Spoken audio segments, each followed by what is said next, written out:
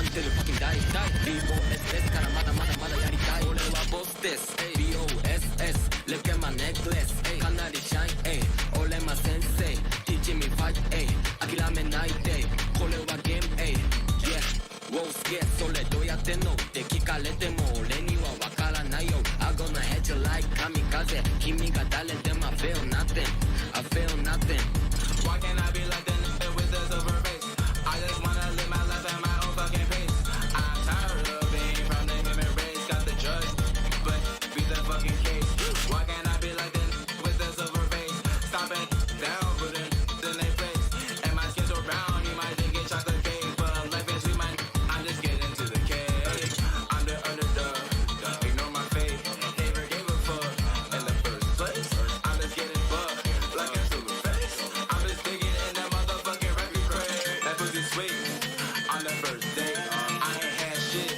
on the dinner plate The boss man shitted on my fucking chest plate Thinking way too hard, I think I over contemplate On your mark, get set, go hard, shit is susume On your mark, get set, go and no way On your mark, get set, go hard, shit is susume On your mark, get set, go and no way On your mark, get set, go hard, shit is susume On your mark, get set, go and no way On your mark, get set, go hard, shit is susume On your mark, get set, go and no way 世界の終わりは今危ない世界の中 Take your finger off the trigger I'm not really a killer I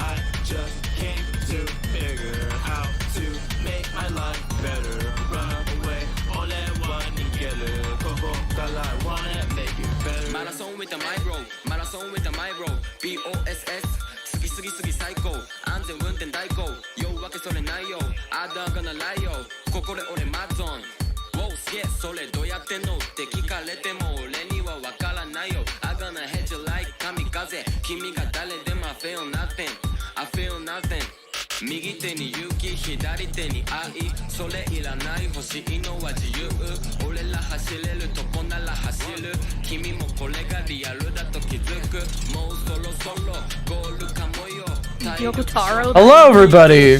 Welcome to the stream. I wanted to start off with saying something and then realized because of recent events in the world, and when I mean recent, a year ago, it makes it sound worse than when I bring it up, but I was going to say my father is ill at the current moment. Not because of anything dire, he has a cold, and now I am worried that I won't have the cold. Damn, alright. Because colds suck.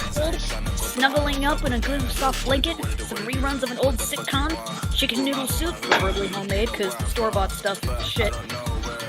And some Hey Ramen, how's it going? Hey, Ramen. And I'm sure Ramen would agree with me.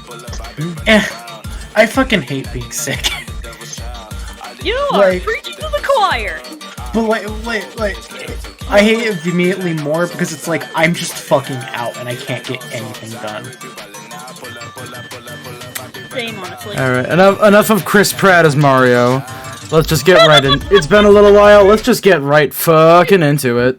Let's get right into the Umineko. Why had I stopped the music? I don't have the game up yet. Little tricky part. I still have my pop filter from my original mic, but there is no way for me to attach it to the new mic. So I will need to figure something out for it. Yeah. I might just have to hold The it. thing about you is your mind. What? I respect that. What? What? Oh, you mean like sick as a cool? Or like... Like totally sick nasty. Joshy, you're fucking radical. You're ballin'. You're so cool, He's Josh. pretty tits-ass wicked. I thought it was bitch it's wicked. Oh god. Hello and welcome to Did You Know Umineko? Give me a moment. I have to fucking... Today's episode we'll be discussing the... kidding, I'm kidding. I was gonna make the joke we'll be discussing the ending of Umineko. Right now. But no. I would... Whoa, stapler on the edge. There is I like the fact that I'm imagining how that shit would play and just the death of like everyone in the call if someone just blurted out the ending. So true, bestie? Everyone, all of us, Orange, you, me, would die. We would die on the spot. I'd die a little Like bit. just your soul leaving your body. I would No, I would no, die no, no, I no, would no, no, die no, no, no, right no. after taking the person out.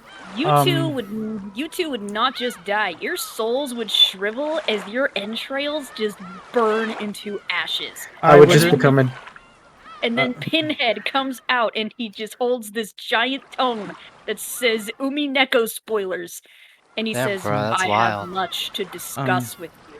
I would simply turn off the game and then start Siconia. And we wouldn't say anything else.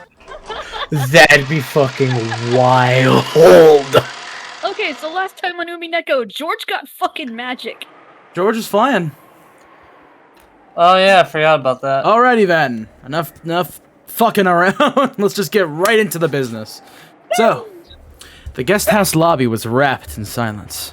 The strings of tension blinding Kraus, Natsuhi, and Ava had already loosened, and they were completely worn out, with their minds beginning to waver. Every once in a while, they would stand up and walk around pointlessly, as though fighting their drowsiness. Are you okay, Ava-san? Please, do take it easy and rest. I told you I'm fine. 3 of us are now the only adults. There's no time to rest.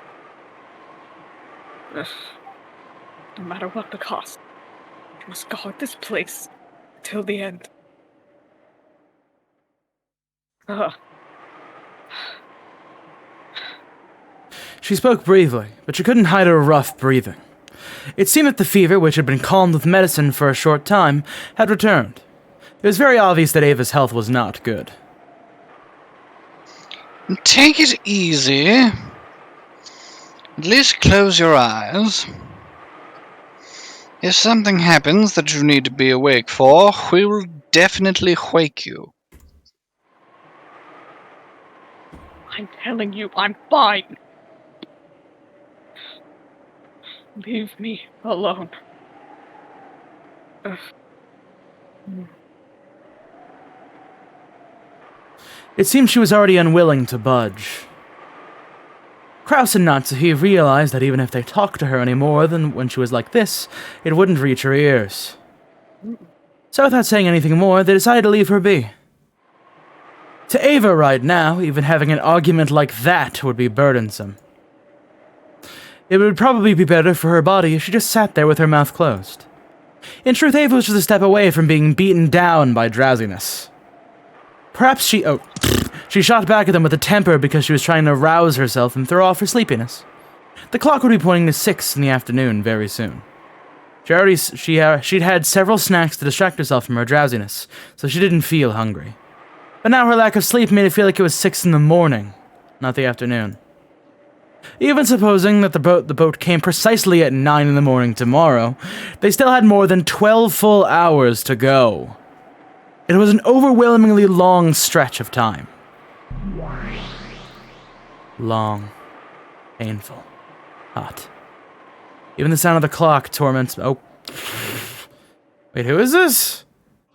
I don't. That's what I was about to ask. Who's I think it might be Ava Triss. Probably Ava. Regular Ava. Okay. I don't know. Hers? Mm-hmm. Is this Ava? Let's say it's Ava. Okay. You're the boss. Even the sound of the clock torments my body now. In times like this, when that person Yeah, this is Ava. puts his hand on my forehead, the fever fades all at once. But that person no longer exists. As Ava's mind grew foggy, she was once again gripped by a deep sadness. She already cried herself dry. Even so, the sadness of losing her beloved husband had not been exhausted. I was wrong.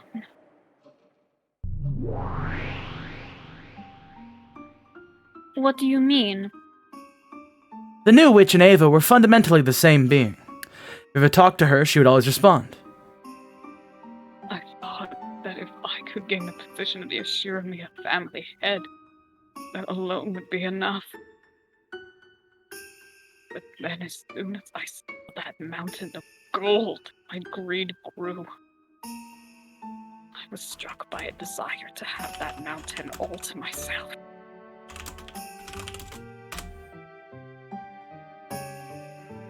That's nothing to be ashamed of. After all, it's your natural right as the Ushiramiya family head.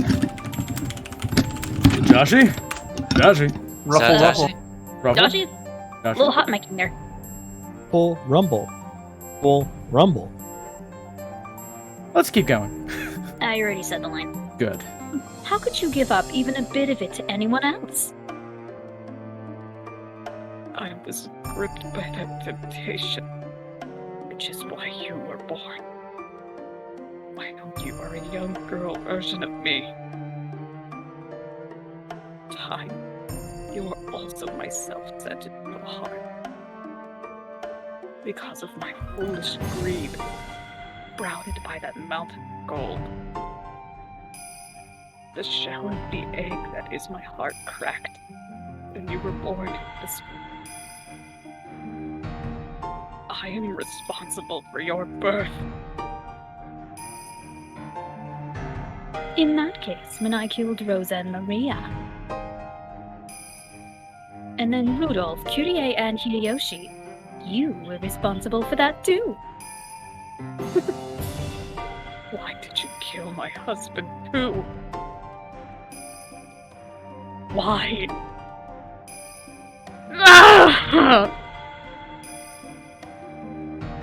I didn't want to kill Hideyoshi. Just so annoying and persistent. And that's your fault. It's your fault for choosing a husband like that. A child like you cannot understand what made that man so wonderful. Oh dear. What the heck? Our dreams were made real with magic, right? We solved the riddle of the epitaph. Then we found the gold and got the head's ring. All of our dreams came fully true, right? What more could you want? Those weren't all of my dreams. What about living a wonderful life with that person and giving George an excellent life? I still have many dreams that haven't come true. As a wife, as a mother. And yet...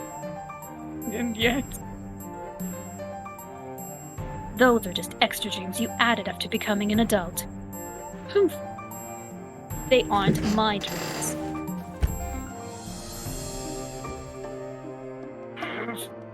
That's because you're a child. Do you only care about what's best for yourself? That's right. Everything is my fault.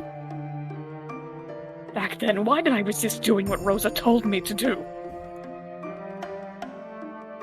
Why couldn't I announce to all of the siblings that I'd found the gold? All because I'm so hideous. My evil heart, sprouted from my desire to have all that gold, caused you to hatch. Looks like you really hate me. Even though we're both Ushiromiya Eva. No, that isn't true anymore. And it was you who said it. Ushiromiya Eva. And you are the Golden Witch Beatrice. So just disappear. Witches are imaginary illusions that only exist in fairy tales. Things like you should just disappear. Never appear in front of me again!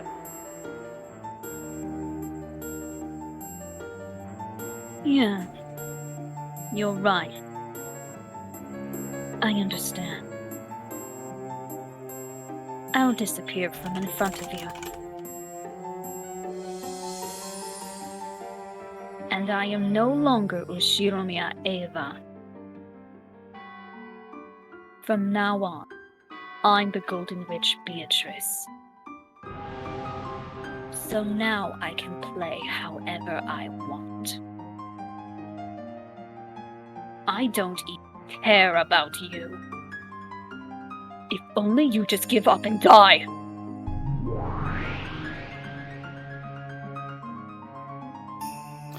After having a very childlike tantrum, the witch who had once been another Ava vanished. Old Ava was left behind in the darkness, and she questioned herself.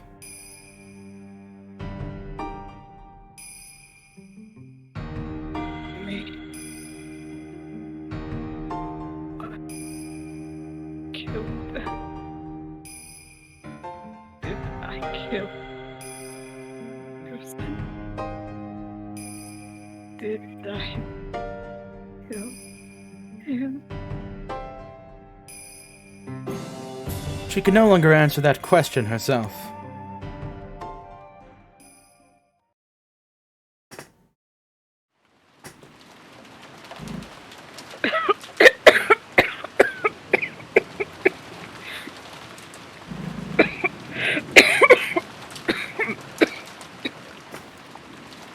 It seemed that, half asleep, she had gotten some saliva caught in her windpipe just as she was dozing off.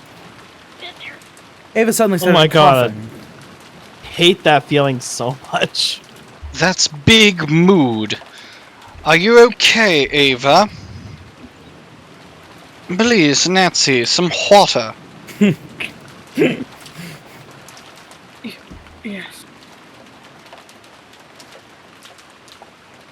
I'm fine. Okay.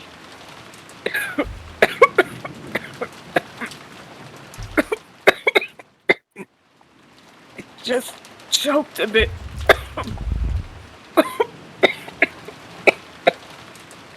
Ava pushed away Natsuhi's hand to try to rub her back, and unsteadily rose to her feet. I'm going to go wash my face. Sorry. When I get back, I'll make some more coffee. Extra strong, so that I won't get drowsy until tomorrow morning. Yes, please do. Your coffee's more to my taste than what Gouda makes.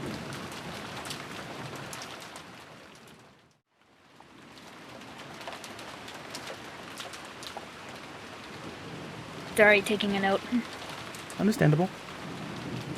I'm glad to hear it, even if it's flowery.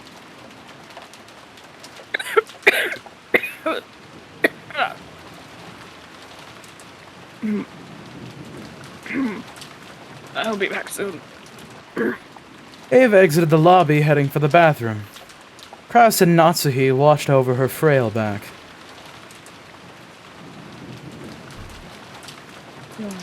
You sometimes do show concern for Ava-san, even though you've always been so much at odds with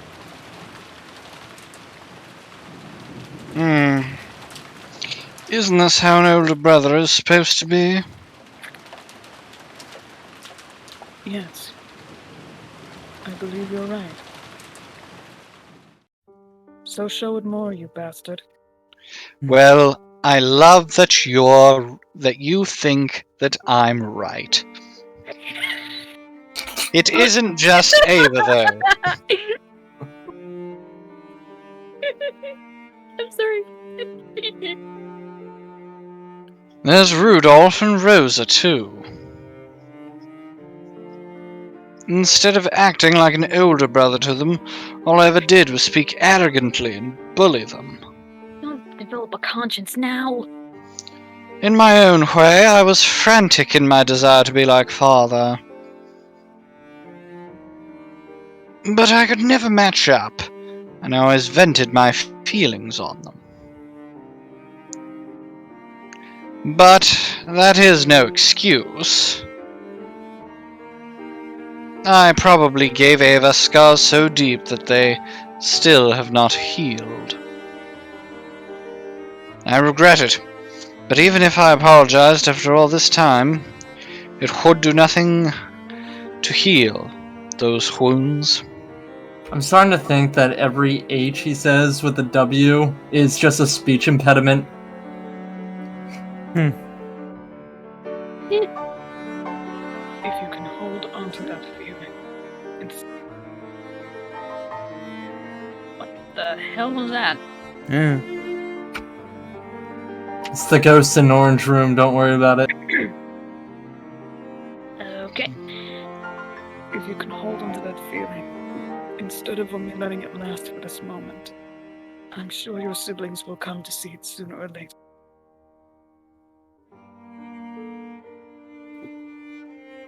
$206, that's a lot. The stream cannot hear my parents. You guys don't need to react to them. Please keep going. Don't react to Orange's Sorry, I room thought that ghost. was Oh my the god. stream. Though by now, Ava is the only sibling I have left. If only you and your siblings hadn't been born into the Yoshiromia family, you might have had a more normal, a more fun sibling relationship. You mustn't say that. Ava will probably continue to hate me for her whole life. And she has a right to. I intend to resign myself to that fact and accept it.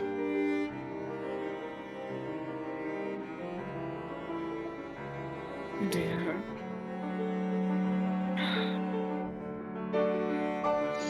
Ava, I'm sorry. Of course, you don't have to forgive me.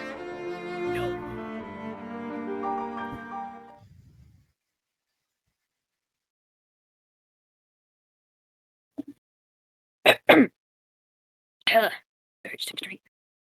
Of course I won't forgive you. What are you talking about after all this time? Oh, so now you're feeling guilty. If only you just give up and die right now. Do it, Siesta Sisters!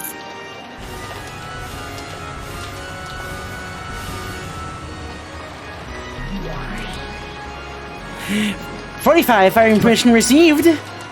Oh wait, fuck, I fucked it up. No, That's it's you. me. 45, firing permission received. Reconfirming firing arc, correcting for weather discrepancies. Data link to 410. 410 data received. Firing permissions confirmed. Firing. Together the sisters released the magical bowstring they had readied. A beautiful tail trailed behind the golden arrow, and it drew a lovely curve as it flew. It was just like a gold snake.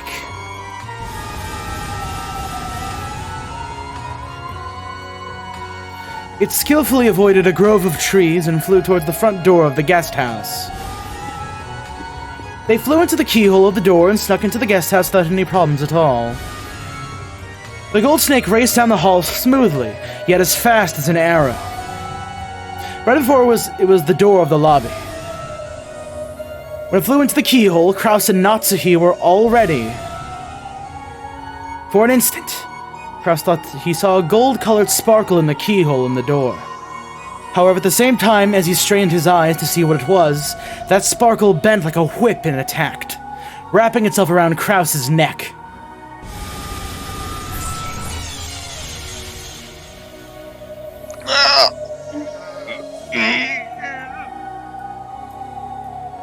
Just looking at it, the gold snake seemed very supple. However, it was as though a wire had tightened around Krause's neck. And while the snake choked Krause, it extended even more and also tightened around Natsuhi's neck. Without even a chance to scream, their eyes bulged as they went into convulsions and then collapsed.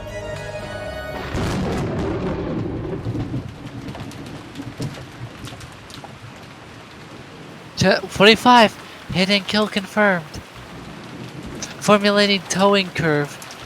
Revising capture points. Data link to 410. 410 data received, yeah? Initiating corpse towing. We got both of them, yeah? The gold snake began to drag Krause and Natsuhi's bodies back. They slipped through the door to the corridor, dragging their bodies, gradually increasing in speed. And rapidly pulled them outside the guest house. So the lobby was silent, as though nothing had happened. As though Krause and Natsuhi had not been there since the beginning. Only the sound of the wind and rain remained, and if they were playing dumb and pretending to be the only ones there.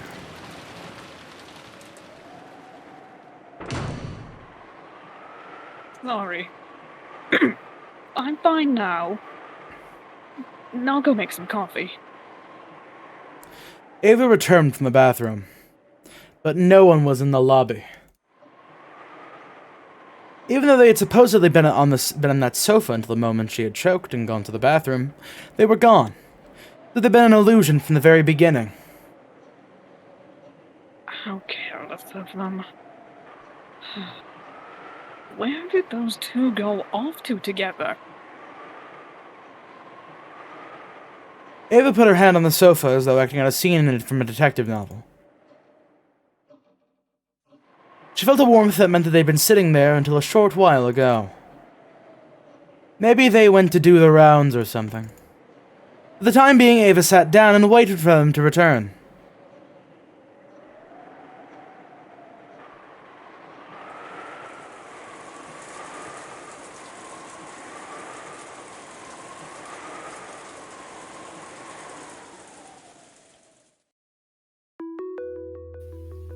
Beato and George could be seen in the parlor of the mansion. George was kneeling near Shannon's body as though praying. His face was serious, and there was even a sweat on his forehead. However, Beato was the same. Now that she had handed her name over, most of her previous power had been lost. Of course, she still had more than enough power to be called a witch, but compared to the past, it was a very faint thing. God. Don't talk to her. Don't touch her with your hand. Call to her with the voice of your heart. And seek her with the hand of your heart. Only your strong feelings can make my magic reach Shannon's lost soul.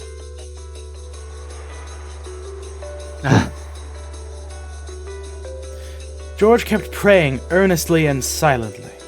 He kept frantically yelling inside his heart, trying to call back to the soul of the person that he had loved. He strongly envisioned his soul leaving his body, and searching for her as she wandered through the land of the dead. Beata turned that strong force into magical power that supplemented her own magic.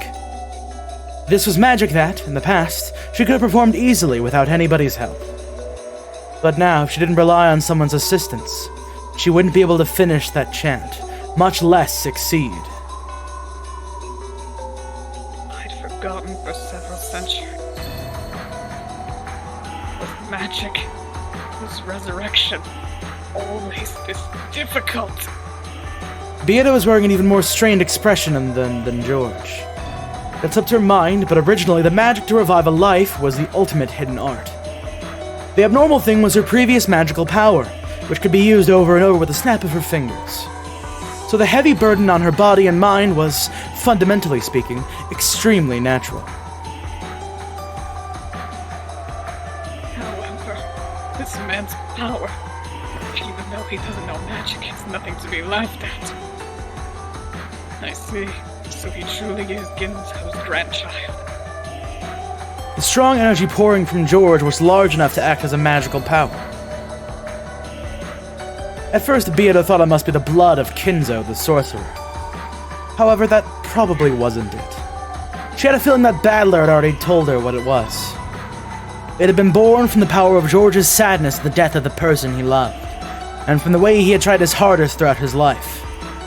From the warm time spent together with Shannon, to the size of the dream they swore to protect in the future. Is it really possible for humans to take life so seriously, even though they only have a single one? It was only natural. To her, life didn't mean anything more than the difference between the top and bottom of an Othello piece. If the black represented death, then she thought all you had to do was flip it over again to make it white. However, it was just like that broken vase. To humans in a world without magic, where they cannot return things to their original form, it is very, very natural for them to bet their life and soul.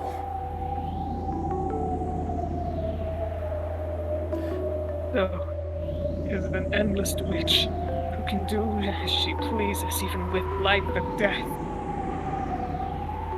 Inferior to a limited human who can't even surpass the mountain of death.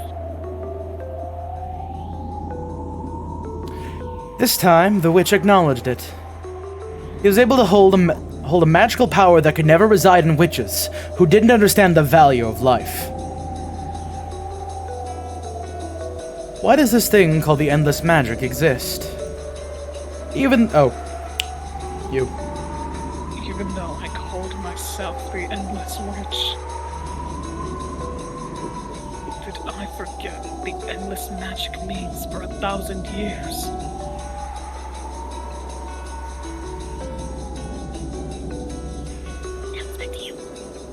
She looked at George's expression again. His surging earnestness was like a lightning bolt. Right now, even if George's body had been burned or smashed by a waterfall, he'd probably continue to pray for his beloved without minding it, without noticing it. For the first time, she showed respect for that power. So in that instant, all magical resistance was lost, and the enormous power of George's feelings turned into magical energy in its complete form.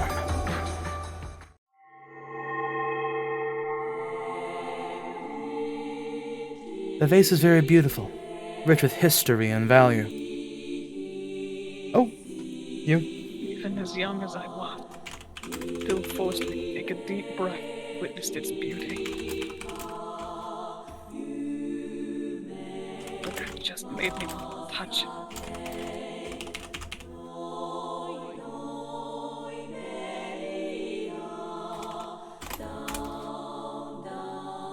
But the vase easily fell and smashed into pieces, like a bubble that had popped. It felt as though time it possessed a form had just been the time it possessed a form had just been an illusion. Lives are just that fragile, just that easily lost. I realized that my foolish curiosity had led to something that couldn't be undone. No matter how much I regretted it, no matter how much I apologized, the smashed vase wouldn't return back to its original form. A lost life will not return to normal no matter what happens. I was frightened, even though my actions had been thoughtless and careless. They had stolen away a life that could never be revived again. Then, I pitied that lost life, and cried. I was frightened myself, the one responsible for its loss, and cried even more. I'm sure Grandfather will also cry at the loss of his space. I'm sure that all the people Grandfather can see him will, like that, will cry. Lost a single life. Whole world became filled with so much sadness. I cried even more how terrible that was.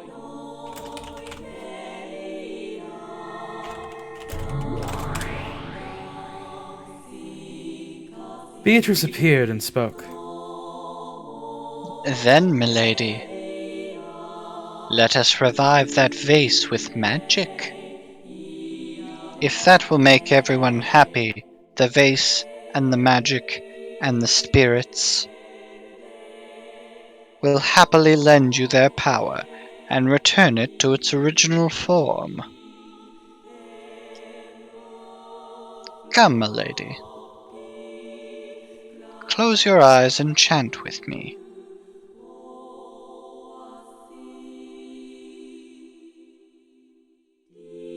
Come, try closing your eyes and try to remember. What form did you have? It was surely a very, very beautiful form. Please, show me that form one more time.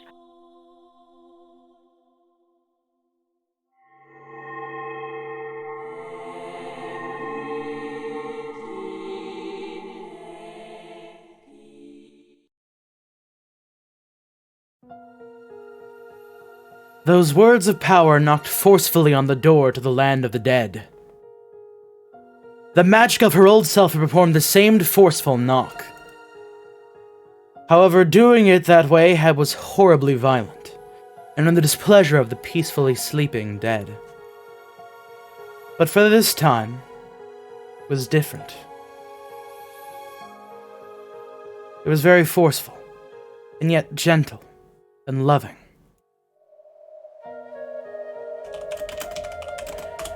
The dead near the door opened their eyes, and called out to the others that there was a voice calling for someone to come back. The sadness of that voice calling from the outside touched the hearts of the dead, and trying to respond as quickly as possible, they searched for Shannon's lost soul.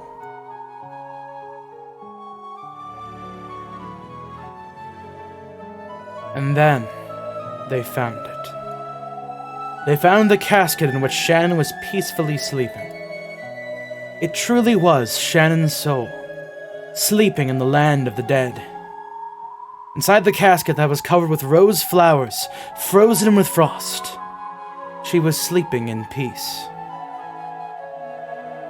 The dead silently lifted that casket up. Not now, Windows virus protection! Well, at a glance, it looked like a funeral march. Had the complete opposite meaning. It was solemn, but filled with joy. The long-forgotten dead were made to remember. They were loved after their deaths. And they were all given a warm sense of peace. Then, as though guided by a warm light from the heavens, Shannon's body floated up out of the casket. The dead watched her go. They squinted at that warm light, offering their respect to this unknown member of the living, who had not lost his love for a person even after their death.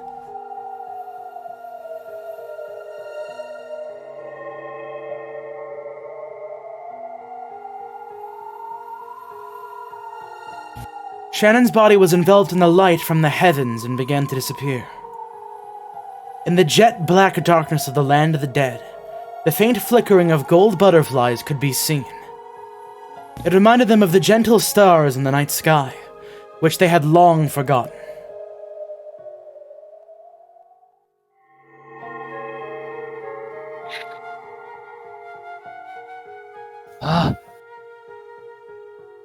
George remembered being told that he must not say anything, and he hurriedly covered his mouth. However, it felt like his heart was trying to jump into his throat, because he had seen Shannon's eyelids shake slightly.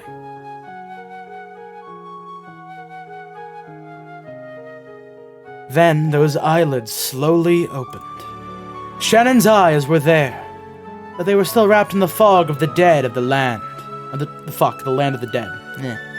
Over the human world's warmth.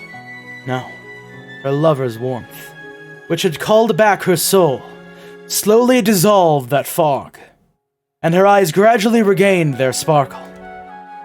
Then her eyes moved and recognized George.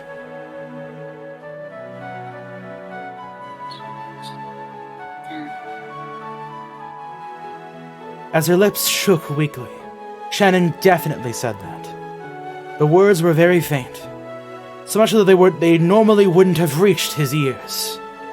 However, George clearly heard them. He heard the person he cared for, his fiancée, the one he loved most and who should have been dead, called his name once again. Shannon, do you know who I am? George.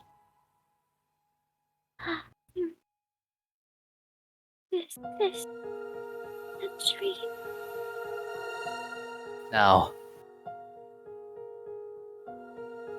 This isn't a dream. Come on, see here. Even if I pinch you, you won't wake up. As George said that, he softly pinched Shannon's cheek. It was how George had always responded in the past when Shannon had been surprised by something and had asked if she was dreaming. When Shannon felt that warm touch of George's finger on her cheek. And when George realized that the warmth of the living had already returned to his beloved person's cheek, they both cried. What words should a pair of lovers separated by death celebrate with when they are reunited? The words of the human world are not enough. In short, they had no need of the words of this world. George simply hugged Shannon, who was sitting up without talking. Shannon's strength was still feeble, and putting her arms around George's back took all she had. So George hugged her tightly to make up for that. To stop each other from going once more to a place the other's hand couldn't reach, they hugged each other so tightly, and yet so gently. As Shannon's fingers curled around George's back, on her ring finger, the engagement ring George had given her definitely shone. That strong glint certainly wasn't just the sparkle of a diamond. There definitely was a magical power that only the two lovers could possibly feel. It was because that strong light existed that they'd been able to find her casket in the land of the dead. Beato understood. That ring. No. That feeling of the pair, embodied in that ring, were a miracle made real. In that moment, George definitely used magic. Beato done nothing more than help him along. That magic had a power that could only reside in those who knew of the importance of life, who knew what it meant to try with all one's might. It was the power of a miracle, one that the endless witch couldn't possibly know of, a miracle that only the power of the finite could give rise to. By now, she had no choice but to accept it. But to accept that true magic, true magical power, existed in the place furthest away from she who called herself a great witch.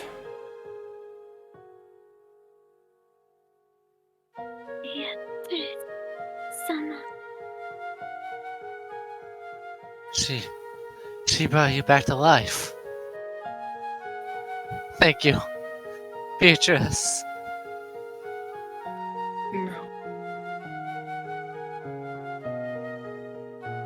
I did nothing. What revived Shannon was your magical power. It was your magic. The assurity of life which makes miracles come true. Surely you saw. Oh, shit. There. George's son. Okay. Indeed.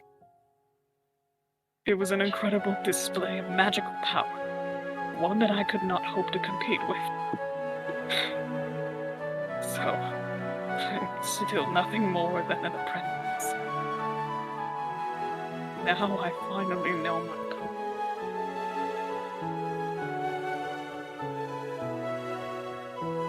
Beato staggered backwards. Her physical strength was clearly exhausted. She had humbly said that George's power alone had revived Shannon, but Beato had also used all of her magical and physical strength, and she reflected upon how difficult it was to revive a single life. Something that she'd been able to play around with however she wanted to in the past. The couple kept on embracing each other tightly. By doing that, Those feelings that couldn't be communicated with a billion words were shared. Thank you, Beatrice. We're in your debt. Thank you very much, Beatrice Senna. I'll never forget the debt I owe you for bringing me to George again. Stop that. Ugh. Being banged by a pair of lovers is far too embarrassing for one who's been feared as a monster of a person. Don't worry about me. Celebrate your reunion together to the full.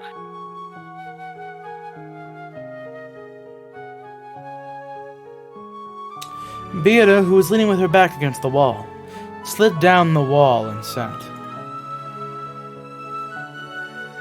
How many centuries had it been since she last grew this tired from using magic?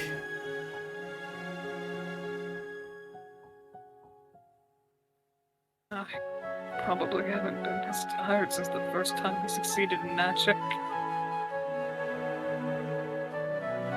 Didn't the teacher praise me that time? Yeah, but didn't I kill that same teacher who praised? Don't be so naive, Beatrice. Isn't that what killing means?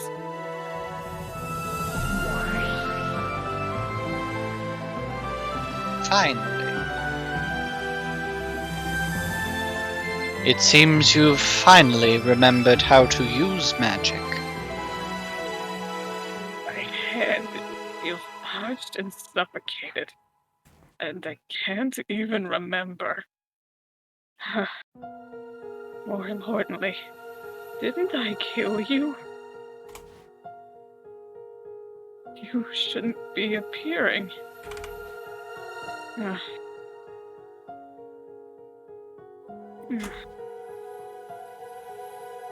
You are still allowing me to live even now. That is why I can appear like this. However, I did not come just to pat your head. Did you come to sneer at how pathetic I am? Anyway, if I have my head retired by a padded witch after all that's happened, the other witches will laugh at me.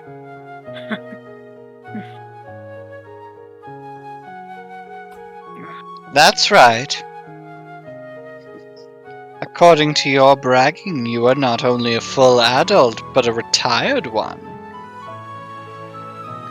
And yet, only now have you learned how to use magic. That certainly does sound too embarrassing to finish this sentence, I suppose.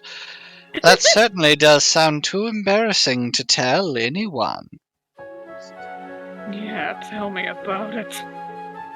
Oh, keep it a secret. Okay, teacher. Beato gazed at the couple hugging each other with a sense of pleasant despondency.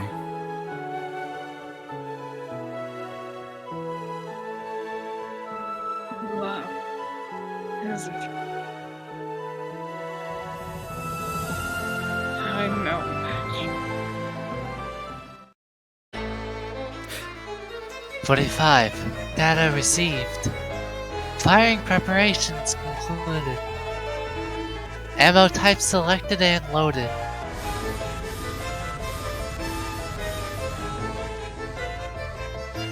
Fortune firing.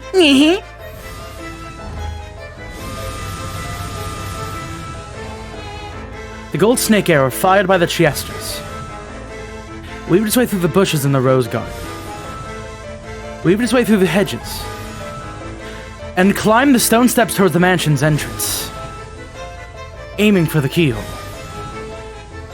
It waved through the corridors and flew into the keyhole on the door of the parlor.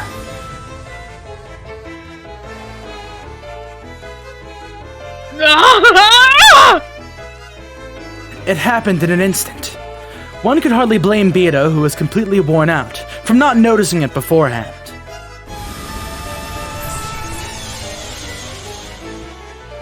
Right before Beato's eyes, a gold snake flew in through the keyhole, surrounded the two lovers, and pierced the two hearts in the blink of an eye. Furthermore, I'm live right now!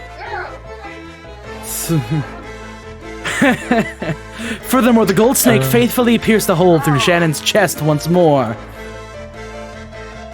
The two hearts were pierced by that gold snake. No. Oh, come on! By that gold sewing thread of the new brutal witch's furniture. And it happened in an instant, mocking the amount of effort it had taken to revive Shannon.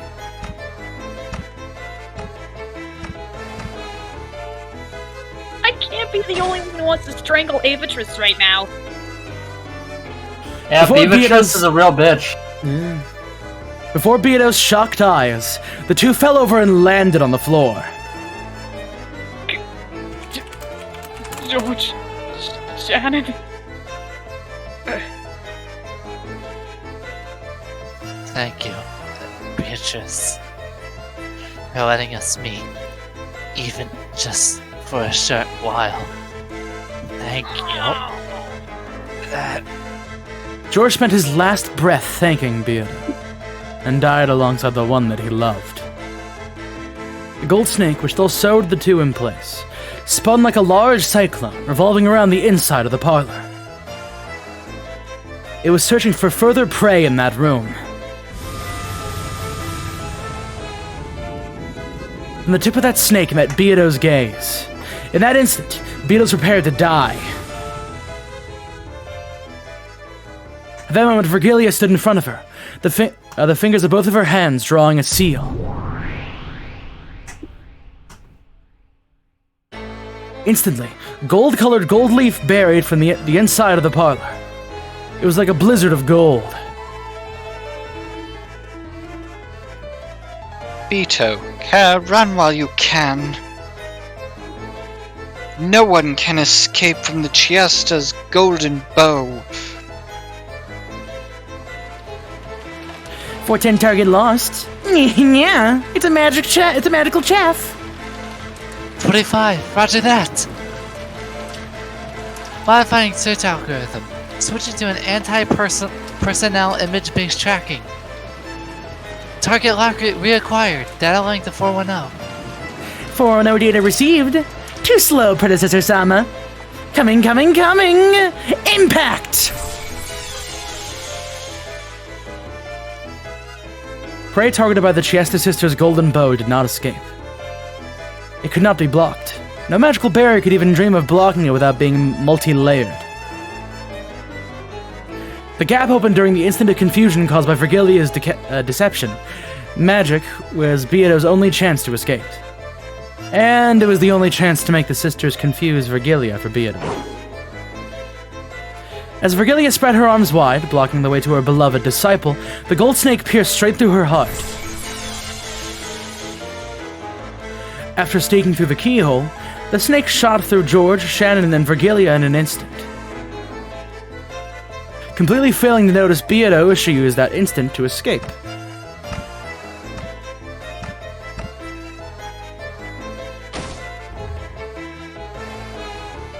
As soon as Virgilia saw that Beato had gotten away, she died. Oh, come on! The strength left her body, and like gold dust drifting with the wind, her form was erased. Beato completely erased all traces of her magical power. Became gold butterflies and passed through the wall, escaping to the wind and rain outside.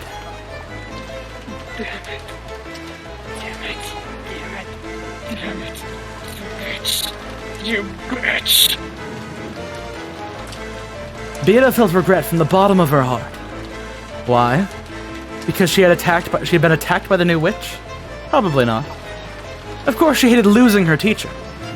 And even more importantly, Beato was enraged at the barbarism that had boorishly stolen away the reunion between the two lovers. Come on! Why did it do that? Beato had poured out almost all of her magical power to reunite them. Even though the result had been a miracle, the time it took to seal that away had become so ridiculously short. Beto trembled at the barbarous cruelty that had brought about such an abrupt end. Besides, this was the true form of the acts she herself had committed up until that point. So just as strongly as Beto hated the new witch, she also looked at her previous self with disgust.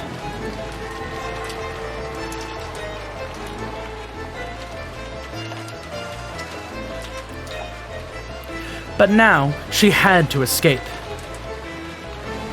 If she was targeted next, she'd probably lose her life. Think that a chess player had descended, thinking they were like a god, only to be attacked by the pieces.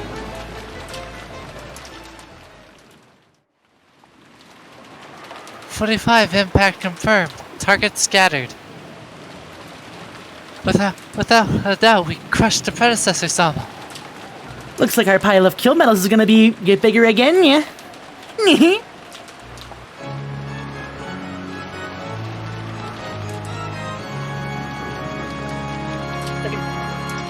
No taken.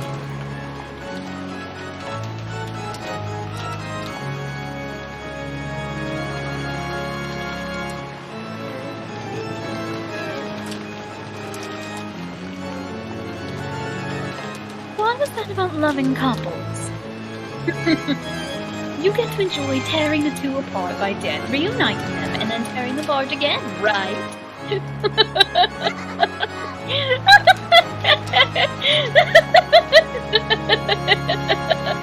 And along with that, I get to say goodbye to that damn fussy old hag. Roname, you don't have any complaints, right? Well, do you? Thought not glasses. That person interfered with the ceremony of the witch's epitaph, you see. She revived the sacrifice in the first twilight without permission, obstructing my ceremony.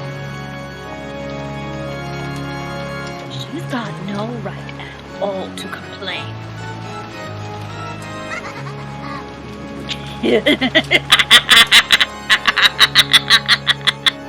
But it sucks that she didn't leave a corpse behind.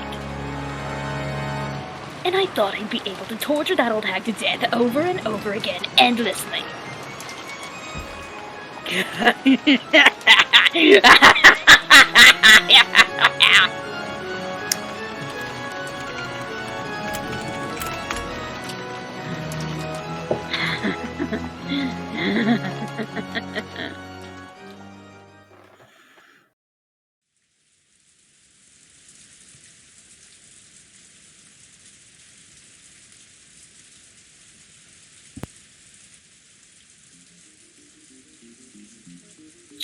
George did? No, I didn't see him. When did he come down? What did you say? When you say?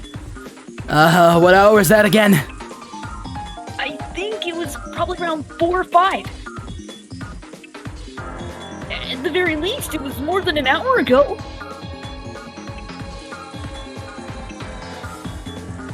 We got sleepy and probably dozed off after that. I think it's probably like what Jessica says. About 1 or 2 hours ago. Oh, fuck, I forgot Nanjo was still alive. Many people do. How could you say this about this lovable man? Nandro, has he like survived late in each one? No, at this point he's pretty much been dead weight. Like in episode 1, he made it till the end. Nanjo's lasted a pretty good long while. I just made an accidental terrible pun. Didn't he like survive a lot, like pretty far into episode 2? Or did he die midway? Remember he got murked by cannon? Yeah, that was relatively... Yeah, that's right. Oh yeah, that was a little later on. Nanjo's been pretty resilient for the most part. Yeah. Anyways, Bone. I also remember something from around that time. I was asked if I wanted more coffee. Something hard to believe it happened. Apparently when Aunt Ava left for a second to wash her hands, Uncle Kraus and Aunt Natsuhi had disappeared. There's no way they went hiding somewhere. Of course, the doors and windows had all been rigorously checked and all were locked from the inside. Not one of them was broken. That wasn't just true for the first floor. The second floor was the same. Again, all the doors and windows had locks built in a way that made it impossible to lock them from the outside. In other words, there was no way that Uncle Kraus and Aunt Natsuhi had gone outside. And yet, they couldn't be found. Furthermore, they weren't the only ones who disappeared. So had George Anarchy, of all people. George Anarchy had left saying he was going to get more coffee, and had gone downstairs more than an hour earlier. We assumed that he was having a conversation with Aunt Ava and the rest. But Aunt Ava, who had been in the lobby the whole time, said that no one had come down. Since all the doors and windows were locked from the inside, it was unthinkable that they had gone outside. However, 3 humans had evaporated from the barricaded guest house from a perfect closed room. A situation like this, we couldn't imagine that this was because they were playing hide and seek and trying to scare us with a prank. But at least it was probably reasonable to assume they had been caught up in this crime. When Aunt Ava had learned that her only son was missing, she had gone half insane, running from room to room and yelling his name. And Jessica, who had suddenly lost both of her parents, had chased after her. Cries of George, George, and Mom, Dad had continued to echo throughout the guest house for some time. I think George was thinking about wanting to see Shannon's dead face. It'd be reasonable to assume that he snuck out of the guest house and went to the mansion. But I don't have a clue about Uncle Kraus and Aunt Natsuhi. They see him leave and then go to the mansion to search for him, without even telling Aunt Ava? This is only a matter of time before we start planning to leave the guest house to go search for them. When that time comes, I'll agree. Thought staying holed up in the guest house would be safe, which is why our big happy group of 12 people locked themselves up here this morning. And yet, now there's only 4 of us left. That means staying here is no guarantee of safety. However, there's only one thing we can't afford to forget. All the doors and windows were locked from the inside. This is a closed room. How did they manage to vanish from this place?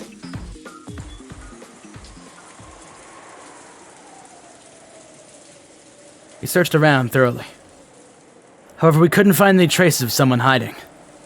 They had almost certainly been taken outside the guest house. I wonder how it was done. You don't think there might be something like a hidden door? A hidden door? The doors and windows were built in a way that makes them impossible to lock from the outside. Even using a fishing line would probably be impossible with the way they're constructed. So it might be reasonable to assume they left via something other than a door or window. You're right. That does make logical sense. No one can be sure that no hidden doors exist. However, before leaping to that conclusion, I suspect a much simpler possibility. And what would that be? For some time, Badler had been opening windows, opening shutters, and checking outside. Repeating this for each window. This window's pretty quiet. I see. Like the other windows, because of how the building's shaped, the wind doesn't blow into this one. It appears that way. Feels strange that no wind or rain comes in, even though there is so much of it outside. Dr. Nanjo, when I opened the window just now, did you hear a sound?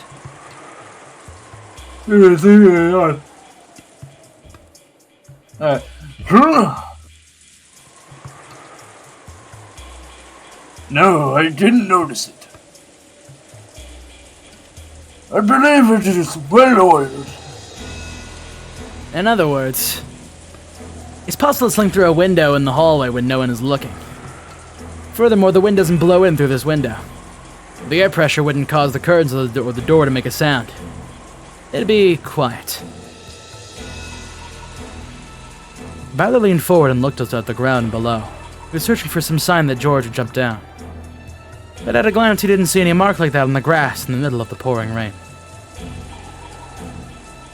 There might also be a window like this on the first floor. It'd be possible to go outside without anyone noticing. However, not only the doors, but the windows too are locked. And Man, Nandro is hard sometimes. and the shutters are even down as well, correct? It might be possible to go through them, but you couldn't lock them afterwards. Sure, you can lock them. Just like this. Milo closed the window and locked it, as though this was perfectly obvious.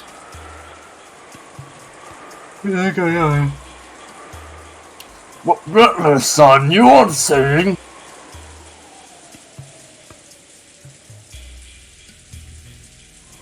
If someone inside locked it afterwards, the closed room is as easy as pie.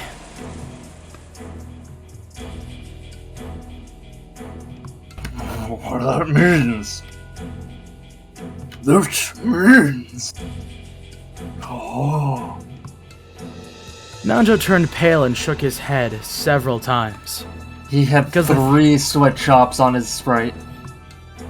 I mean, what do you mean sweatshops? Sweat drops. Sweat drops. Okay, alright, come on, keep it along. Because the thing Ballard said had forced him to face the fact that was frightening even to imagine. It's only if the trick I'm thinking of actually happened, okay? However, with this trick, only a very limited number of people can be suspected. He didn't want to say it in front of Nanjo, but after eliminating Jessica, who had been with him the whole time, only Nanjo and Ava could have done it. I didn't do anything of the sort! Yes, I swear it! In that case, it becomes a battle between Ava and Dr. Nanjo for an alibi. We'll just have to suspect both of you, and confine the two of you separately. To say it was the other way around, the more survivors there are, the more effective this trick might be. But since our numbers have shrunk so much, it isn't effective at all. No, on the contrary. There'd be a chance of having your own neck strangled by using it. It would have been more advantageous to make it look like the culprit was outside. To intentionally leave a door unlocked or break a window. If this disappearance drama had taken place midday today, I'd be able to claim this theory with full confidence. However, at this stage, I'm not confident at all. What's going on here? What in the world does it mean? This closed room. I don't think, What is it, Dr. Nanjo? Even if it's just a thought, please, say it. Nanjo looked like he was trying to swallow his words, even though he'd thought of something, so I urged him on. After Dr. Nanjo refused several times, saying it was just a foolish idea, he finally said it out loud. Well, don't you think this might actually be the work of a witch? Ridiculous. There's no way witches exist.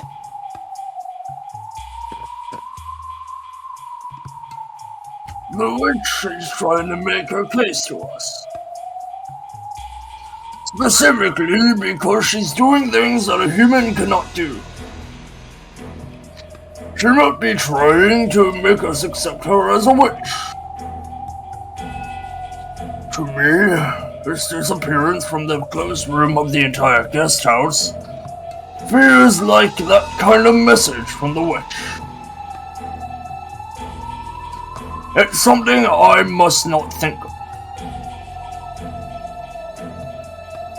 Surely it cannot mean anything. I am frightened.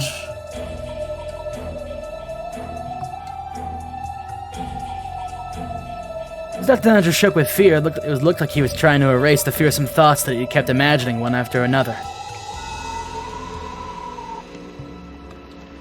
We went down the stairs. Ava and Jessica were enraged, and were each persistent in their desire to leave this place and search for their respective families. It was a desire that naturally hits those who could no longer see their family. Ava told Dr. Nanjo and me to stay here, but I shook my head and started walking. I've been shut up inside for a long time already. I've started wanting to go breathe some outside air. Yeah, if we're going, let's go quickly. There's no way I'm gonna keep myself shut up in a place like this anymore. Let's go and find Mom, Dad, and George Nissan right now. The blood had all risen to Jessica's head. Oh, one sec. I gotta go do something really quickly. Parents calling me. Oh, okay.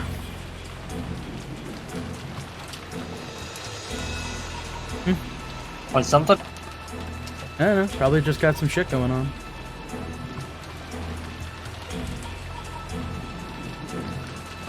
So how y'all liking the episode? Pretty good. Yeah, I call that bullshit on that one scene, though. Tell my favorite one? What do you mean bullshit on the scene? What are you talking about? I think he said that one thing. I don't know what one thing you're talking about. Do you have any idea how little that narrows it down? You know, the whole sniper scope, free scope scene of the, you know. No, we don't. Please explain. Elaborate. I think he's referring to the Chesters stabbing George, Shannon, and Virgilia simultaneously. Yeah, out of nowhere. But, yeah. Well, I mean, from the magic perspective, it is explained to you because, you know, they can do that kind of thing. But hey, if you want to call bullshit on it, by all means. How else could it have been done? I'd love to hear about it.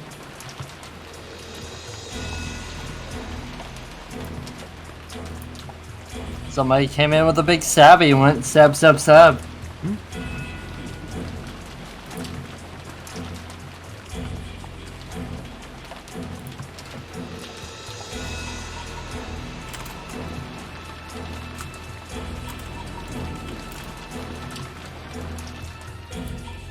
You want to cut to the spinning head while we wait? I suppose for the meantime, we'll take a brief loading screen break. What should we talk about? It allows people to skip easier on the rewatch. Yeah. Shout out to all those people, those YouTubers that do that have the countdown on their ad breaks. So you know exactly what part to skip to.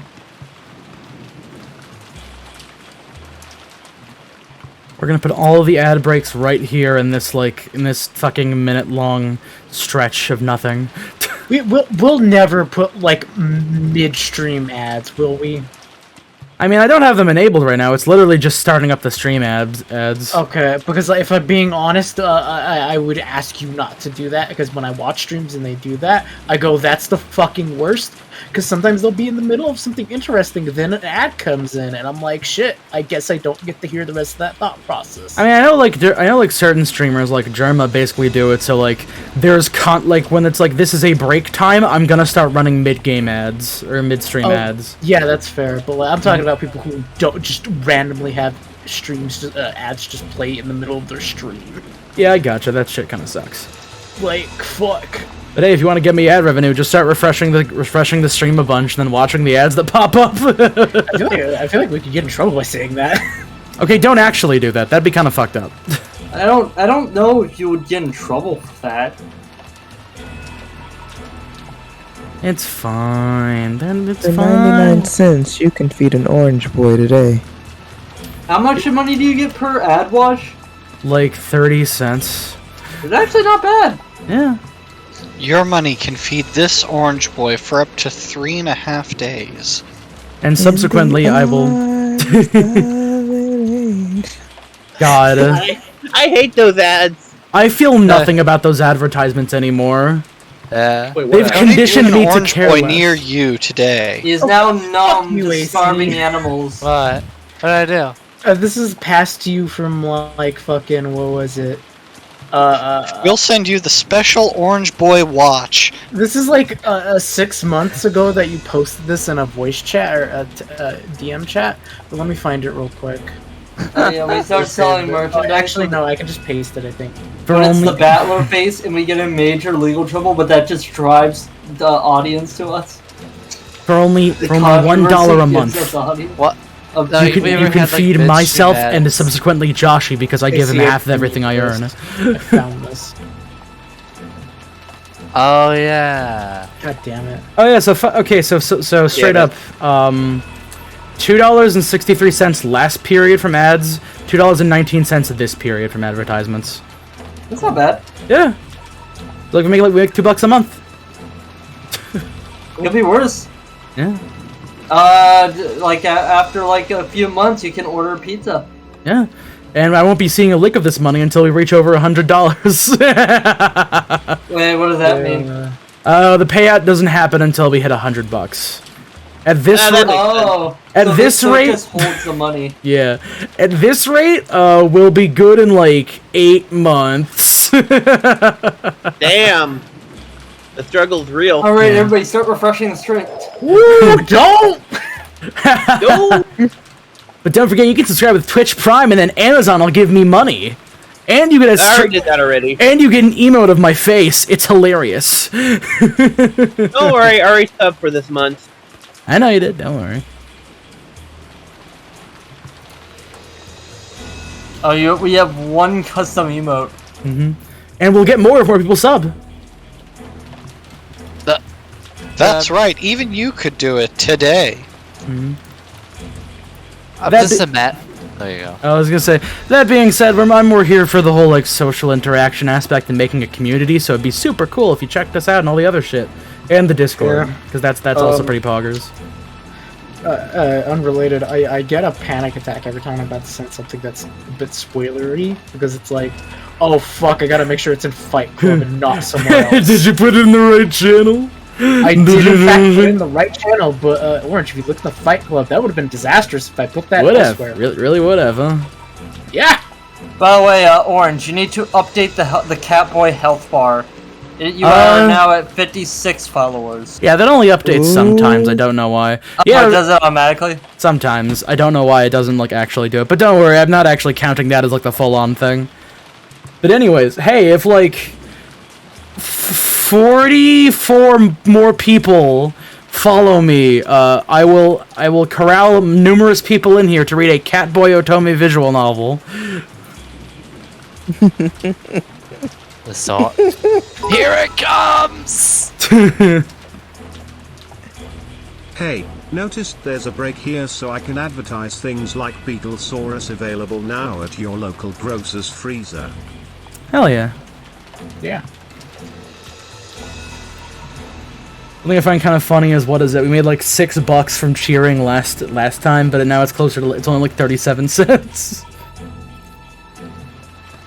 So we're improving a little by little. Detracting. Hashtag femdom. Bit by bit, brick by brick. No, I'm saying we're down dramatically because it went from $6 to 37 cents. You can build it brick by brick. Is that song DMC8 or no? No, whatever. No. Brick by brick, talk about tick, no matter how thin. Damn it. No matter how thick. Yeah, it's not, because Joel played the fuck out of it on his stream. Sure did.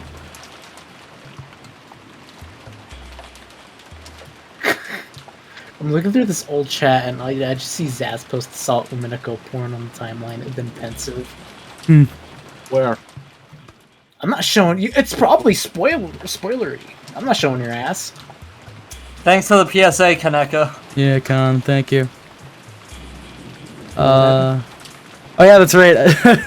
I figured out you can change the name of the fucking currency. So instead of channel points, it's orange cubes. Damn.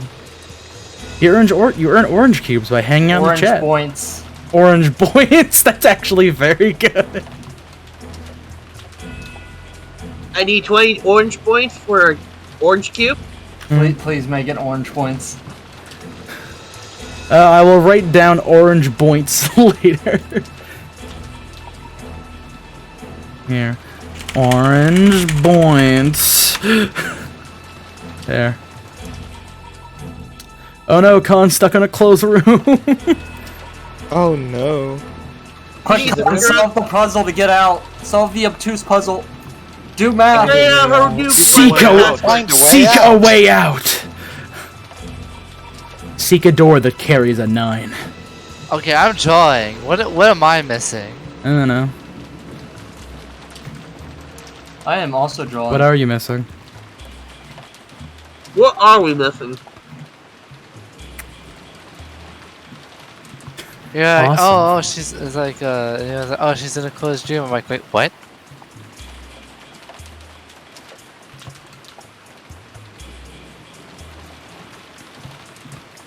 So, question. Answer. If you punched a tree really hard and no one was around, does it make a sound? Yes. Shut the fuck up. I mean, yes, because you're there, AC. I mean, like, by definition, somebody's there and it would make a sound. I mean, technically speaking, you were the only one there, so you can be like, oh, it didn't make a sound, and nobody has proof to say it didn't. Also, I'm sure someone would hear you screaming after you punch a tree full force. They would hear both the sound of in real life. They would hear the sound of your screams and your bones breaking. Yeah. Oh, the Bigfoot fucked up my hand real bad. That could be anything. Your bones snapped louder than the tree that you pummeled down. You just hear the Tom and Jerry like yelling sound effect. Well, in the words of Butler, if you can repeat it, then repeat it. Are there animals in the forest? There are no Bigfoot. There's like Battler is like, there are no Bigfoots in this forest. I refuse to believe it. And yet you imply the existence of multiple Bigfoots. You might even say big. God damn it, Robo! Bigfootsies. Awesome. Oh, Josh, you ever forgot I posted that? Oh, Yeah. Good times, good times. Would you like to live read it? Hey everybody, I don't think it's we me. can. Yeah. Everyone's favorite number 1 salesman, 1987. A prisoner's gonna be shot if he lies and will get hung for saying the truth. What does he say?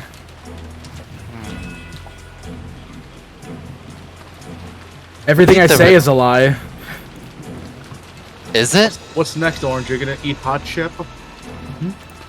Wait, I have to ask him a question. Does he just start saying gibberish? If everything you speak is a lie, what are we reading?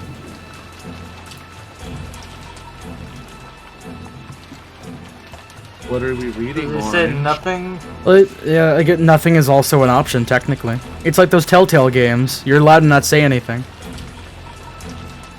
I mean, technically speaking. He just yells cock as loud as he possibly can.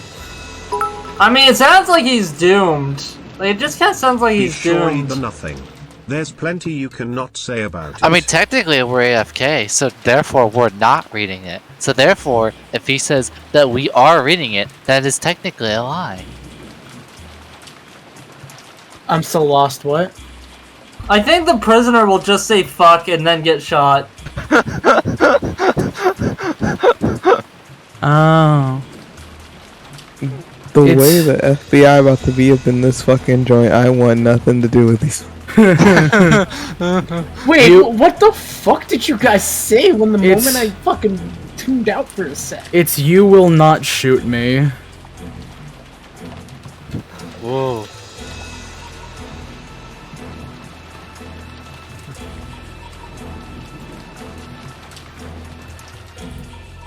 You ever just think? I mean, I Not really. I think he just Apparently you don't. I think the guy's still gonna get died. Well, think about it like this: if they do shoot him, then it's if they do shoot him, and then it's well, hold on a second. What the hell was the thing again? Like It's double prisoner's gonna be jeopardy. shot if he lies, and will get hung for saying the truth. Well, think about it like this: that would mean that if they shoot him at that point, then they'd be telling the truth, but they only shoot him if he's lying. Khan is saying that he says you will shoot me.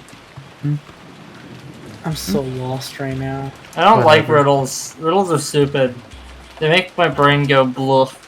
Did you know Ava Ushiramiya is kind of hot? Hey, Josh, if you're at Device 9,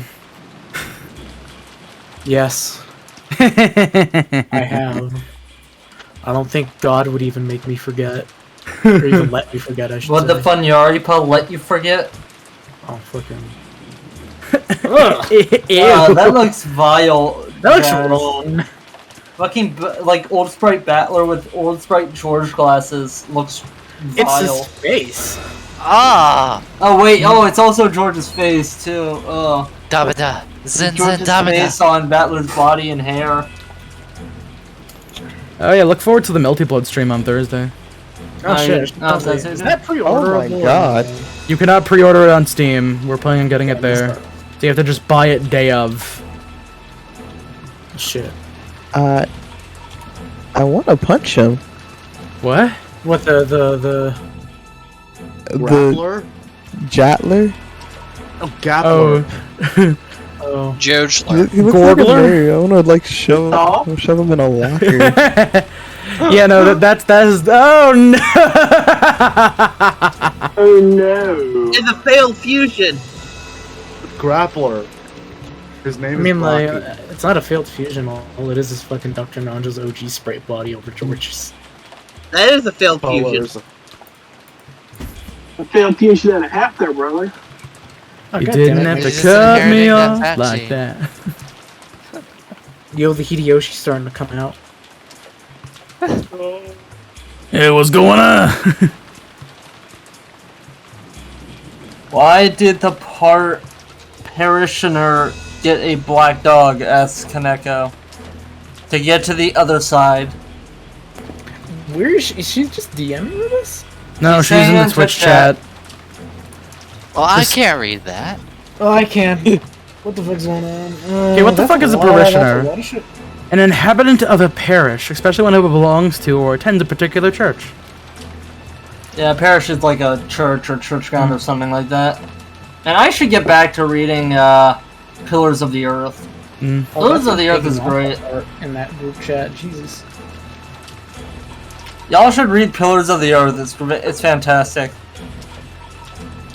I will hear that name. It will then be filed to the farthest reaches of my mind, and I will forget that you said that in about 5 minutes. It is a very good book. It is a great book. It's about a man that wants to build a cathedral and goes through ridiculous lengths to get to a place that build a cathedral, with just bullshit happening in his adventure that sucks. His life is awful. You will It's a ask me great about this book tomorrow, and I will be like, what? It also had a cool game on Steam. Oh, I didn't know that. Wow.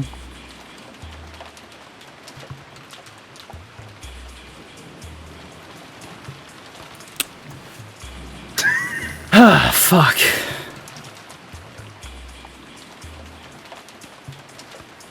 There, I have linked it. Oh yeah, there it is. I really gotta play this.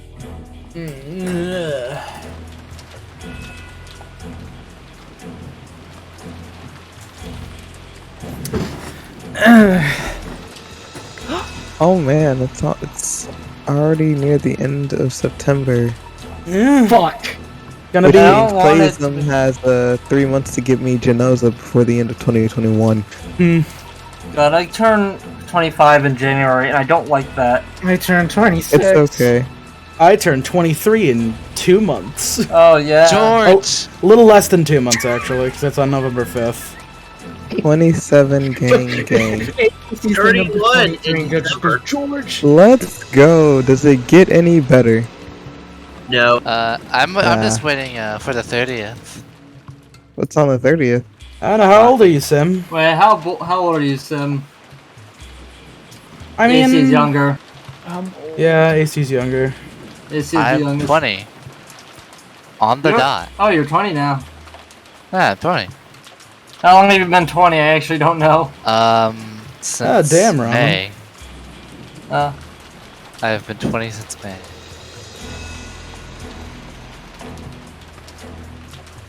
oh wow, last Saturday. Happy belated birthday, Ramen.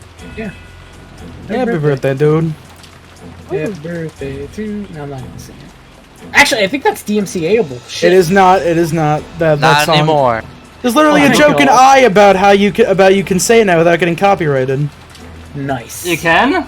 Yeah. Hell yeah. Fuck. Who owned that? you. Who owned Happy Birthday? I don't know, some The dude. people. No one actually. It got knocked down. Well, I mean, it was owned originally, right? Because Warner it could Brothers. get copyright. Warner Brothers Music. Warner Brothers? Yeah, Warner Brothers Music. Warner Brothers owns everything.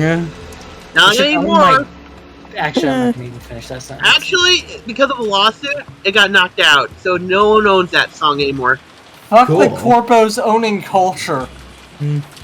Don't worry, no one owns that Exactly. anymore. In Cyberpunk. Cock. Now you can sing it without no copyright claims. Man, corpo is such a good word for like fucking businessmen. Well, like, Crimson, you corporate can't just play songs willy-nilly. Yo, what's up, Happy birthday, Chumba? Man, I remember whenever I saw I opened up Cyberpunk for the first time and it called me a choom. I'm like, what the fuck do you call me? Yeah. No, it's a very nice word. It means friend. It's a very weird word for friend. You mean chum? No, choom. Choom, you Chumba.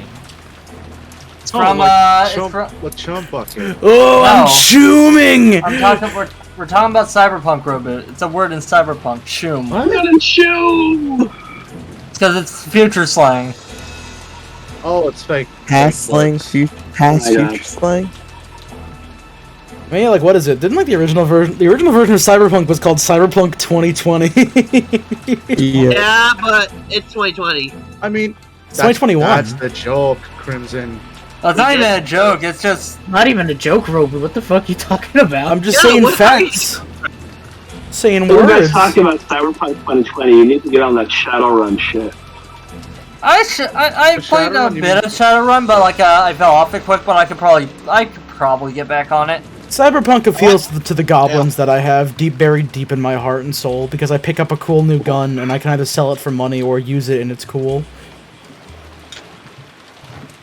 I wonder if they fixed that bug that was preventing me from doing one of the side missions.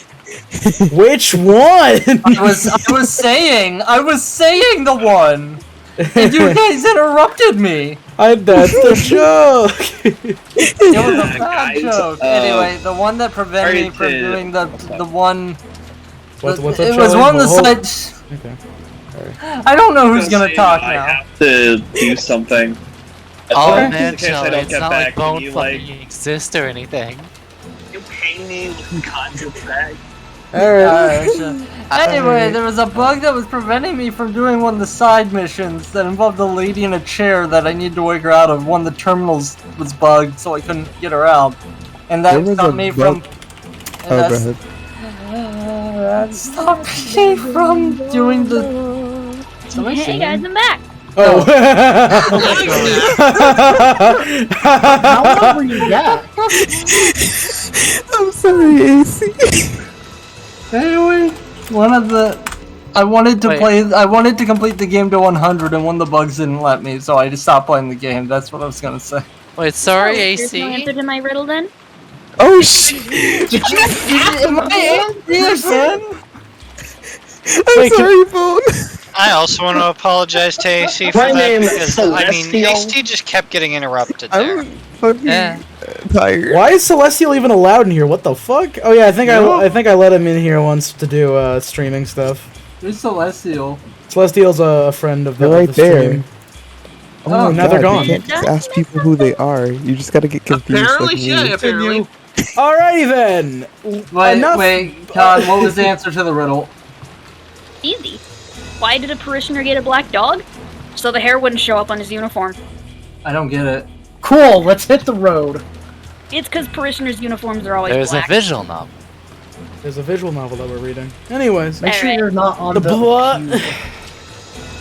We're not on the cube anymore. Continuing. The blood had all risen to Jessica's head. I hope it doesn't set up for her asthma. If anyone wants to stay, go ahead and stay. We'll be searching outside. What about you, Dr. Nanjo? Will you watch this place by yourself? No. I'm here to join you. I want to be part of your RPG party.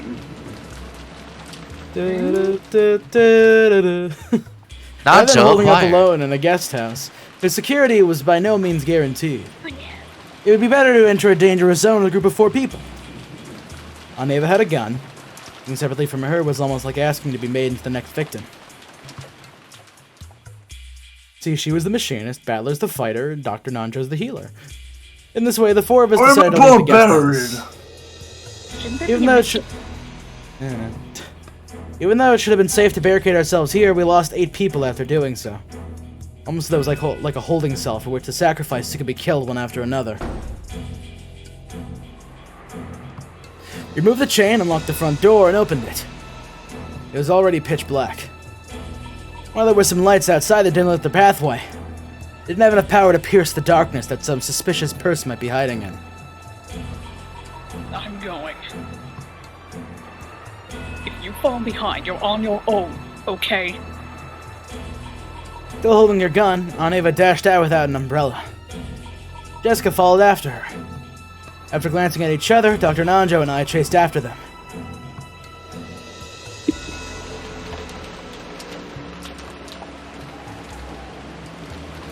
What was happening in this mansion? On this island? I haven't shut up in the guest house with the rest of the cousins since yesterday. But don't know anything about what's going on outside.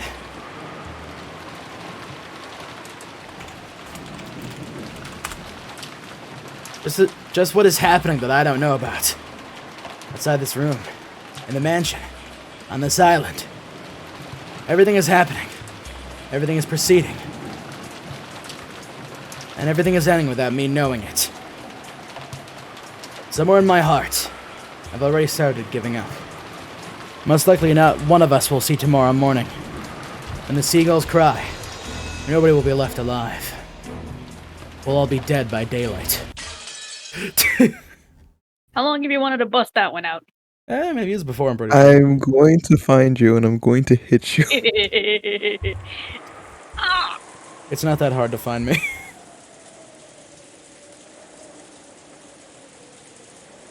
Dad! Mom! Roper, you can't at Rindy. She can't access this channel. Oof. Who would do something like this?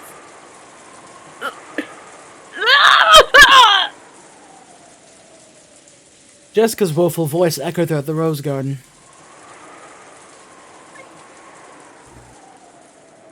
Perhaps it was the intuition of a person who lived on this island. After checking the part of the rose garden where Aunt Rosa and Maria had fallen and seen nothing, let's go on to look at the arbor next. Normally, the arbor was probably a wonderful location to enjoy tea peacefully while appreciating the roses on a good sunny day. Maybe even Uncle Kraus and Aunt Natsuhi had days where they relaxed on this and enjoyed their tea together here. In the arbor lay their corpses. At least they aren't drenched in the rain like Aunt Rosa and Maria had been. But there was no way I could say out loud to Jessica at that moment. What do you think, Dr. Nanjo? Strangulation, I believe. Take a look at this. On the necks, there's distinct markings that something thin was used to strangle. Right. I doubt those things were the primary cause for their deaths. Right there lay two stake-like weapons decorated with occult designs, which have been found driven into Uncle Kraus's thigh area, and near on Natsuhi's calf. I found these sticking out of my parents' forehead and chest. Decided to preserve the crime scene and leave them for the police. But Jessica didn't care about such matters, immediately pulled the stakes out of her parents' forsaken bodies.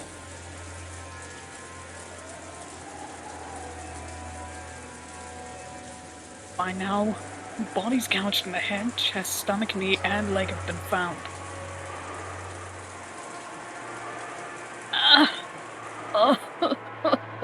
Damn it, damn it, damn it! Wait, who are these bodies that we're looking at right now? Jessica's parents. That would be Kraus and Natsuhi. Oh, alright, I'll kill that horror. Kill him! Ah! With this, the 8th twilight has been completed. It's going to continue on to night twilight? The witch shall be revived, and none shall be left alive. Bring it on. If the witch revives, means the culprit is gonna make its great appearance, right? No one's gonna be left alive? Bullshit! I'll kill him. I'll definitely kill the culprit who killed Mom and Dad with my own hand! Jessica let her emotions flow out as she howled furiously. To avoid being crushed by grief, she did nothing but be resisted with anger. We still haven't found George. Jessica, you children had better stay here. I'll go into the match. Everson, we mustn't split up. It's dangerous that we do not all stick together. You good? Yeah, it's just hard to do. There's nothing we can do for Nissan or his wife. But George may still be alive somewhere. I have no time to waste here. As Aniva screamed this, Jessica glared at her. Ava had no more time to bother about the dead. She was more concerned for the safety of her only son, who had yet to be seen. Jessica Chung, you should stay by your father and mother's side. I'll make a short trip to the mansion. Batukun and Dr. Nacho, you two can stay here as well.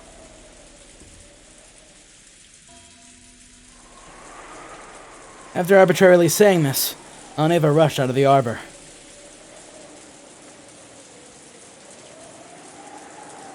I called to stop her, but there was no way she would listen. However, being alone in the situation meant nothing short of death. If we suddenly watched her leave, it would be the same as letting her die. Zane was unwilling to stop. We had no choice but to follow her. And well, maybe it's cruel to say so. Uncle Kraus and Aunt Natsuhi were already dead. There's nothing more we could do for them. Man, we had no choice but to console Jessica, and for the mansion together. Fortunately, Jessica stood up. Perhaps she'd been able to break free from her grief. But what had surfaced in its place was an expression like a demon's. I will kill that person with my own hands. I'll definitely avenge them.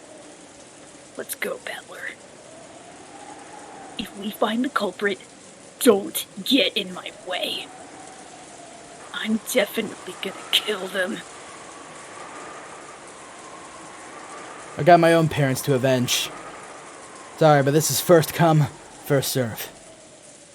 Yeah, right. Let's kill them. At my words, Jessica finally seemed to feel like we sympathized with her emotions. Saw that dark expression, but I also felt that Jessica had regained some of her sanity. We took off, chasing after Aunt Ava. Through the rose garden, up the stone steps, running at full speed toward the mansion, whose large, intimidating shadow flashed in the lightning. With this, the murders of the epitaph had reached the 8th twilight. And then on the 9th twilight, the witch shall revive, and none shall be left alive. I will most likely lose my life, but at the very least, I want to burn the truth into my eyes. That's the only thing motivating me to move forward right now. We're about to meet up with Aunt Ava, who was having trouble with the lock to the front door. And that all the blood had risen to Aunt Ava's head. It's probably making her fingers clumsy. Look, she couldn't even handle the simple task of inserting the key into the lock. Then there was a faint sound. The sound of the door unlocking. Just as though it had waited for all the survivors to unite before opening. It felt to me as though the malicious mansion, trying to swallow up all the remaining humans at once.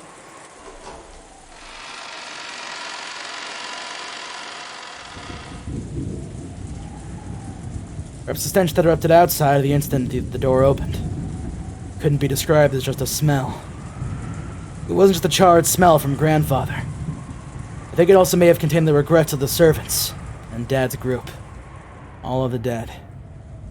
What did it mean as it floated out, overwhelming us? Was it the cry of the dead telling us not to enter? However, Aunt Ava didn't flinch something like that. And we who had to chase after her, forced to step into the mansion, even after receiving that message. George? George! If you can hear me, answer! George! Aunt Ava shouted at the top of her lungs. I think the situation is probably far too optimistic to imagine that he's alive. We started following Aunt Ava's example and calling out George's name in loud voices. Aunt Ava spotted something and stopped walking, standing in front of the door to the parlor. What is this? Dr. Nanjo, could you come here for a second? What is it? I heard about the eerie magic circles written on doors. The one in the parlor from the adults. Eerie is the only word to describe that thing. It was scribbled with a deep red paint, reminiscent of bloods that had slowly dripped down. However, this has supposedly been there since this morning. Wondering why Aunt Ava, who had supposedly seen it already, would think it odd now Jessica and I stayed at the door. Certainly, I have no memory of numbers such as these being written here. Right. They weren't. Eerie magical characters were written here, but not numbers. But the two of them had said only the magic circle had been there this morning. However, right now, there were 8 digits written near the upper part of the magic circle.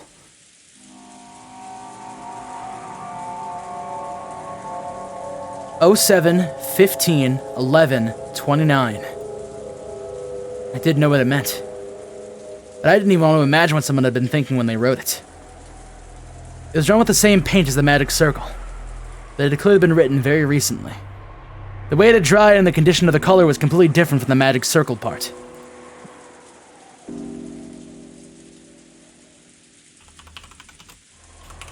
Huh. I'm sure it just has some magical meaning. No point in wasting time thinking about it. Jessica intentionally spat those words out in an attempt to push aside that eerie feel it gave off. Could it be a magic square?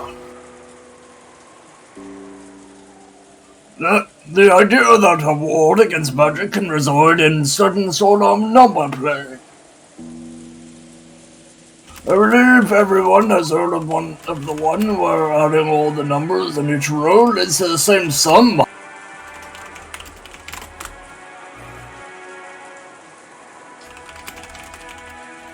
Wasn't that a group of numbers buried in a rectangle? This is just a single row.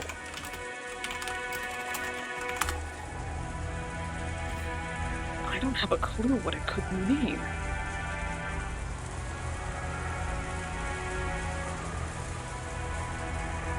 What Jessica Chan said is probably correct. There isn't any point in us wasting time thinking about it. Even though she said that, she probably expected that it actually meant something. Aunt Ava was deftly writing that number down, on a little receipt or something with a short ballpoint pen. If this is some obvious pattern, it'd probably be tough to memorize a code made up of an 8-digit number. Couldn't this be a date or something? Okay. What are you talking about? Well, it's probably a coincidence. My birthday is July 15th, fuck. Once I thought that 0715 might refer to July 15th. I figured that if 11/29 stood for November 29th, maybe that fit perfectly. Why would your birthday be written in a place like this? And what's up with November 29th? That's what I want to know. Still, it's probably just a coincidence. When I thought about it, I started feeling a little creepy.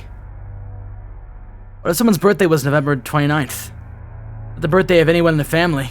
Not Dad, or Kyrie-san, or Angie. And of course, this is my mom's either. Nothing comes to mind. I can't believe it's Kenzo-san's or Genshi-san's birthday. It isn't from my family either. And it isn't Rosa's or Maria-chan's. It can't be anyone in my family. And it isn't Cannon's or Shannon's. I always give the servants presents on their birthdays, so I know it for all of them. But I don't know anyone who was born on November 29th.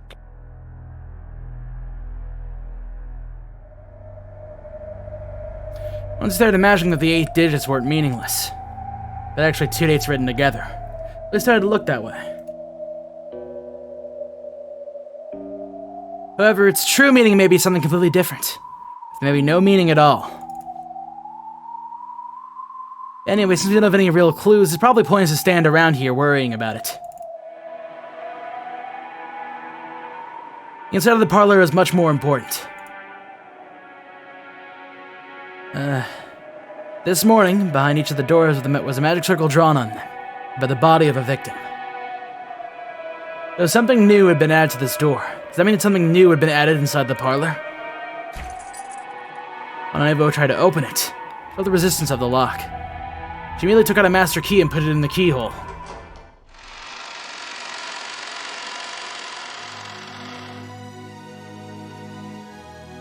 As soon as she opened the door, unable to let a high-pitched scream and ran inside. That alone was enough to tell us what had happened inside the room.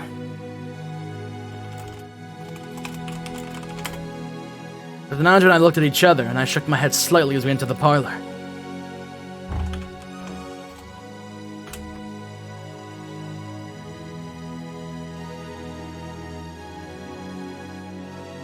Hey, George! George! Hang in there. George! George! No. Not quickly. George Anarchy laid there crumpled along Shannon Chan's corpse. His chest was stained bright red. And judging by his still open eyes, I had to say it to Aunt Ava, but I couldn't pick up any signs of life. Moving to take George's pulse, Dr. Nanjo shook his head, wordlessly reporting that George was dead. Brushing him aside, Aunt Ava once again crashed behind George Anarchy and started crying at the top of her lungs. With Anarchy's death, one thing is certain. The murder hadn't ended on the 8th twilight. The epitaph is being carried out in its complete form, including the 9th twilight, and none shall be left alive. I was really starting to lose track of things. God damn it. For some reason, Aunt Ava's half-crazed cries actually made me cool down.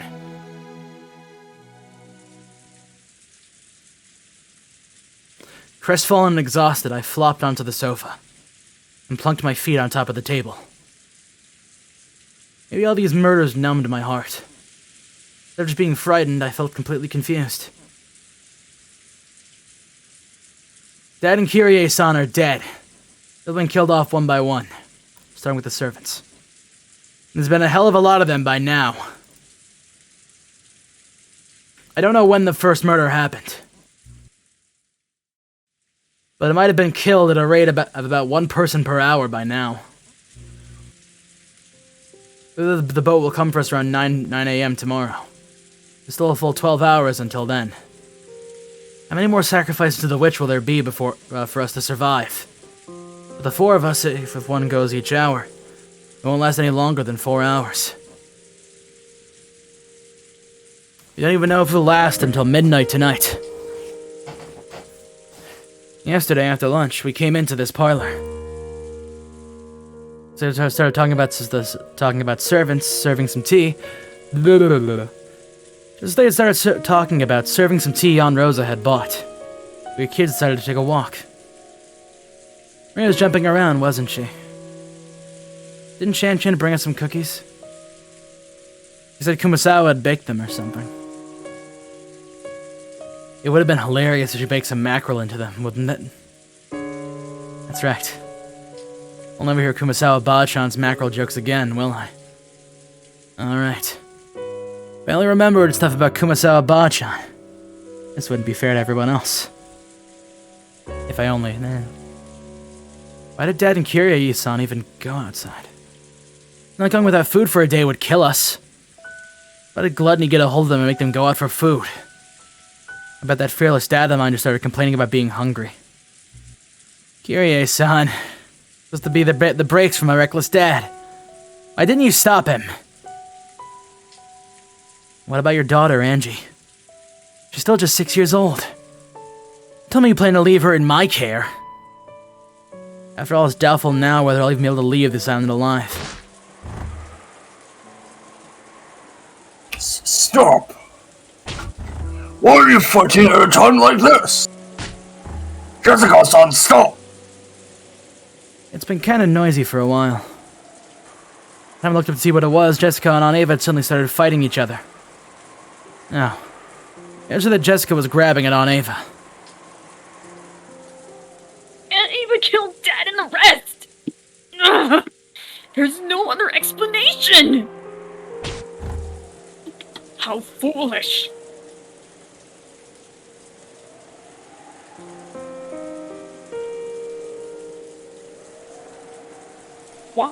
Why should I know anything about what happened to your parents? Who was on the first floor of the guest house? Aunt Ava! Dad and Mom were in the first floor lobby along with her. And who was left alive?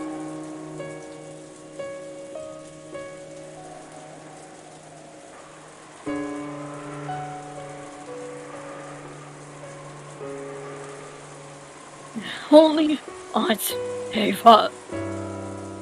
Why? It's obviously because you're the culprit! You killed Mom and Dad, carried them outside, and then shamelessly locked the door! Trying to make it seem like it was the witch's doing. Then why did George go missing? He never came down to the first floor. So did he disappear from the second floor? And who was on the second floor? You people were right! Tell me I'm wrong. You knew, didn't you? You knew that George slipped out of the guest house. And you brazenly act as if you didn't know anything. If you'd stopped George, he'd be...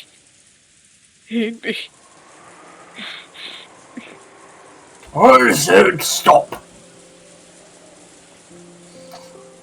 Jessica-san was in the cousin's room the entire time. And Ava-san was in the first floor lobby the whole time. Neither of you is responsible for anything. What we have here is simply the sadness of losing family members. The culprit is no one. Nowhere. Just the witch's fault. So stop hating each other, you two. This is the most I think I've done Nanjo. It's actually starting to hurt my throat. The witch's fault, huh? I don't know if that's a good way to cool down the situation right now. Yeah. I finally understand why 3 people evaporated from the guest house. All the doors and windows were locked from the inside. This is what they were after. Making us think the culprit was inside, and sparking this ugly mutual hatred. Has to be the culprits. The witch's goal. But if that's the case, how did the culprit lock it from the outside? When Dad's group was attacked, their master key was definitely stolen. The doors and windows to the guest house were built so that you couldn't lock them from the outside, no matter how hard you tried. The master key should have nothing to do with the guest house closed room. Jessica and Aunt Ava were turning their sadness at losing their blood relatives into anger at the person in front of them. But Nanja was trying to step between them.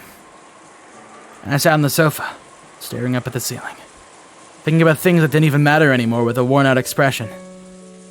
Couldn't believe this is the same parlor that had been so warm and pleasant midday yesterday. For just a short time before the typhoon hit.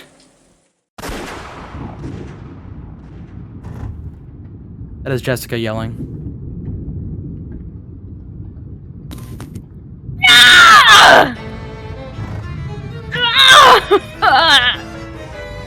The sudden sound of a gunshot shook me out of my half-asleep trance. Oh, shit! Smoke was rolling out of the barrel of the gun that Aunt Ava held. Jessica had fallen to the floor and was covering both of her eyes. Aunt Ava and Dr. Nanja were looking down at her in shock. Are you okay, Jessica-san? Jessica-san?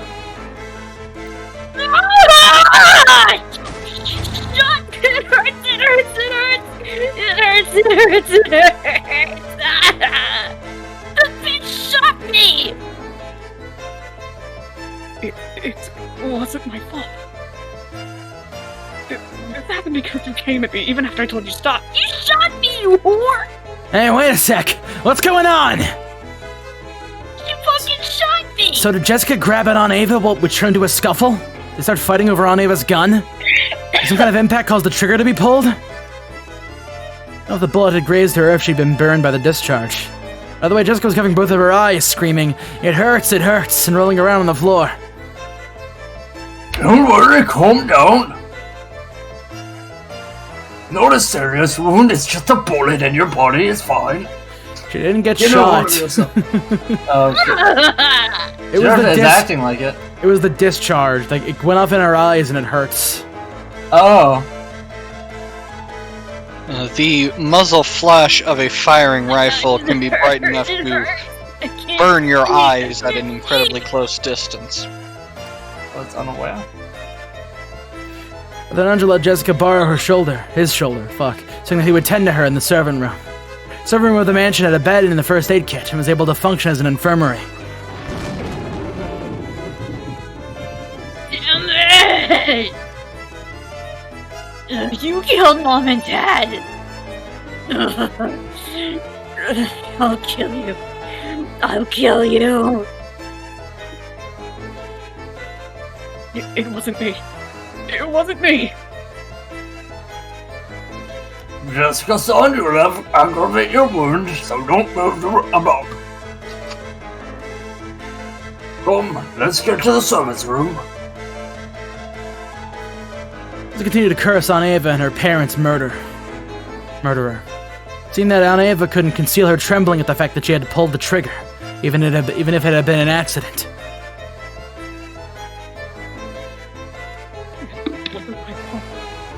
It happened because that kid jumped at me.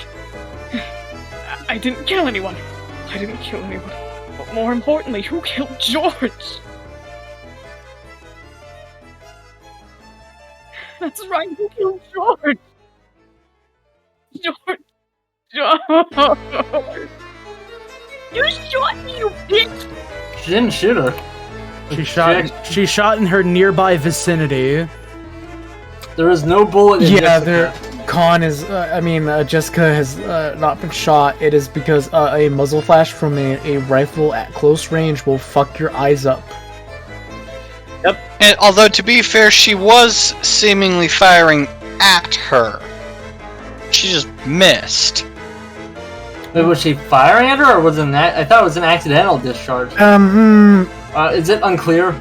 It is unclear. Because, again... Reading the book. Yeah.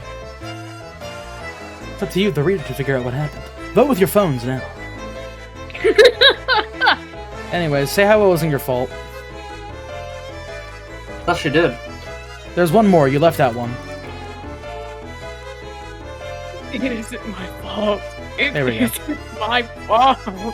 Wait a sec. Aunt Ava! Don't go off on your own! I didn't know if it was because Aunt Ava couldn't bear her mistake.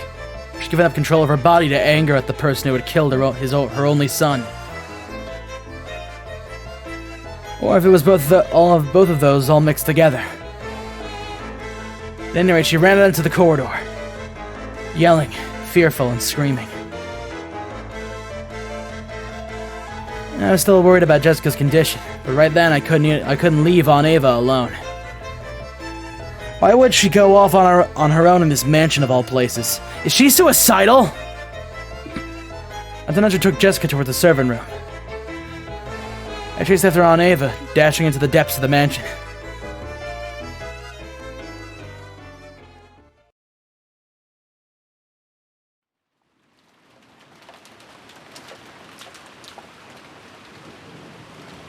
After sitting Jessica down in the servant bedroom, Nanjo told her several times to touch her eyes and examine the affected area.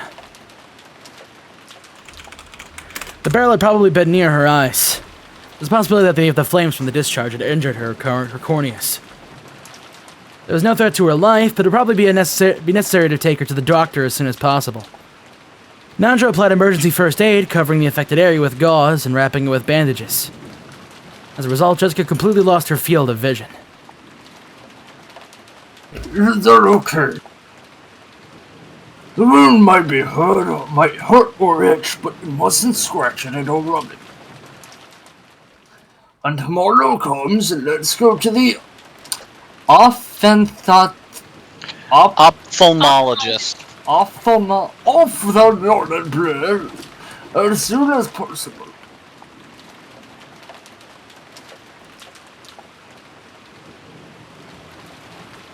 That bitch. She really was trying to kill me. If the ankle had pitched a little bit off, I'd have been killed by now. I'll definitely turn her into the police.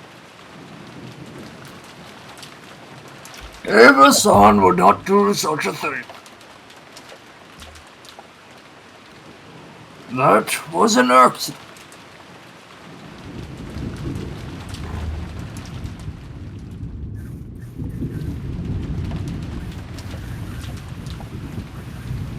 John? You call that an accident? She killed Mom and Dad. There's no way any 19th person or witch exists on this island. She's behind everything. She was the only one on the first floor of the guest house. George Nissan must have seen her kill Mom and Dad, and she killed him to keep him quiet. It's the same with Grandfather and the servant. I'm sure she snuck out of the family conference last night and killed all of them.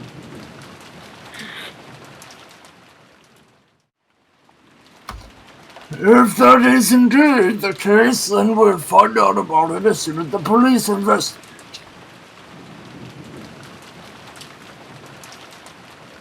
The police are incredible, and with their powers of discernment, there is nothing that cannot be understood. There is no need for us to suspect or hate anyone. The police will resolve everything. So, for now, Jessica-san, you should devote yourself to resting your body and keeping your eyes safe. Of course, if you wrinkle your forehead too much, it will do nothing good for your eyes, not to mention your beauty.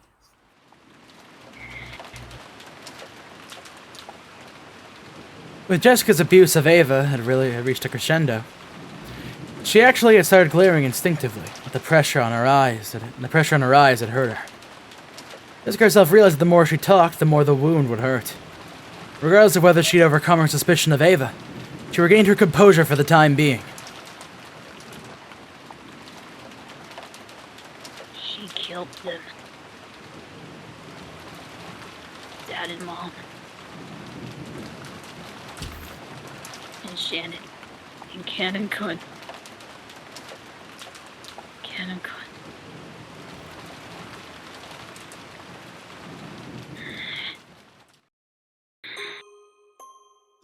She heard that Cannon had been killed in the chapel. Jessica still hadn't seen her face after he had died. Jessica was now less fearful about the fact that she was blinded. And more frightened that the police would carry Cannon's body away while she couldn't see. She would have to say her final farewell without being able to look at his face. Her anger at the culprit, and her sense of the death of the person she liked. Those mixed emotions started her crying. Right now, tears were actually painful for her. So she wasn't even permitted to leisurely remember his face in bygone days. This could do nothing but sit on the bed and let her head droop, withstanding the pain.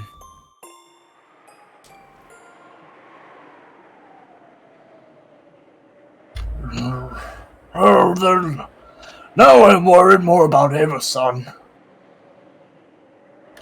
If she isn't too shaken by this.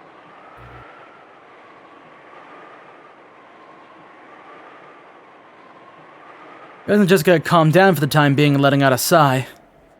He stuck his head onto the hallway to look for any signs of others coming back.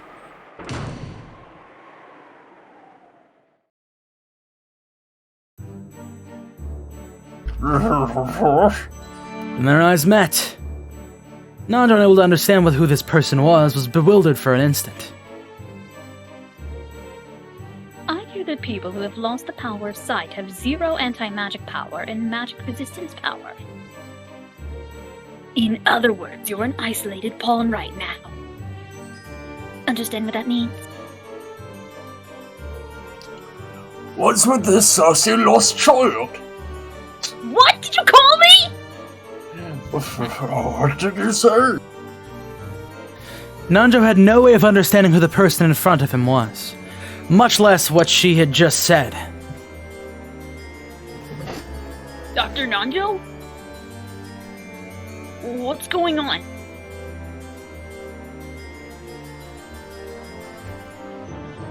Able to see, Jessica had to rely on voices alone to make out the situation. But since she heard Nanjo say something in an uneasy tone, she tightened up, thinking that something bad might have happened. Stop, please.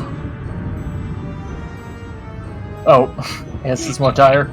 Please don't kill me. I have a sick grandchild. I mustn't die here. Please spare me.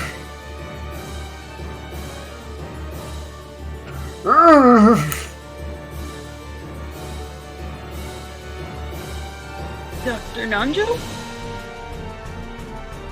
Dr. Nanjo? Jessica could do anything except call out from the bed. Judging by the tone of his voice, Nanjo was in the corridor, confronting someone. And he was scared. His life must have been threatened just a second ago. No, stop it. I made it so far. On the ninth twilight, the witch shall revive, and none shall be left alive.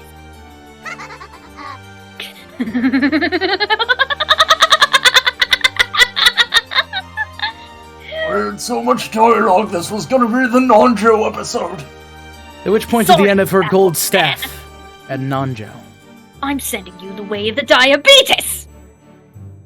Even though he didn't know what she was planning to do, Nanjo assumed that she must be trying to take his life. Dr. Nanjo! Oh, my insulin! Dr. Nanjo! Is someone there? Answer me!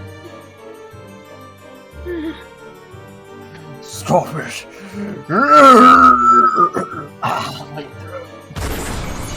You okay? Yeah, I'm good. Don't gotta worry about it anymore. A sharp sound echoed. And just as sharply, the tip of the golden staff tapered and stretched, slicing into Nanjo's forehead. Jessica could only try to grasp what was happening with her ears, had no clue what was going on. But even so, she was able to realize that with that sound, Nanjo had died. And she could tell that the person was now in this corridor, right in front of the servant room. Furthermore, since she couldn't see, she wouldn't be able to run away, much less resist. Knowing that she was a mouse in a trap and in a life-or-death situation, Jessica shuddered. Oh, Jessica. Too bad your eyes got injured. Now you can't even escape.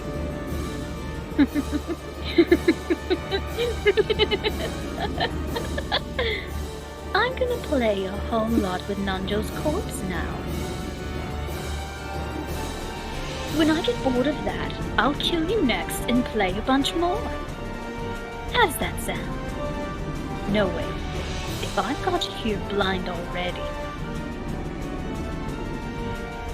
I won't wait until you're dead. I will have a lot of fun with you before I kill you too.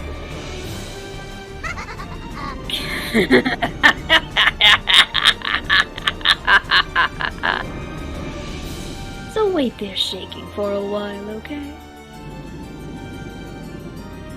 As you try to imagine all the ways I'm playing with Nanjo's corpse.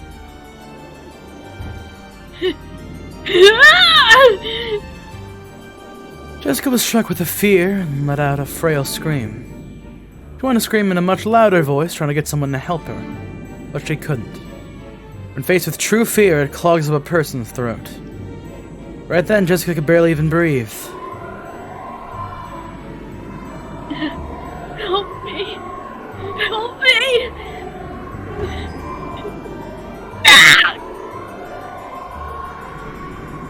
She searched around with her hands, trying to find some way to escape. But even though she shouldn't have known the room well, just being unable to make it to see made it feel like a closed room of darkness. She ran into a shelf or something, and things like candy jars and bottles fell down, hitting her on the head. As she was now, it would have been tough for her to even guard her head to block it. She was painfully aware of how powerless humans had become just by losing their sense of sight. Of course, she had no time to be impressed by this fact. She crawled around at random, trying to escape from that place. But she kept bumping into things that she didn't understand, getting hit by various falling objects. Like the entire room was alive, bullying her and refusing to let her escape. Then her footsteps could be heard from the presence in the hallway. And then a voice. They poked her head into the room since Jessica had been so loud. You really are noisy. Act like a lady and wait there on the bed.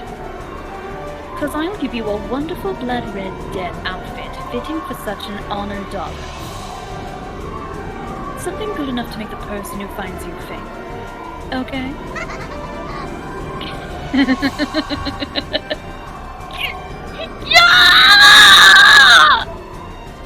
Just a second ago, she had sworn that she'd kill the culprit if she found them.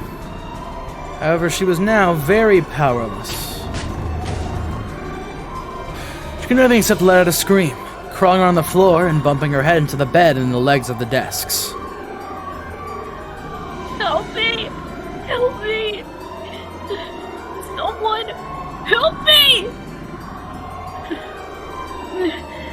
Dad! Mom! Battler! Someone come! Help me! Get him good.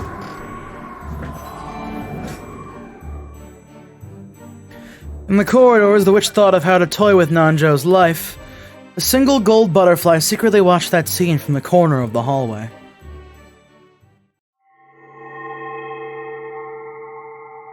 It was Beato, who had barely escaped with her life once before. The gold butterfly softly returned to human form. It was faint and transparent like a lace curtain. By now, her power was so weak that even maintaining this form was difficult for her. Right next to her, Renove also appeared. It is unlikely that Jessica will survive. Of course, there will be no survivors from the very beginning. These grown feelings of love for Canon. I've toyed with them at times. However, such behavior was shameful for a witch. Love is a single element. Romantic love is even more pure, more scarce. Though, for some reason, you seem to despise it thoroughly, milady.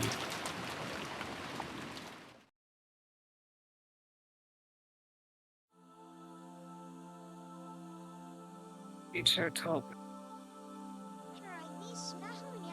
Magic exists to bring people happiness. That's something I myself must have been aware of in the past.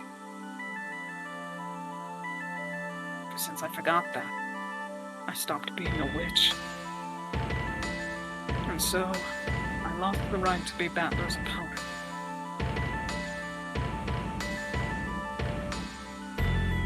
I can hardly believe it, milady. Do you actually intend to rescue Jessica? It will be dangerous. That depends. Do you intend to stop criticizing me over my shoulder? No. Very well. No. Even if I do save her, she will become a plaything of the witch's banquet when the door to the Golden Land opens. Please, that death would be far more compassionate than what that person would do to her. The witch's banquet steals lives in a terrible way, but it does not do so more than once. It does not toy with life and death. However, a person is different. She kills over and over. She killed for fun. There's not even a trace of compassion there. I want to at least save Jessica from that kind of cruel fate.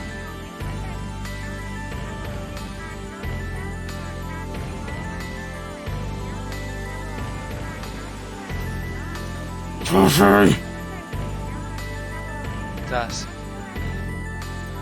Hold on. Certainly. By carrying that out, you will probably be praised as a good witch. However, the new Beatrice Summer already views you as a hostile milady. If you were to be seen by her again, you would not have any method of escape this time, correct?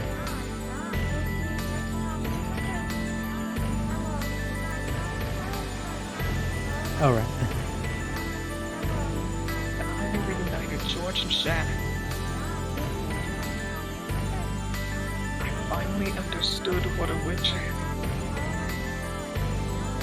And what magic is.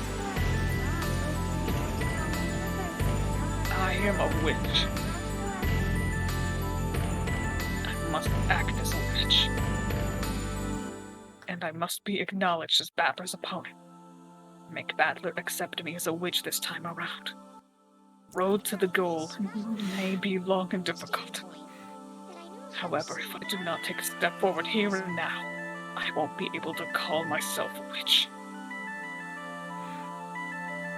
I understand your feelings, but how do you plan to rescue her? There are not many forms of magic that your body is capable of now, milady. Did you not have to borrow George's power even back when you revived Shannon? Indeed. And for that very reason, I may be able to save Jessica. Right now, she is begging for Cannon to save her. If I can borrow the power of that emotion, my magic means being able to knock on the doors of the land of the dead once again.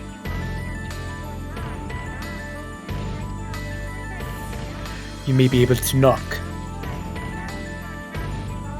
However, you would use up all your magical energy. If you were to be spotted by the new Beatrice-sama, you would surely be without a method of escape. I am no longer your butler, milady. Understand that I cannot assist you if the situation worsens.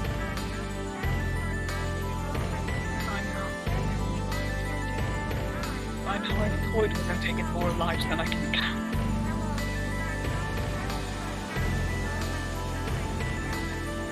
So I may not be able to make up, except by saving the same number of lives, bringing them through that door. I have nothing to lose in the first place. I am just a golden butterfly, passed its name and magic power off, and was no longer acknowledged as a witch. What about Battler-sama? You are partway through the game with him already. He has said that he would wait until you were returned. Are you truly satisfied to end it here?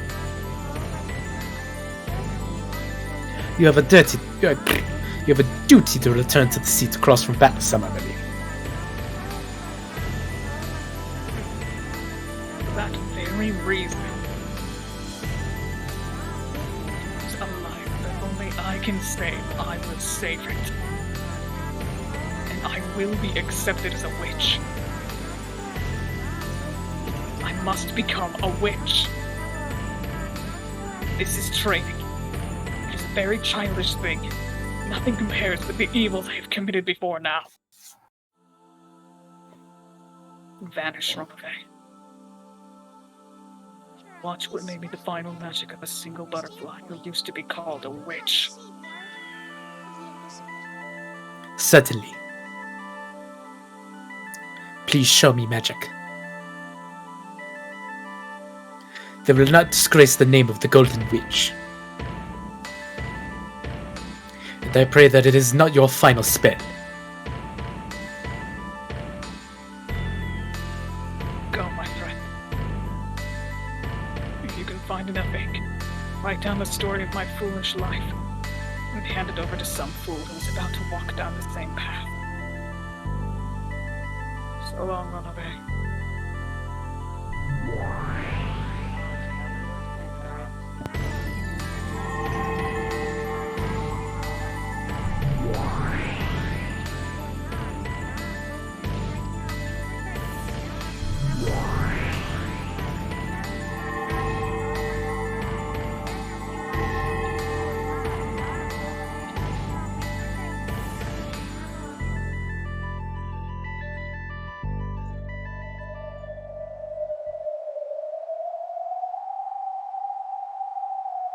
God. Where are you? Where are you? Help me. Help me. Please.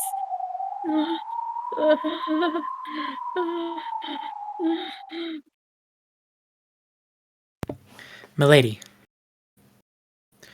I am always there by your side. Cannon gun. Cannon gun? It seemed to Jessica as though she'd heard Cannon's voice just then. Looked around with unseeing eyes, but of course she saw nothing. On the contrary, that action caused her head to hit the desk again. Ow! Cannon gun. Cannon gun! Help me. Help me. Yes, milady. I will help you.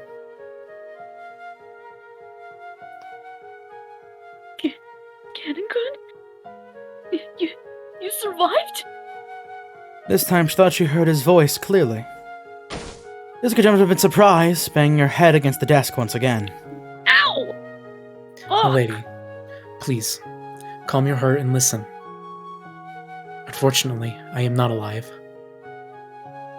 Huh? I have already died. However, that witch came to tell me of your peril. And she gave me just a little bit of time so that I could save you, milady. Please, calm your heart even more. If you do, my form will become visible, even to you, milady. Jessica obeyed those words.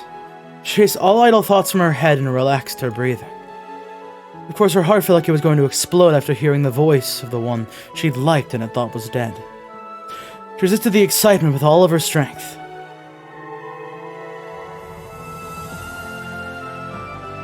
When she did, she felt as though Canon-kun really was in front of her. Even though she shouldn't have been able to see him with her eyes, she was able to sense him clearly.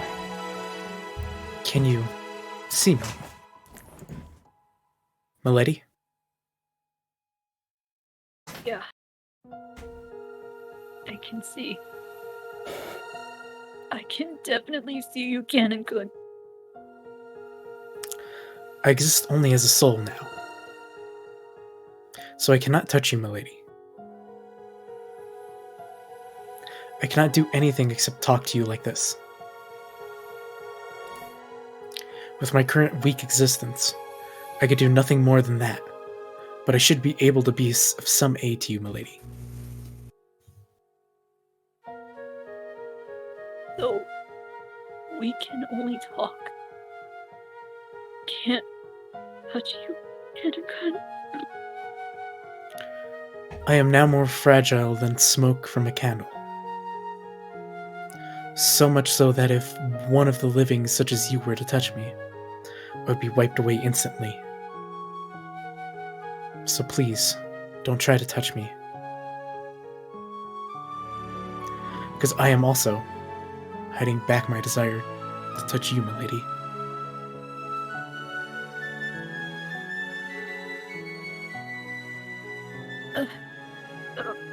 Okay.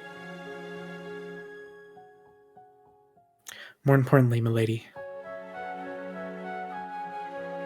please listen well. The new Golden Witch has a cruel heart.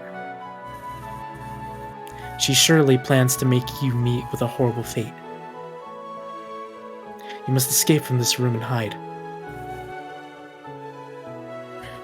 How?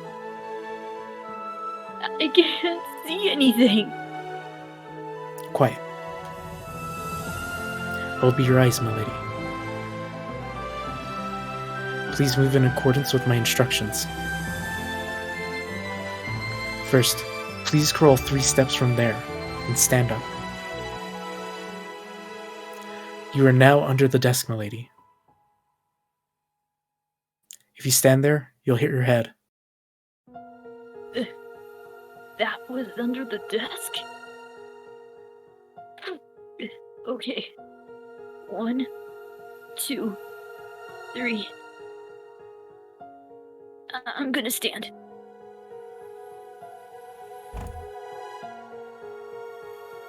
Well done. Next, please turn to face towards 9 o'clock. Yes, well done.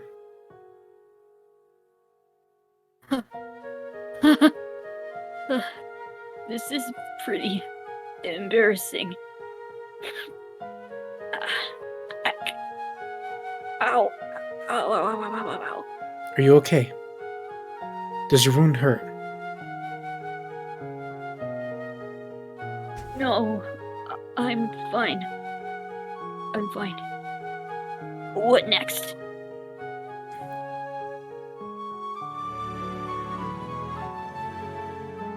Jessica thought that if this were a dream, she didn't want to wake up. And if she were allowed to, she would have wanted to take off the bandages covering her eyes and see him. However, if she did that, Canon might vanish like frail candle smoke. Just like he himself had said. She was afraid of that. So she satisfied herself with just listening to his words once more, repressing her desire to see him, to hold him.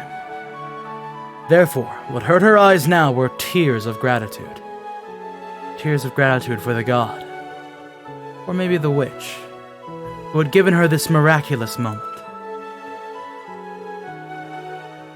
Is this okay?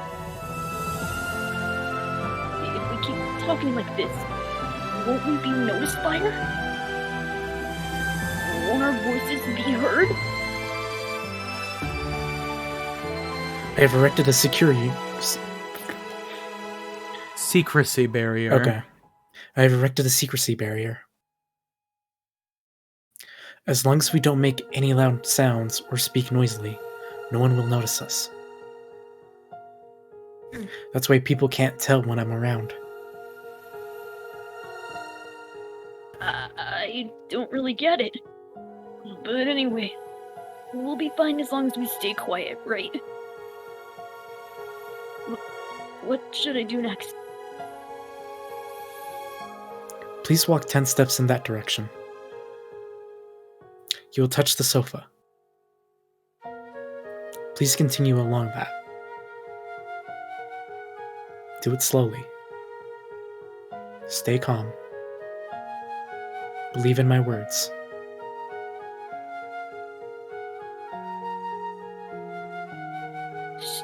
Sure. It's weird. Even though it's so scary not being able to see, I'm not scared at all if you're with me, Kanekun. Oh, thank God. Yes, that is the sofa. Trace it to the left while advancing slowly. There is a table just to your left. Be careful not to bump into it with your shins. It was a very, very strange and bizarre team effort. Even though she would have been killed in an instant if the terrible witch noticed her, there was no fear in Jessica's heart. She's being protected with and guided by Canon, someone she thought she'd never be reunited with. It would just be a momentary miracle. Even so, Jessica was deeply grateful for it.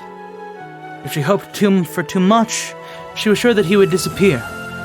But if she tried not to ruin this faint miracle, and trying to engrave this moment onto her heart for all eternity, she slowly continued to walk, obeying Canon's voice. Okay. If you walk 10 more steps, you will exit the servant room. Then, please turn to face 9 o'clock, and keep walking very slowly. Put your hands on the wall next to your right, and keep on following that. I will take you to a safe room. If I go there, will you leave Kanekun?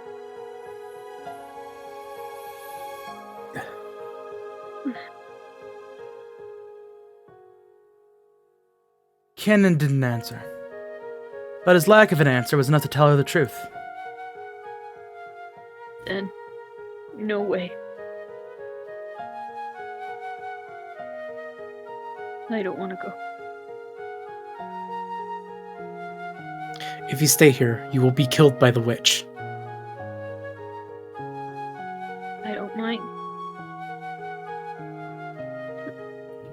If I'm killed, I can go to the world where you are, Kanekun. Milady, please listen to me.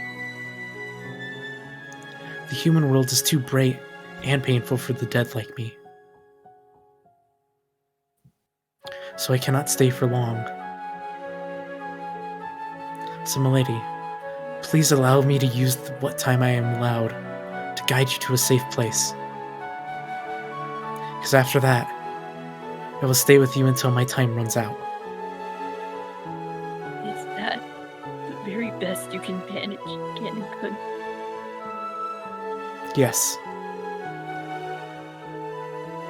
In exchange, I will stay by your side as long as possible. I will stay with you, talk with you, my lady.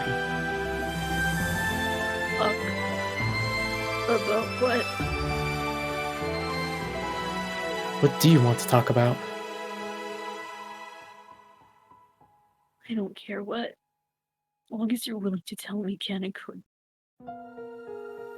Well then. I'll tell you the story of a cowardly servant boy who lacked all courage. The story of a foolish and pitiful boy who fell in love with a young lady as radiant as the sun. Even when the lady confessed the same feelings to him. God damn it. He lost to his cowardice, and was never able to be honest with his feelings while he still lived. Yes. Man, I want to tell you a story too. It's a story of a cowardly girl who couldn't muster the courage to tell the boy she loved how she felt much more often. The story of how that girl, being reunited with that boy by a miracle from God, used that chance to finally muster up her courage.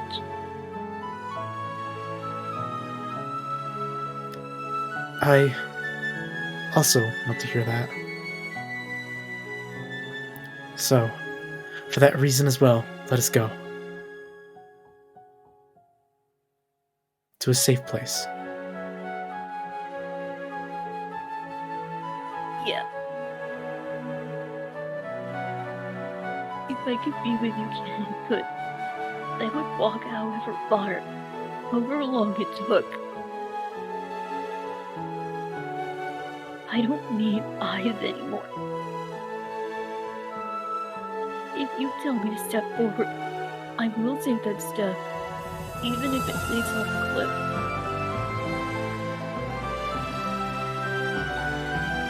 Thank you. Come, my lady.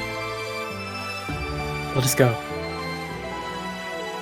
First 10 steps. No, I don't like it. I won't do it. Unless you call me Jessica.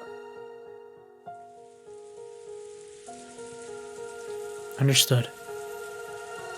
Well then, Jessica. Take the first 10 steps. Yes. Canon Kun.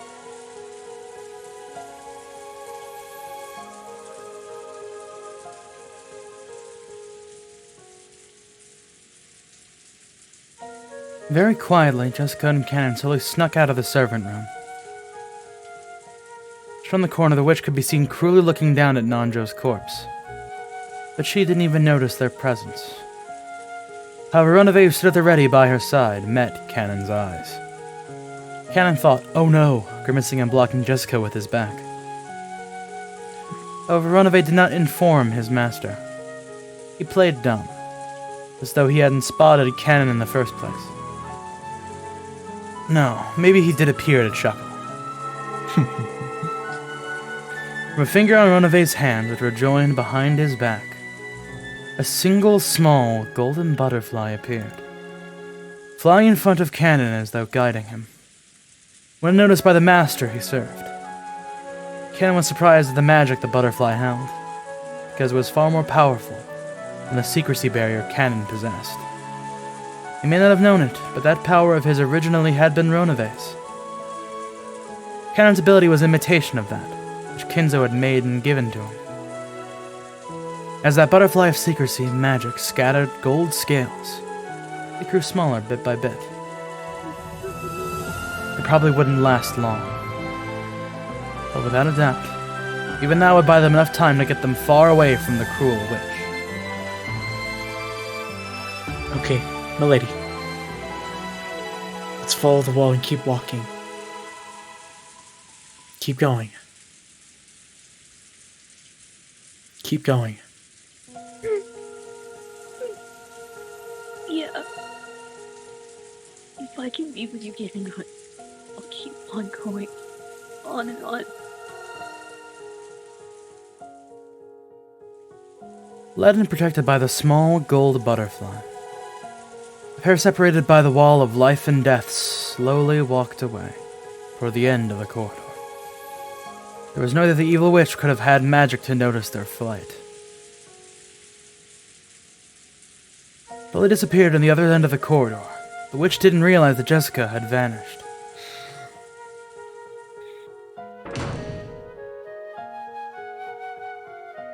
By the time the gold butterfly Ronave had sent evaporated completely, Jessica had reached the parlor. Even though it would have been a quick trip if she'd been able to see, as she was now, it had been a very long adventure. Come, my lady. We've reached the parlor. I will now take you to the bundle of curtains by the window. If you hide there, you'll surely be safe. Inside the curtains. Not bad. I used to hide in there a lot long ago. Beatrice-sama. Canon called out the witch's name. Jessica looked around in surprise, but she obviously couldn't spot the witch when she couldn't see. Beato had appeared once again with a faint form. Canon squared off against the figure of the evil witch, but Beato's expression was soft, or even pity. I don't know what sort of whim led you to revive me, nor do I understand what you were thinking. It's nothing more than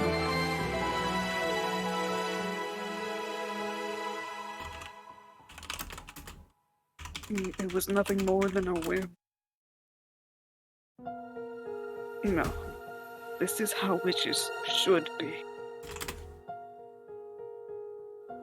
It took me 1,000 years to realize that. That is how foolish it is.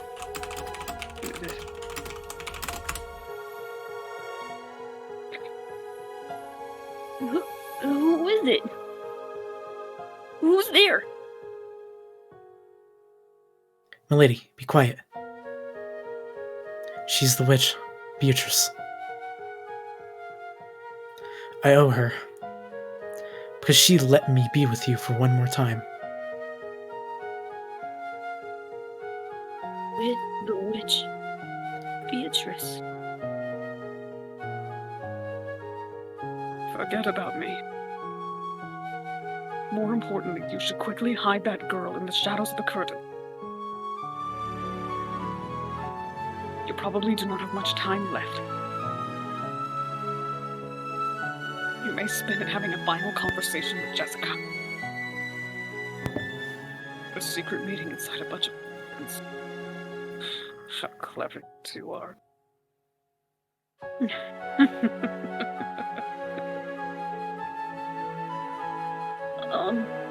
Thank you, Beatrice.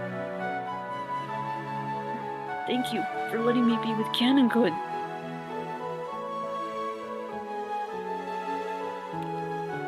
Jessica didn't know where Beato was, so she said that while facing in the wrong direction. Perhaps because she found that funny, Beato snickered. I will not leave this room with a pair of lovers. Evil witches have no need for tales of love. Allow me to depart. Beatrice-sama. Thank you very much.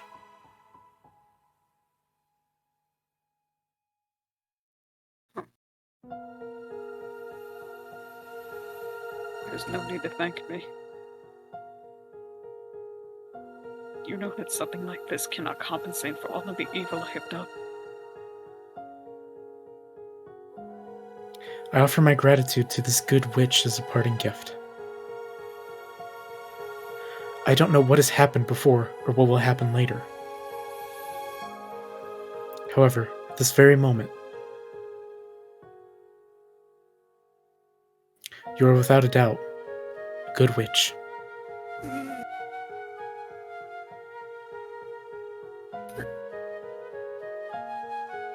You flatter me, Furniture. The next time we meet, I may be an evil witch who doesn't betray your expectations. And that, farewell.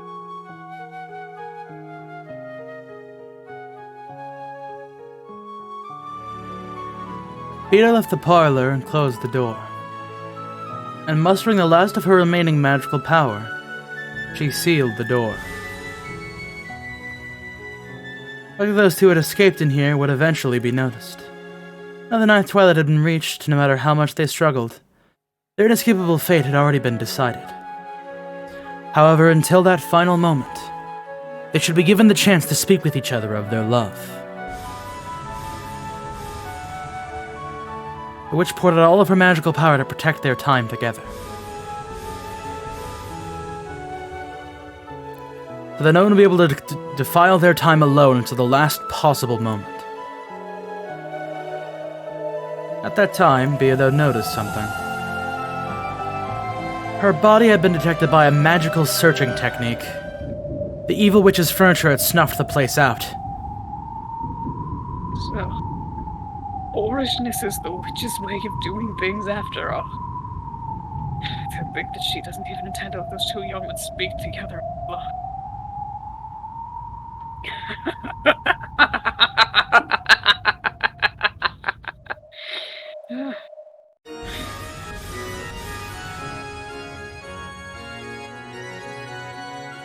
I say you murdered her.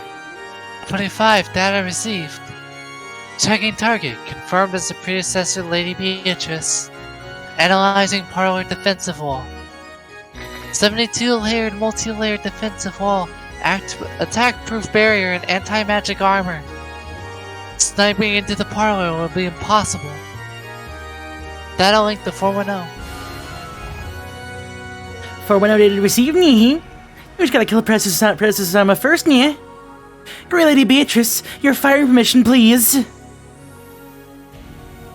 Go ahead and shoot. Oh, and avoid her vital areas. There's something I want to ask that old hag.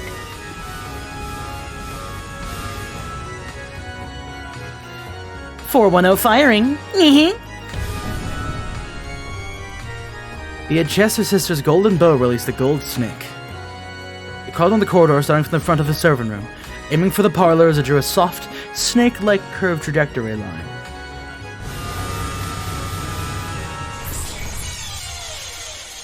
And pierced Beato's chest.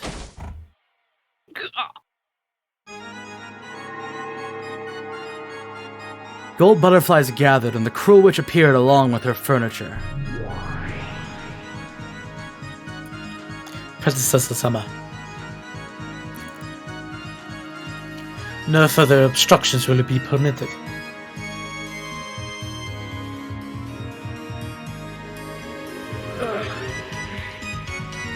I didn't think that the Chester sisters really had gotten rusty. To think that they failed to bring me down. Twice at that. Renove spoke in a manner befitting the witch's butler. As she pushed her pain aside, Beato grinned and spoke back.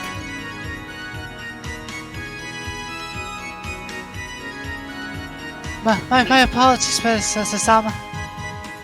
We were ordered to avoid the vital areas. As soon as we get the order, we can pierce you at any time. We can pierce a hole in your ears, a hole in your belly button, or any hole you like. The gold snake that had pierced Beatrice grew even longer, drawing a funnel-shaped helix and awaiting its next order. It had pierced a vital spot as soon as the evil witch told it to. For what reason would you, someone like you, who is no less brutal than I, make them avoid my vital areas? New Beatrice. I wanted to ask you something. I don't know what kind of trick you used to escape, but we thought we took you out, right? Why is that even though you could have escaped by hiding, you took the risk of appearing again? It can't be that you came back just to protect those two people, right? Well, who knows? And just a second ago, why do you do something as soft as reviving the lovers and reuniting them? The more I hear about you, the more I learn that I don't even reach up to your feet as an incarnation of evil. If you're like that, why did you suddenly start acting so mildly? That's what I wanted to ask.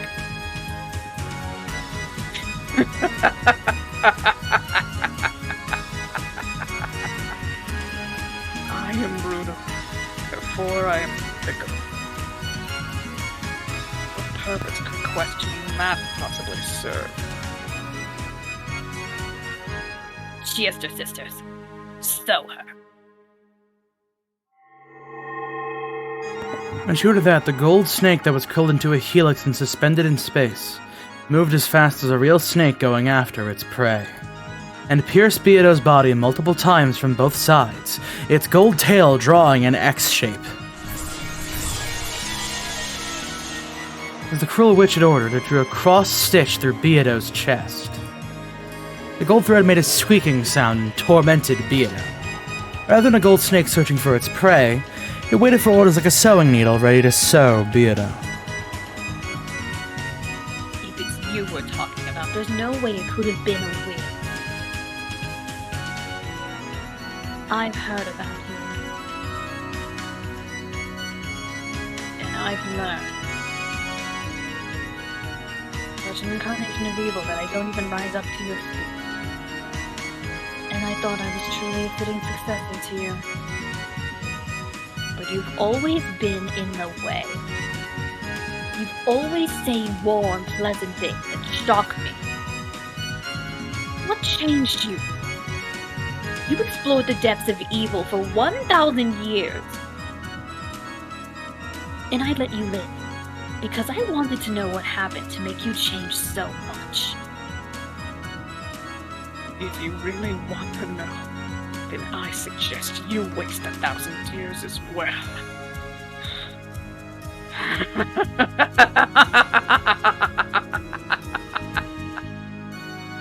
So.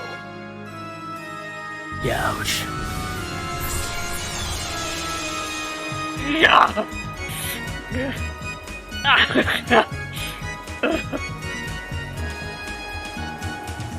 Beato's chest was again sewn with a golden cross stitch. It tightened once again, squeezing fresh blood from Beato's chest. The intense pain it caused ran into conflict with its beauty to the eye. You might be one of those bits that disappear when they die and don't leave a corpse. So I'll kill you slowly. But if you answer my questions honestly, I'll let you die easy. I'll give you a splendid, gorgeous, perfect death. Perfect for my predecessor, Sama. I'll sink you in a coffin filled with water and roses. Isn't that wonderful? And you still won't talk about the reason for your change of heart.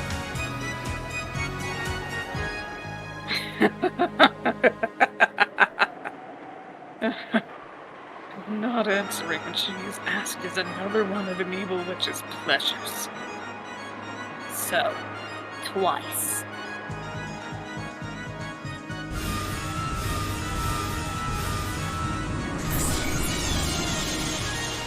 God! Of course, you don't have to answer. After all, that way I get to torture you.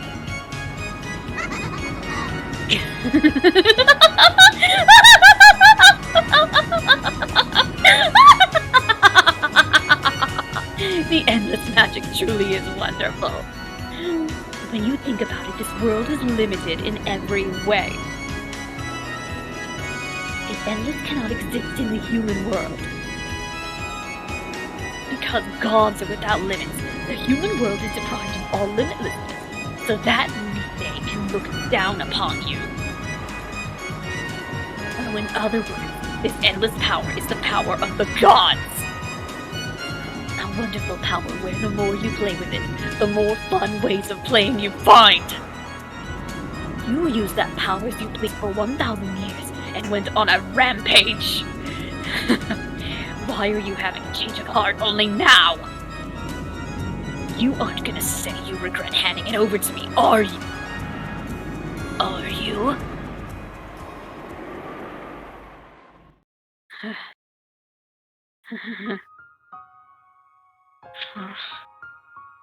How could I regret it? The endless magic you believe in is no magic at all. True magic lies in a deep abyss that you most certainly cannot reach. And this is what you realized? Then what is it?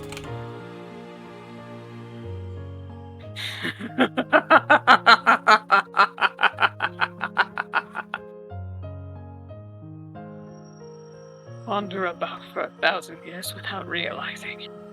Foolish witch. So, 3 times this time.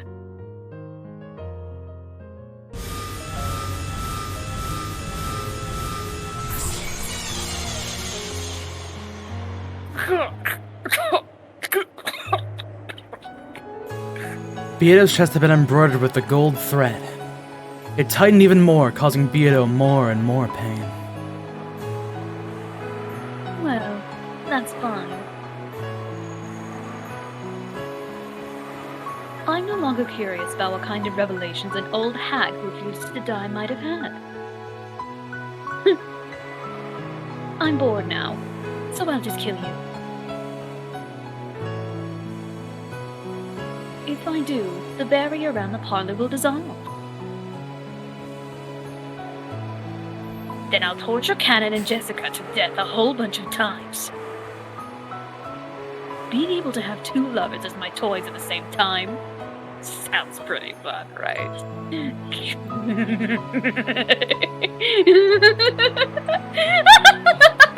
Kill her!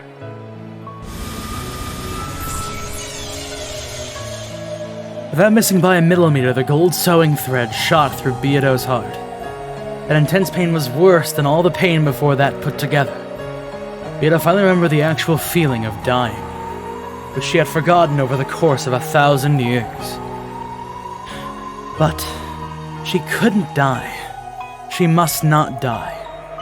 And she died when handing over the 2 in the parlor to the cruel witch. So she definitely couldn't die. She resolutely refused to die. Beatrice, I have a request. The lover's meeting between the 2 in the parlor will not last long. The amount of time an hourglass can measure, Cannon will probably vanish into the land of the dead. Would you please allow them at least that much time? No way. Isn't tearing apart 2 who love each other fun? You said it yourself. So I want to try it.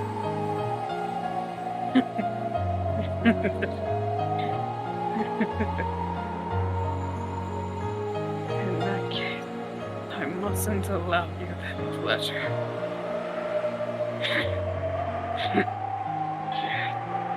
It can be fun, tearing apart lovers. Really?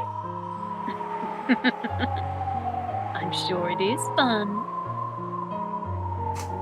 So don't get in my way. So more. So. Nee, Fortune understood me.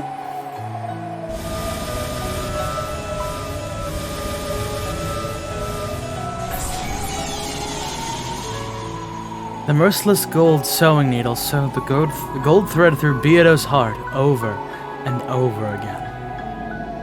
However, no matter how much it tightened, that heart did not stop.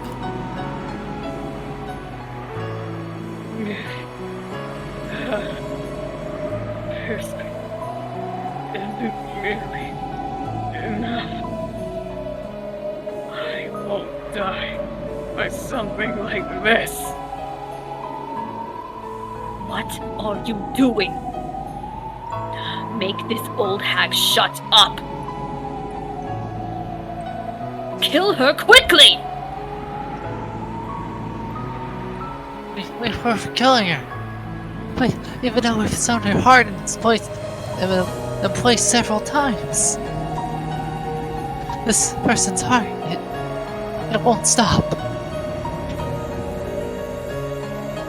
Are you immortal?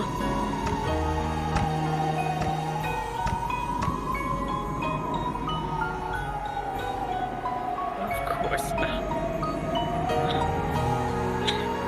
I've had to be endless over to you. My heart will not beat many times. However, by making it beat just once more, I can give the two this room a bit more time. I'll continue that resistance for all eternity. So, keep sewing until her heart stops moving.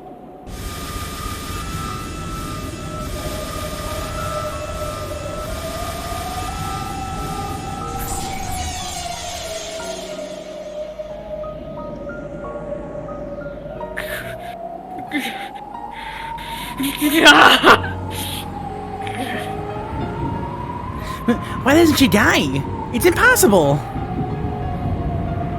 Why isn't her heart stopping? Even though it's been sewn into place.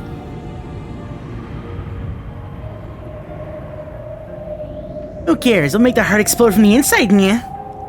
How pitiful. You could have died cleanly if you hadn't resisted us.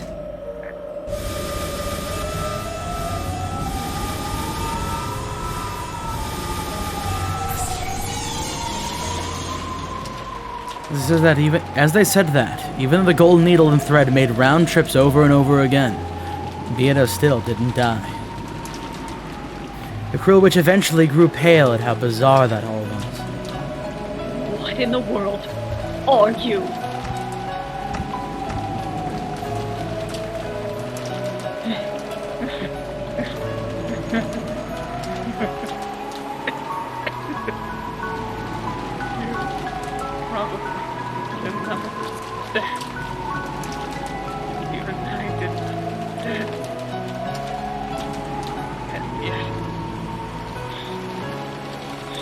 Somehow or another, that this is true magic. In other words, I have now become a true witch.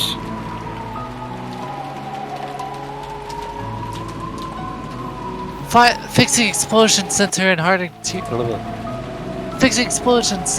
interior. Fuse preparations ready. Explode!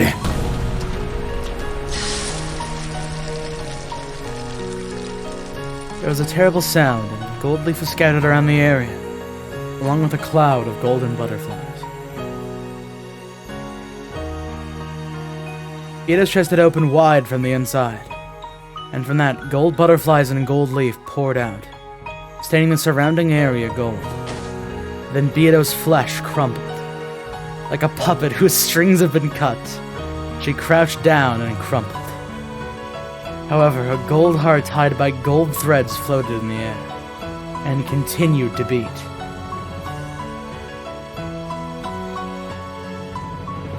What the?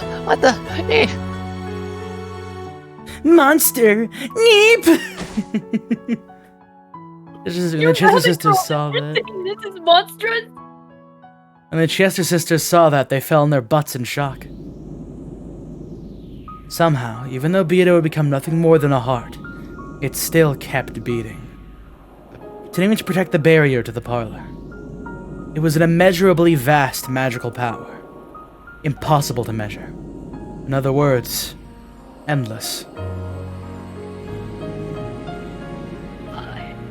I'm the Endless Witch, right? Why is this old hag still alive after all this? Chester sisters! smash that heart! Quickly! It's impossible. My apologies. We can't do it. Indeed, it probably will be impossible. No number of people could crush that heart. And certainly not the soldiers who serve under His Highness, the Dragon King. In that case...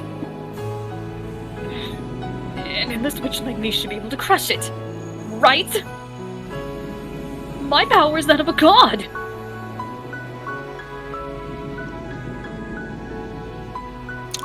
I'm afraid to say that your power cannot leave a single wound on the endless of Beach Summer. Just what do you mean by that? Just as there can be no light without knowledge of shadow, there can be no infinite without the knowledge of the finite.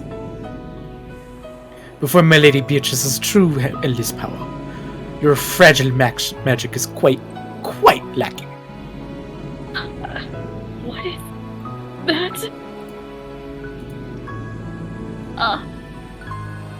Quillwitch was surprised and stepped back. It was thinner than a lace curtain. No. Beatrice's form was still standing there. Even after being laid bare so tragically like this, she refused to let evil through that door. At that time, a shadow just as thin as Beatrice stood behind her. It was canon.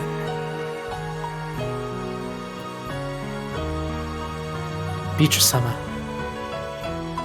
thank you very much. I won't forget what you've done to it for us.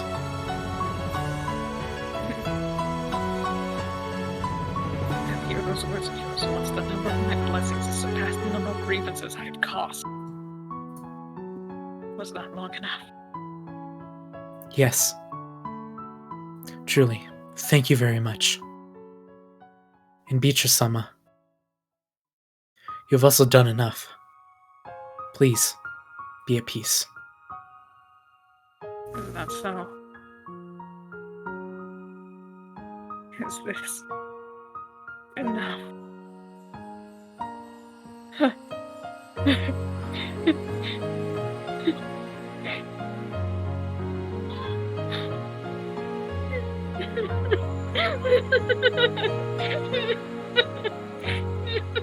Con, you good? Con?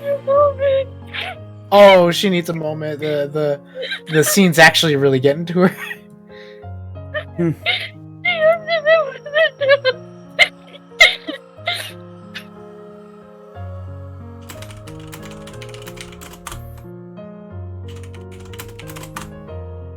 Sorry. That's fine.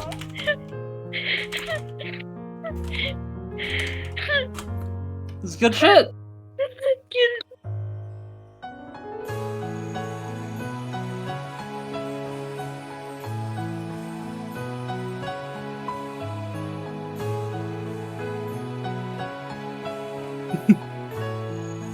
It's real good. There's a reason why episode 3 is one of my favorite of the questions arc. This is also why the music is so good, because of fucking Christ. Thank you for being born as a very strong title for a fucking Yeah, it song. fucking is.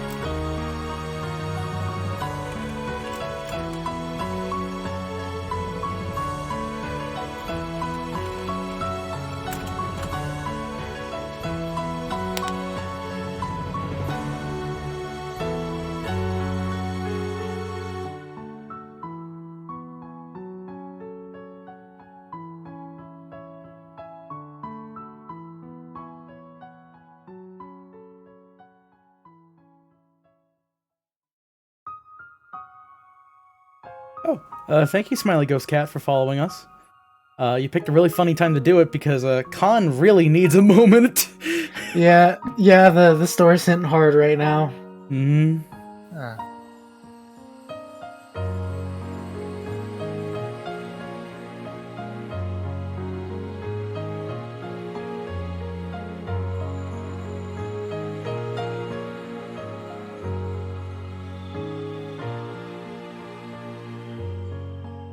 Yeah, sadly, I feel like romance stories don't hit me that hard, so while this is a great scene, I'm not getting hit as much.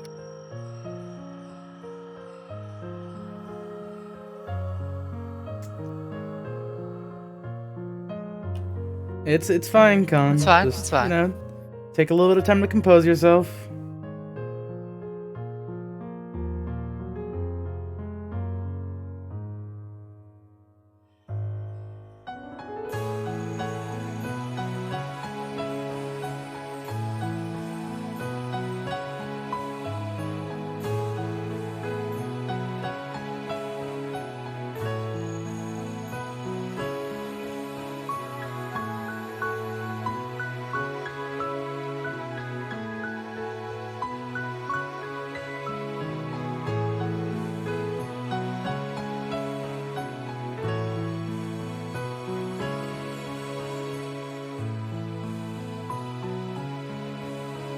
And I really gotta go to the grocery store. I need more potatoes. I'm gonna go get a snack real quick. I'll BRB. I keep on accidentally burning my potatoes in the air fryer. I Damn. keep on overestimating the amount of time to leave them in. You've overestimated the power of the air fryer. Yeah, so I keep on eating almost burnt potatoes. Like, they're edible enough as long as I drown them in ketchup. Well, that just sounds like you're eating ketchup then. No, I can still taste the potato fry chip. Hey, you want some ketchup to go with those fries? Right now I don't have a fry cutter. I recently ordered one, so I've been using the mandolin slicer for potato chip. Imagine like having the most mundane conversation while thanks for being born just playing in the background. Okay, I think I'm good now. Alright. Okay. Cool. Okay. Alright.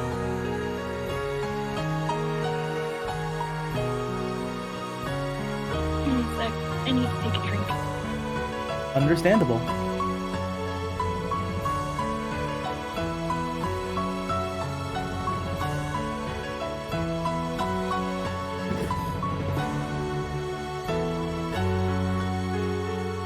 Okay. Believe me, that was a long cry coming because holy shit, this entire chapter. There were parts where I could hear you breaking just a bit in between areas. Yeah, like especially Jessica and Cannon's little thing. I wish romance hit me harder, but maybe it's just an Not the unfamiliar. romance. It was the fact that it was just what they needed. Oh god, there I go again. Anyway, but man, I'm really liking that air fryer. It's really good. That being stated, what was it? I can't believe my boy Cannon came back. Yeah. Well, I can't because I've read it already. So. He's just, as soon as he fades away, he's gonna dab on Beatrice. Sorry, I'm a bleed heart. He's gonna fade dab. Hey Con, believe it or not, I'm not much of a bleed heart, but there are moments in Umineko where I genuinely teared up, so it is very much understandable. I know there were a bunch of parts for that, like in Higurashi. I'm not sure if Umineko has hit my heartstrings that Chapter yet. 7. Okay, I'm good. Okay, are we good? Yeah, I'm good.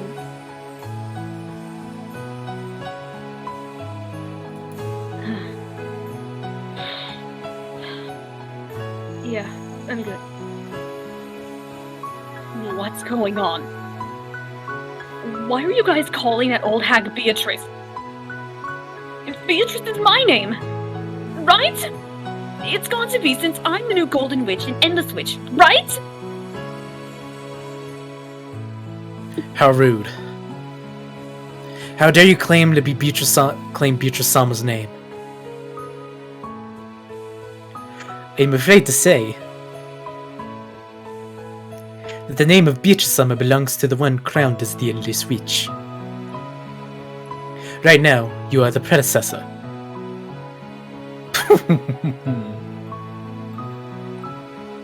What? You say? Okay. I'm sure I'll see you soon enough. In a new nightmare. In the nightmare of a new night, I will once again be your companion, Beatrice Summer. With that, if you would excuse me. I'm trying not to let it flow. You just hold on a little bit longer. Ken's form grew faint, and he disappeared into thin air. After watching him go, Beatrice's form also grew faint, and before disappearing, it slumped on the floor. Then there was a splat. The golden heart that had been floating in midair lost its sparkle, became blood-stained flesh, and fell to the ground. How frail it was. It was ragged and full of holes. Until a moment ago it had sparkled so much. It continued to beat so forcefully. That heart still just barely managed to beat. However, it was only a matter of time before it stopped. Beatrice, whose form had become fragile and faint like incense smoke, lay on the floor, steadily watching her own heart. There the cruel witch could be seen. What do you mean, endless? Aren't you actually collapsed in a heap right there? How can there be a finite infinity? That's a contradiction. It couldn't exist. This is the limit of your magic. The endless is better than the finite. Beatrice no longer had the will to even respond.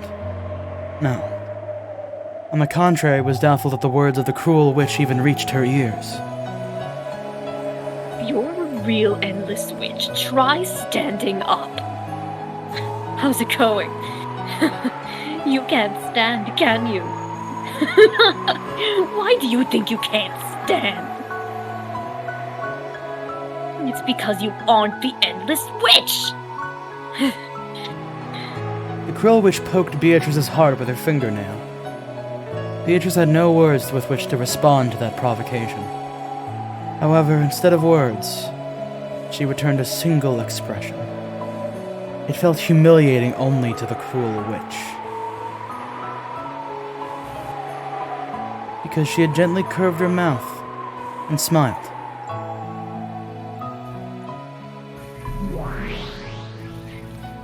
Footsteps were approaching that place. There was no way she had misheard it. That rough squeaking of heels was the sound of Battler's footsteps. Battler, isn't.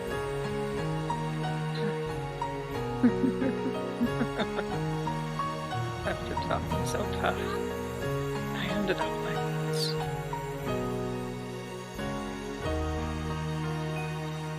I'm trying to become the true witch you talked about, in my own way. Yeah, I was watching. Yay. Have I become a witch? Have I earned the right to become your opponent?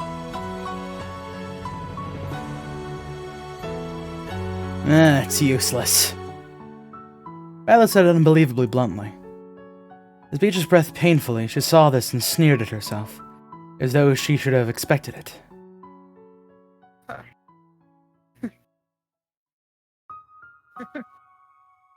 I see. Yeah, the road to becoming a true witch will be much, much longer than this. However, I won't surrender. Just like you never surrendered to my nature. I will definitely become a true witch and be accepted as your papa. Yeah, it's useless. It's all useless. You aren't my opponent.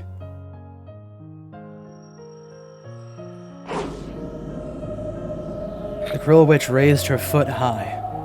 Below was Beatrice's frail heart. Die, you old hag! Let's see how endless you are when you've been crushed to a pulp. I'm the witch.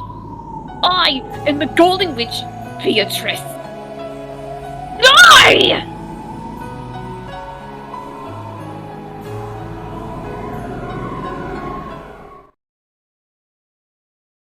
Yeah, it's no good. It's no goddamn good at all! Huh?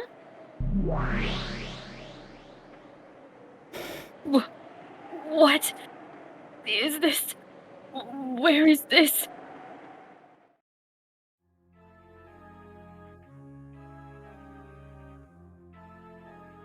Get in your seat. Beto isn't my opponent. You are. Battler? What kind of magic is this? Who cares? It doesn't matter. She has their sisters. 45 understood. Attacking everywhere. 14 understood. Die, you battler. The Chester sisters each readied their own golden bows and fired golden arrows. The two only pulled their bowstrings together when using precision guidance. If they were fighting against an enemy before their eyes, they fired their bows at the same time, and their might did not suffer in the slightest.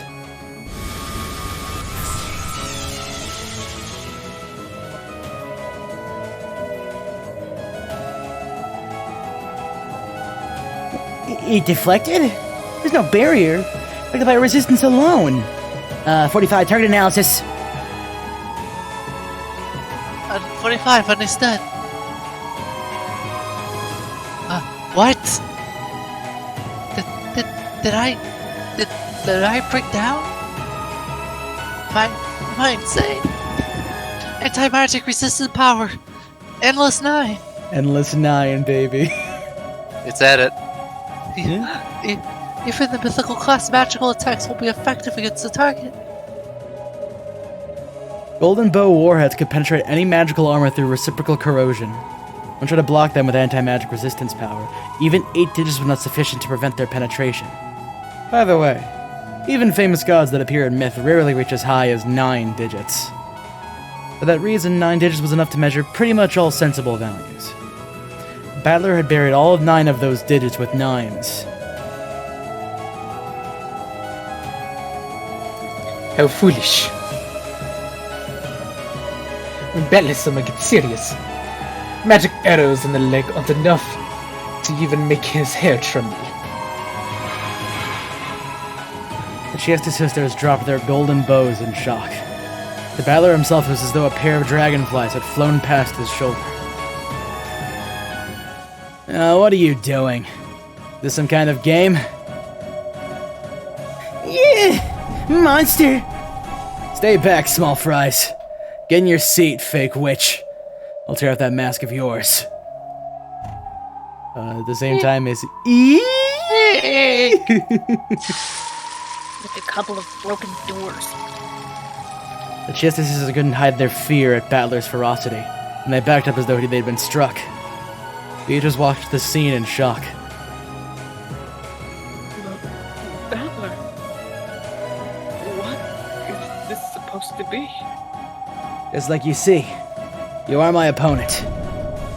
She is! That imposter over there, who's using your name.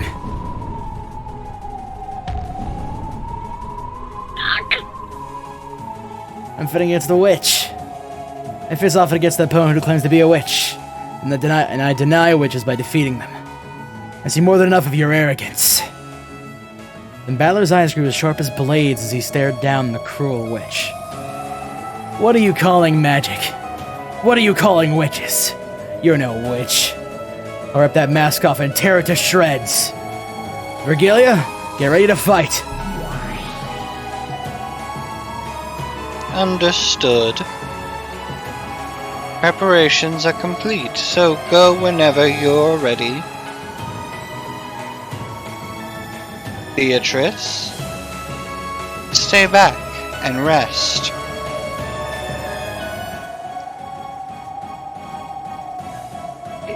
Indeed. Beata looked at Battler timidly. She still hadn't been acknowledged as his opponent. Was she qualified to watch the game board from the sidelines? Beato, stay back and watch. I'll tear it off. I'll thoroughly dismantle this fake witch.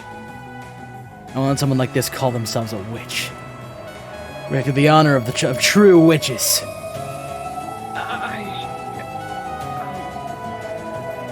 Don't need to say anything. On your behalf, I'll teach you the name of a golden witch definitely isn't that cheap.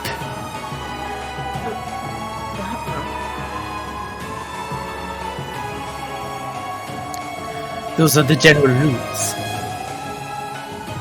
Thank you, Ronabe. I get most of the rules now. I say, you can't win with magic, so you came to face off with me in a world where victory is decided by something other than magic. Foolish people. Do you really think you can win against me with twisted logic? Yeah, I do. I'll crush all of your twisted logic. On Ava! I am not Ava. That is the name of the old shell I shed. I am a true witch, born inside of her. Don't try to trick me.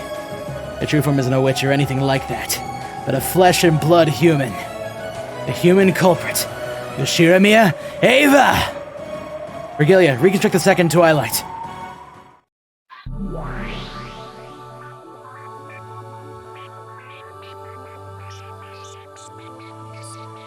Are? No on. Understood. On the second twilight, Rosa and Maria were killed in the Rose Garden. We begin by applying the Ava culprit theory for that case. Aww. Ridiculous. Come, arise, try to remember. What form did Ushiramiya Hideyoshi have? What? What's that supposed to be? It's a summoning of the dead. A witch can easily bring even the dead up to the stand for testimony.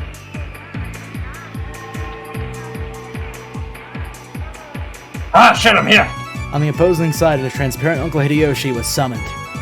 Talk about convenient. Looks as though we couldn't see what was going on here. Almost like a person on the other side of the TV. Witness summoned. Ushiramiya Hideyoshi's testimony. Come, Hideyoshi, speak. What's with the sassy lost child? What? I can't do this a bit straight. You're not the only person that said it today. I am in a glass case of emotion. I was taking care of Eva in our room the whole time. Of course, Eva didn't leave the room. On Ava. On your testimony like that isn't red isn't worth crap. I demand that you repeat it again in red.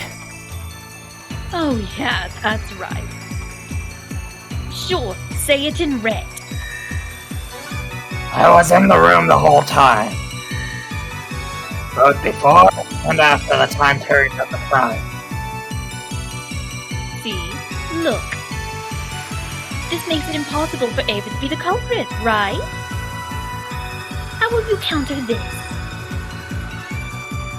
Ridiculous. The move's so lame. I could yawn. You don't ever use such childish tricks. Not even once.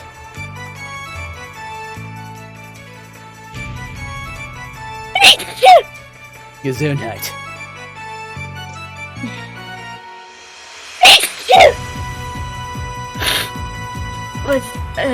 Salute. I did it about 4 times in a row. 5, I counted. Wait, what? 5. Really? I don't think it really matters how Doesn't many times. matter how many sneezes.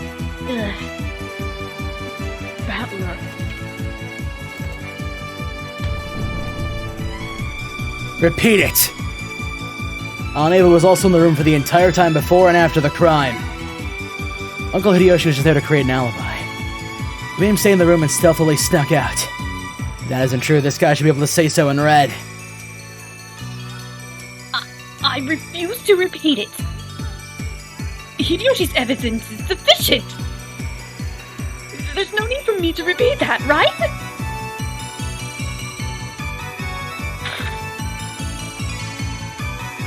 She has refused. You need show no mercy.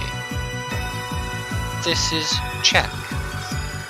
Yeah, I'll take it. His opponent's slow. Check. Maybe Uncle Hideyoshi didn't leave the room the whole time. But saying he was taking care of you the whole time is a bright red lie. Therefore, no alibi exists for you. Your chance to slip out of the room and kill Aunt Rosa and Maria. You think you can dodge that? Try proclaiming in red that Aunt Ava didn't take a step outside the room. You can't, right? Checkmate! What the hell? I don't get it. Sorry, Aunt Ava. You aren't used to the rules. Beating your opponent down with all your strength is how this game is played. Right, Beato?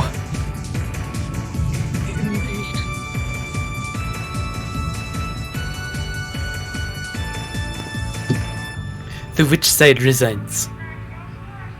Let us continue on to the next game. Next is the 4th through 6th Twilights. The witch still didn't understand how to make a winning move, and she lost her composure and irritation. She was probably also angry that a shot had been taken at her while she still didn't get what was going on. However, I won't go easy on her at all. But she didn't go easy on all the victims at all. I won't go easy on her. Virgilia, next crime. Let's reconstruct the case with Dad and the rest. Understood. 3 people, Rudolph, Kirie, and Hideyoshi, went to the mansion and were killed there. My move won't change. Aunt Ava, you are the culprit. This time you didn't even have an alibi from Uncle Hideyoshi. Then you were sleeping in that room all by yourself. But that's not true. You can proclaim it in red. Just try it. I refuse. So tell me. Ava's just a woman. And the people who died were 3 adults with 2 guns, right? How did she kill them all by herself? How did she do it with those stakes and weapons? Like everyone keeps asking, how is this stake shooting device constructed? Explain that! Unless you can explain it, even if Ava doesn't have an alibi! That doesn't mean it was possible for her to commit the murder! Decline explanation. What? It's a devil's proof. Because I can't explain that doesn't deny the existence of an unknown murder technique. Maybe an unknown weapon. In short, even if I can't explain how the stake shooting device is constructed, that doesn't prove it doesn't exist. What the hell? Does that ridiculousness even count?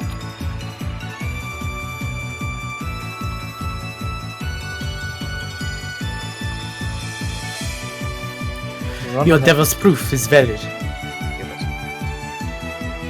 Agreed. It's a valid devil's proof. Battler can claim that a stake-shooting device exists without bearing the responsibility of explaining how it is constructed. The witch side cannot object to this move.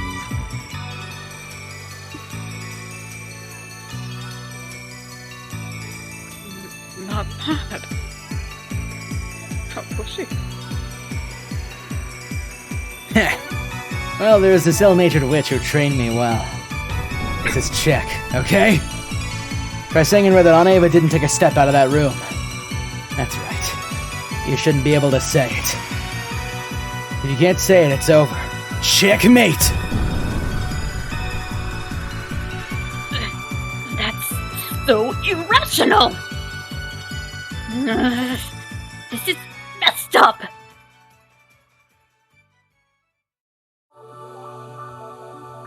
Those are the rules of this game.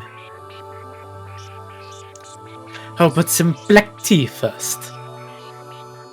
And some delicious cookies as well. I don't want your pity cookies. I Well, don't damn, need bitch. all that. Ugh, that pisses me off. So you fight like a coward just because you can't win with magic.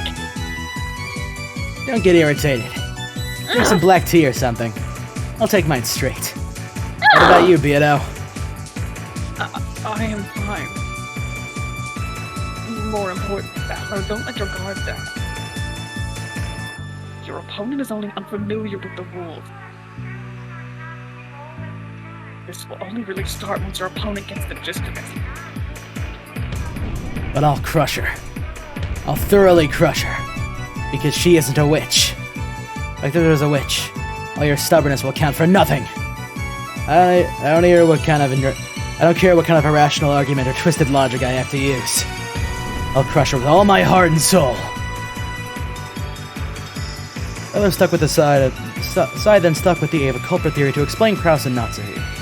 7th and 8th Twilights in the exact same way. This time there'd been no one on the first floor except for Ava and the victims. Before, no one could establish an alibi for Ava. Back then, Ava had claimed that they disappeared when she went to the bathroom. Nothing to support that, and the witch side couldn't repeat it in red either. Using the same style of argument at that question regarding the stake shooting machine, the witch side asked once more how Ava could have strangled both of them at the same time all by herself. But of course, Battler splendidly counterattacked by refusing to explain because of the devil's proof. Under the storm and stress of Battler's spirit, which I was completely swallowed up. Having to resign 3 times during the short period of time she had to grasp the rules.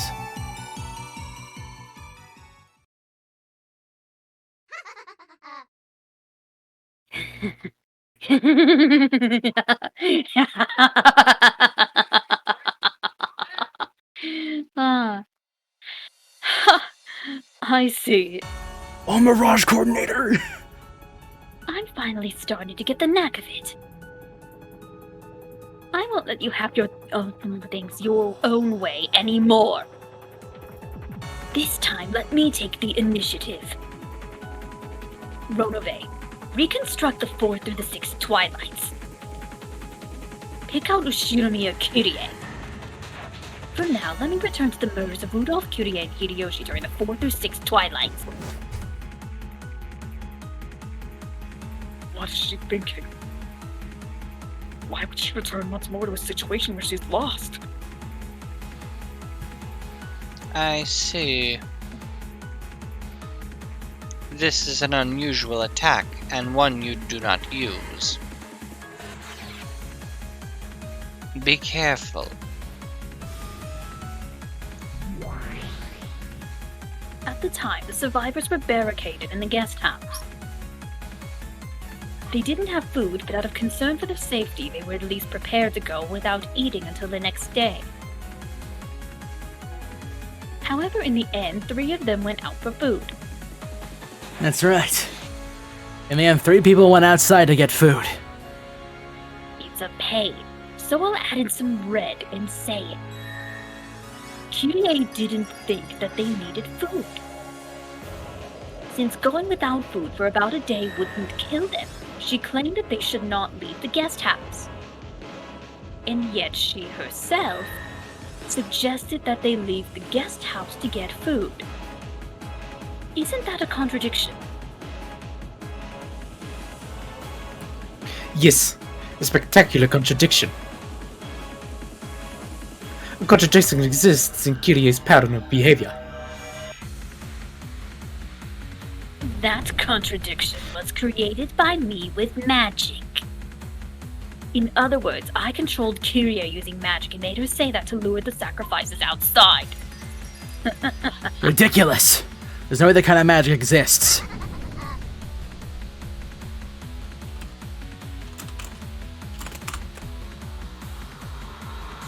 John? Taking a note, 1 second. Understandable. Listen to fucking Mirage Coordinator, my god.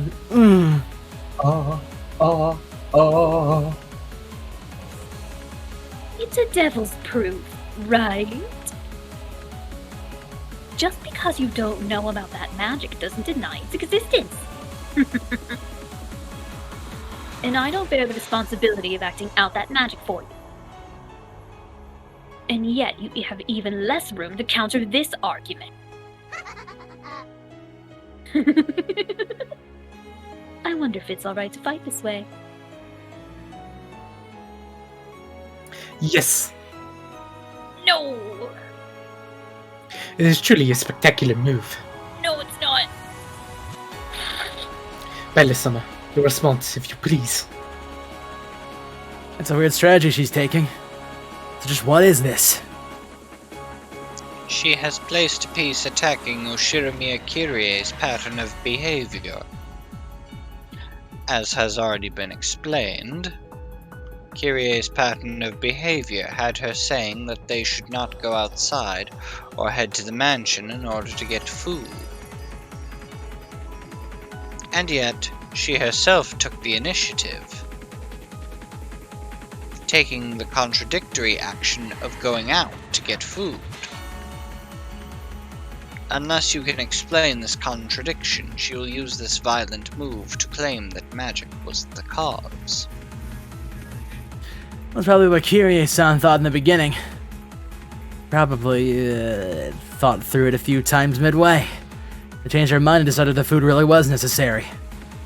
It'd be bad if when things got tough, we were so hungry we had no energy and,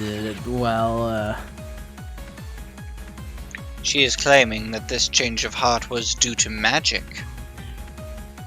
In short, while it might be extremely difficult, you must explain the reason for Kirie's change of heart. What are you saying? Somewhere the inside of Kirie-san's head, right? I'll summon Kirie-san's ghost and question her. Beato! Can you call Kirie-san in here or something? She cannot. That is a move permitted only to the witch side.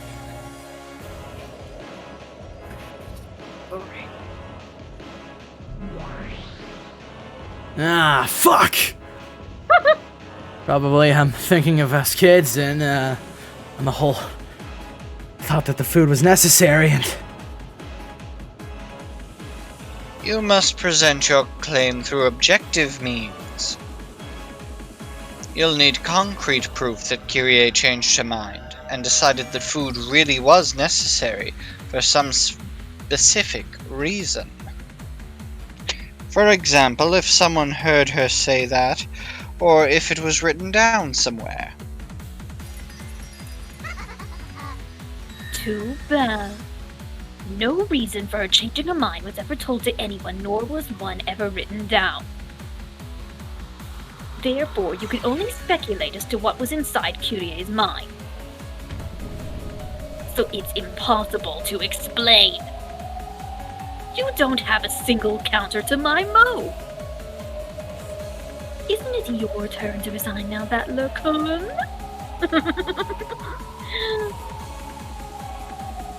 It is possible to hypothesize endlessly as to the reason behind her change of heart. And it is impossible to crush all of those endless possibilities.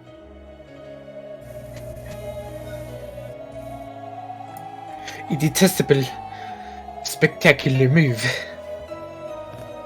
If Bella-sama were to have a method of countering, it could probably only be that move.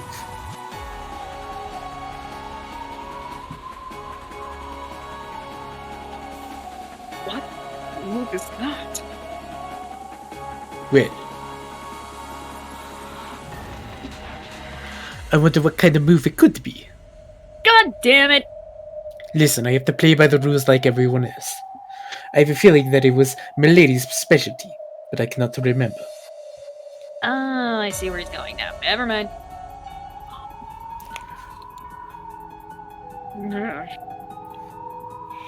Quit being stingy and tell me. Beatrice, no answers will be given to those who stop thinking for themselves. Think. Think in your own way. Why don't you resign right now? And I'll corner you even more with Red. Until the last instant before she died, Curie's behavior pattern of not going to get food equals not going to the mansion was maintained. And yet she took the initiative and headed towards the mansion. She was pushing a cart ready to carry food. Why that contradiction? Because I controlled her with magic.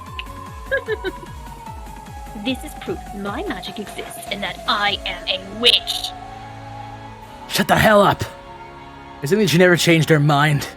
The whole time until she died, Kyria thought, we don't need food, and won't go to the mansion. Why step forward herself and say that they should go get food and go to the mansion? I'm curious someone's being controlled with magic. That's stupid. How should I break through this with this magic? If only Kyria were here and just told us the reason behind her change of heart. No. I've already been told and read that she never even changed her mind. Oh, what should I do? Somewhere that a human side could counter with.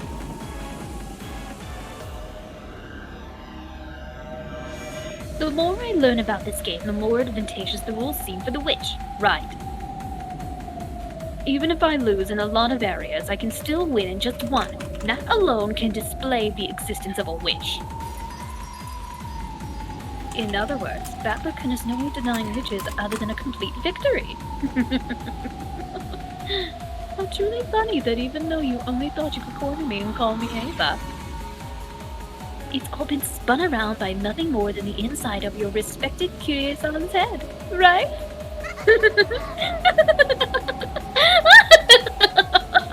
Just do it. Resign. If only you just accept. If only you just lose. Ah, damn it! It's impossible for a human to prove. I can't even guess at what the dead was thinking when they acted. Furthermore, I can't deny the magic based on conjecture alone. To break through it. The objective proof is the why curious on it, a change of heart. Damn it. So there that no proof exists as to why she changed her mind and wanted food. What should I do? Ah, damn it, damn it! Bellissima. Is this your resignation? Yeah. Not going to get food equals not going to the mansion. Then how could I understand Curious thoughts, which actually do contradict each other? You can't understand. It's impossible to understand, and impossible to interpret. That darkness is all of the witch. Come on, it's useless to think, so quit, okay? You just can't deny witches. After all, I exist right here. I am the Golden Witch. I stole that name from the former witch over there. You can't deny that I am Beatrice. Damn it! You have no right to use that name. And yet I can't think of a move to deny it. Tyler could no longer counter the witch, who was laughing insanely in triumph. He didn't want to give up, but no move appeared. He ground his teeth, making fists with both hands. Even so, he couldn't think of a brilliant counterattack. Bellissima. Your time limit is over, so will you resign?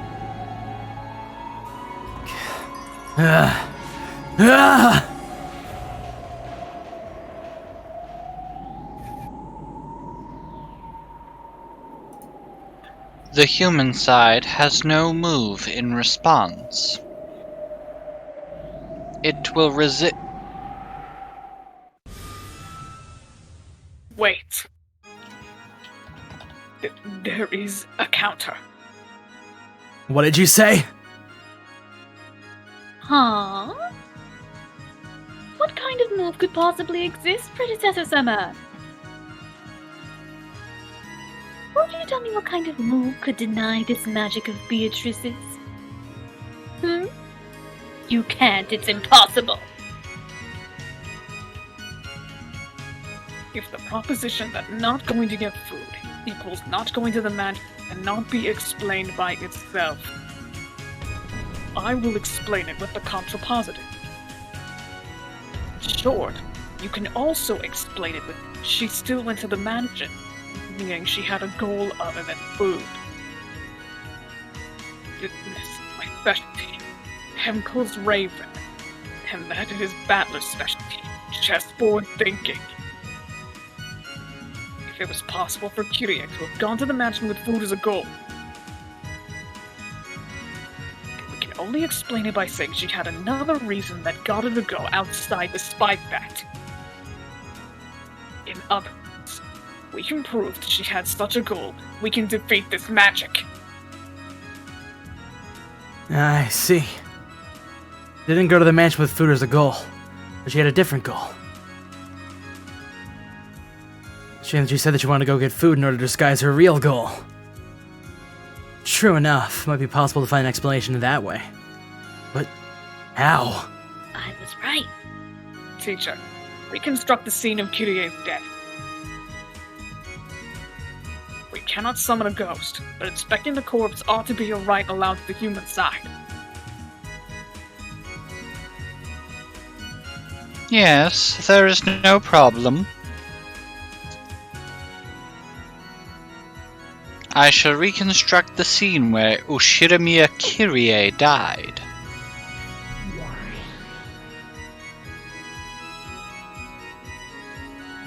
We cannot call Kyrie's ghost here. But by finding out what Kyrie left behind, we may be able to use that as a weapon.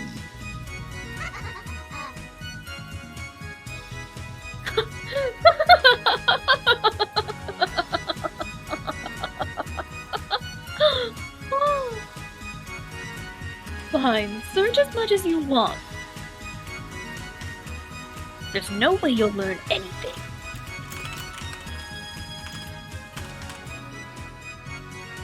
I just said it in red a short while ago. Kyrie did not leave anything written down. No matter what you find, how could you possibly figure anything out? We may find nothing. But Battler is grinding his teeth, fighting to think of a move to break through you. This is all I can.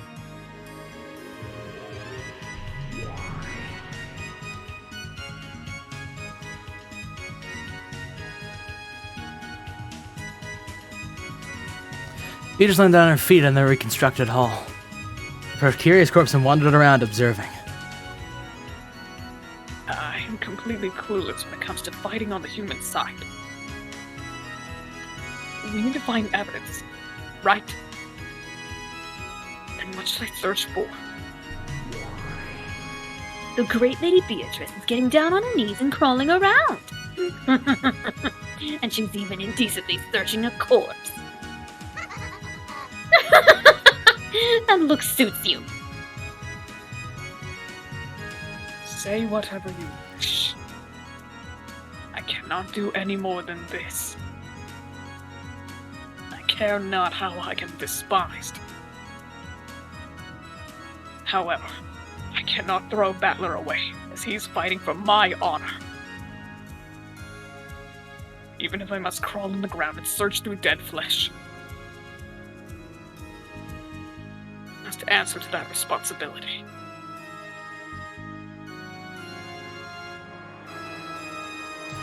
Bathed in the witch's sneers, Vito searched through Kyrie's corpse. He fished through the pockets, taking what was inside out and laying it on the floor. Laid on the floor was a handkerchief, tissue, the key to her house, the stub of a boat ticket, a lighter, a cigarette butt, and a single 100-yen coin. There was no special suspicious object. Lobita was down on all fours and being sneered at. That was all she could find.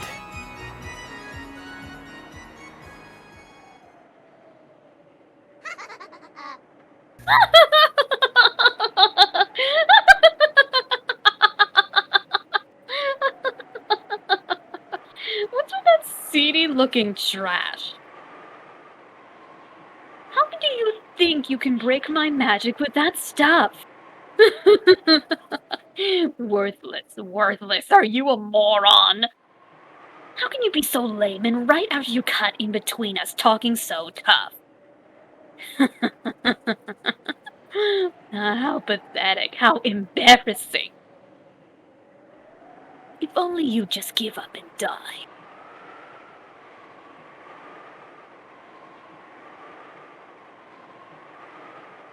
Witch Lover laughing, lambasting Beato. Beato hung her head, trying to withstand this shame. Didn't I ever? Milady, are you finished with your inspection? Indeed. I will not find any more than this.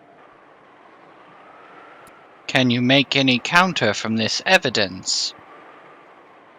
If not, then the human side must resign.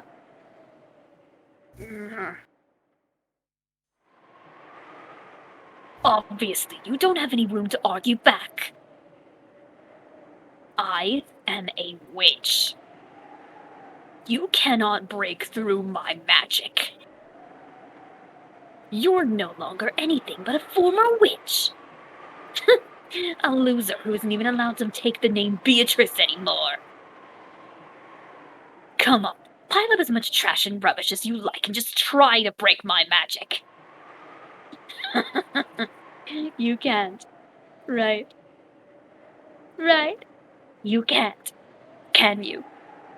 Can you? And why's that? It's because I'm a witch.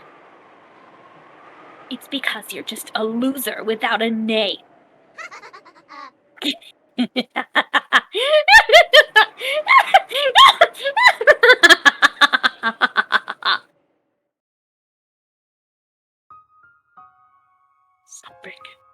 Something should be here.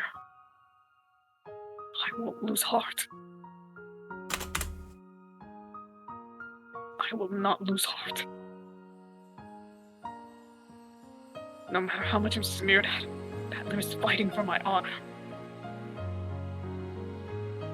So for the sake of his honor, I must not lose heart.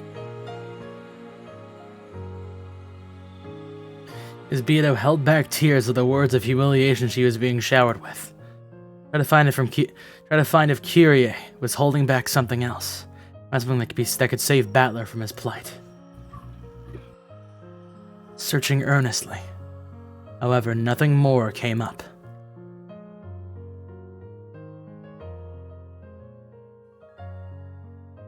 Damn it. Please, Shiromira Kyrie. You must save your son from his plight. Please, after death, give me power for his sake.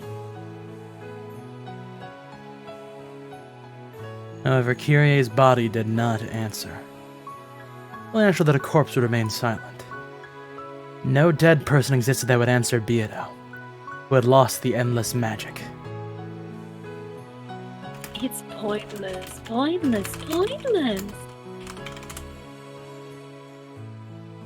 Toying with the dead is a privilege only for witches. Muda.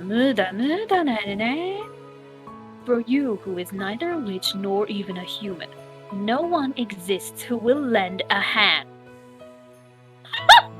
You'll be alone for all eternity. You have no witch or human allies, and no one will save you. If that's frustrating, why don't you cry? Come on, if only you just apologize, saying, I'm sorry, I'm so useless.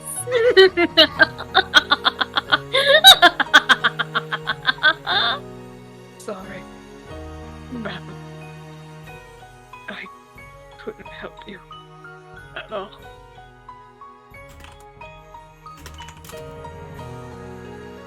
No. That's enough. Thanks, Beato. I won't waste your efforts. I don't need consoling. Just how could you possibly argue back with this pile of rubbish? How could you possibly strike back with this rubbish I scraped together while she sneered at me? In front of Beato, who was still crawling on all fours and hitting the pile of objects Kyrie had left behind with her fist, Battler also crouched. After patting her on the shoulder in thanks, he moved to the hand to the ground, picked up the cigarette butt and held it over his head.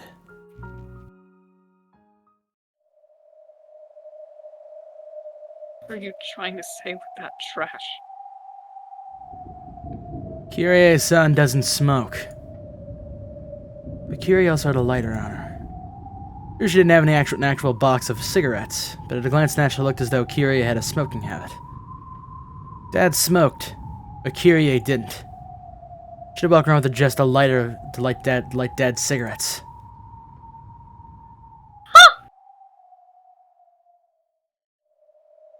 So what?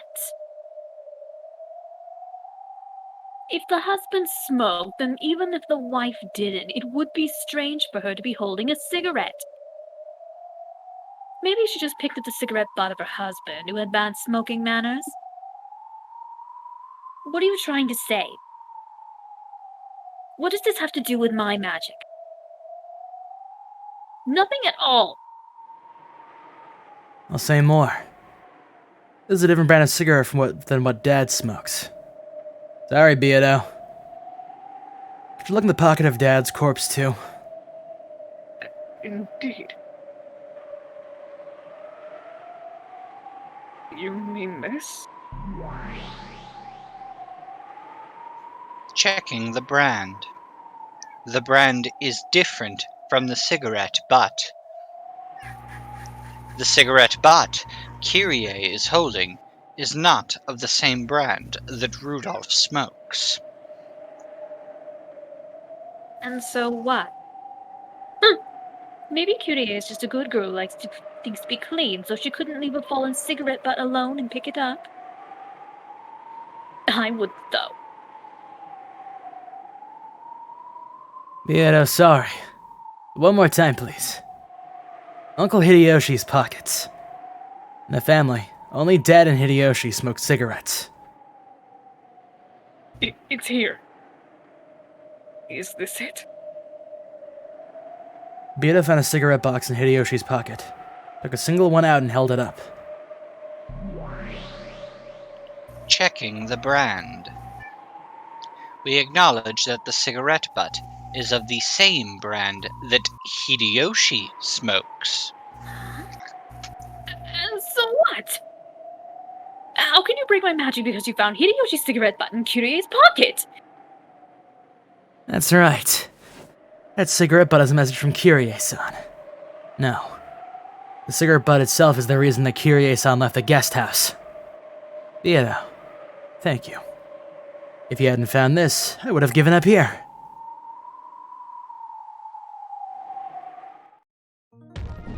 Virgilia! Reconstruct the situation. The guest house after it came to light that Aunt Rosa and Maria had been killed in the second twilight. Understood. Reconstructing now. Oh, this music's kind of tight. After Rosa and Maria's deaths, the remaining survivors rechecked all of the doors and windows in the mansion. You can say that about the entire soundtrack, Colin. They constructed a barricade. They reconfirmed that their defenses were solid.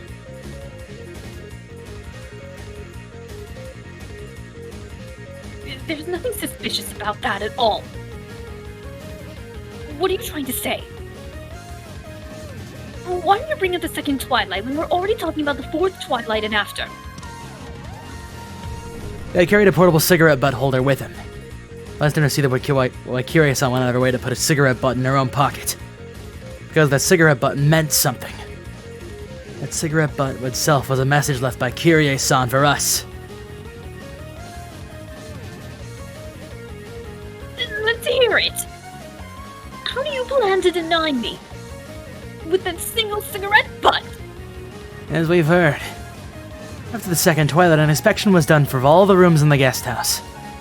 At that time, Kiryu-san found something that shouldn't exist. In a place where it shouldn't be. Something that shouldn't exist? What do you mean by that? It's this. This cigarette butt. It was in the ashtray of the guest room that Uncle Hideyoshi was in. What? What's wrong with there being a cigarette butt in an ashtray? Are you sure there isn't something wrong with your head? Eva hated smoking. There's no way that there would be a cigarette butt when she was sick and sleeping. However, there was a cigarette butt in the ashtray. When she saw that, Kiryu-san noticed immediately. Uncle Hideyoshi was lying. She was that Eva hadn't really been sleeping. Then she snuck out of the room. Repeat it! The cigarette butt was crushed out in the ashtray of the room where Eva and Uncle Hideyoshi were resting. I refuse! I finally got it. Thank you, Beardo. Was I of use? Yeah, you were. Tear it. Tear the mask off the fake witch. In that cigarette butt, Kiryu realized that Hideyoshi was creating an alibi for Ava's sake. Hideyoshi had been tasked with watching over the room to create an alibi. And during this time, they were unable to withstand the tension and smoked. Then Kiryu confessed that to Rudolph. She confessed that there was a good chance that Ava was the culprit, and Hideyoshi was an accomplice. Next, Kiryu-san proposed that they go get food. Then asked Uncle Hideyoshi to lend a hand. This could only mean one thing. Kiryu-san planned to isolate Uncle Hideyoshi and question him about the truth. Your Hempel's raven is valid. Unless the witch side counters with this move, the existence of the magic that supposedly controlled Kiryu has been denied. What did you say? I deny it. Anyway, I deny it. It wasn't me. No! It wasn't Ushimiya Ava. Ava was sleeping in her room. Then try saying it.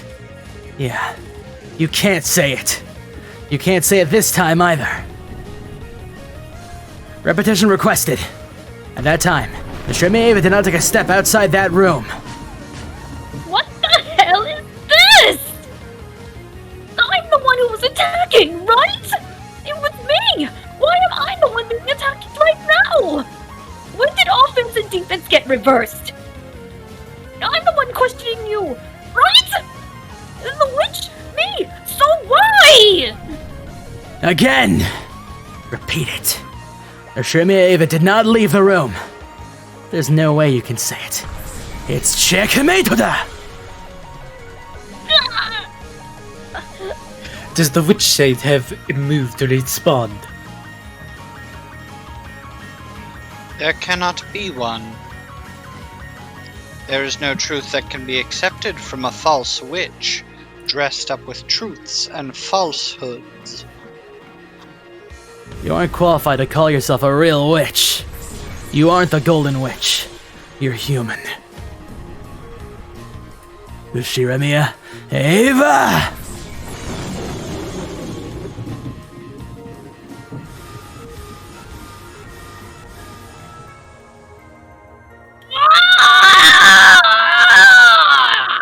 So a fun fact really quickly, when Ava gets stunned in the fighting game, she changes between her regular form and Ava Beatrice. That's really cool.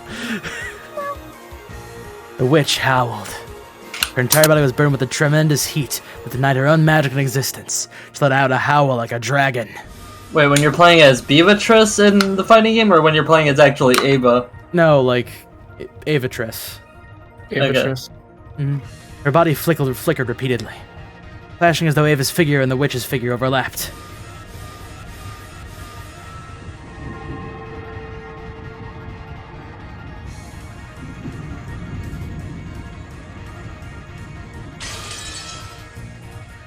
However, that yell was sucked into the flicker.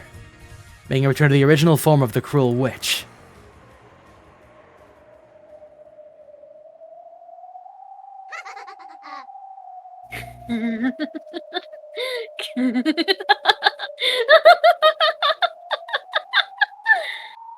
Sure. If you want to call me Ushirimiya Ava, then go ahead and do that. That's right. I actually can't repulse all moves related to Ushirimiya Ava being the culprit. I may have been dragged down from the position of Golden Witch. And you might call me Ushirimiya Ava now. But you know what? That by itself doesn't mean that witches and magic have been denied. I'll teach you starting now. I'll teach you that I am not Ushirimiya Ava, nor a human, but a real witch. Take a look at this red truth. And the witch clapped her hands as time advanced in the world of the game board.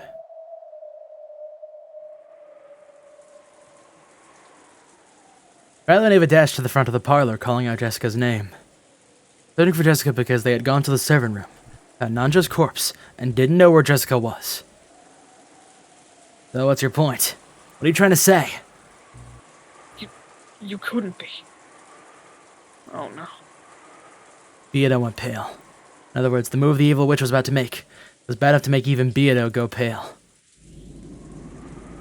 This time, I'll give you a fatal move that you won't be able to talk yourself out of. No, I'll make this move against all humans who support you. Listen carefully to my move. Stop it. That move is... Beato, stay back. I'll take it. Come on, you fake witch.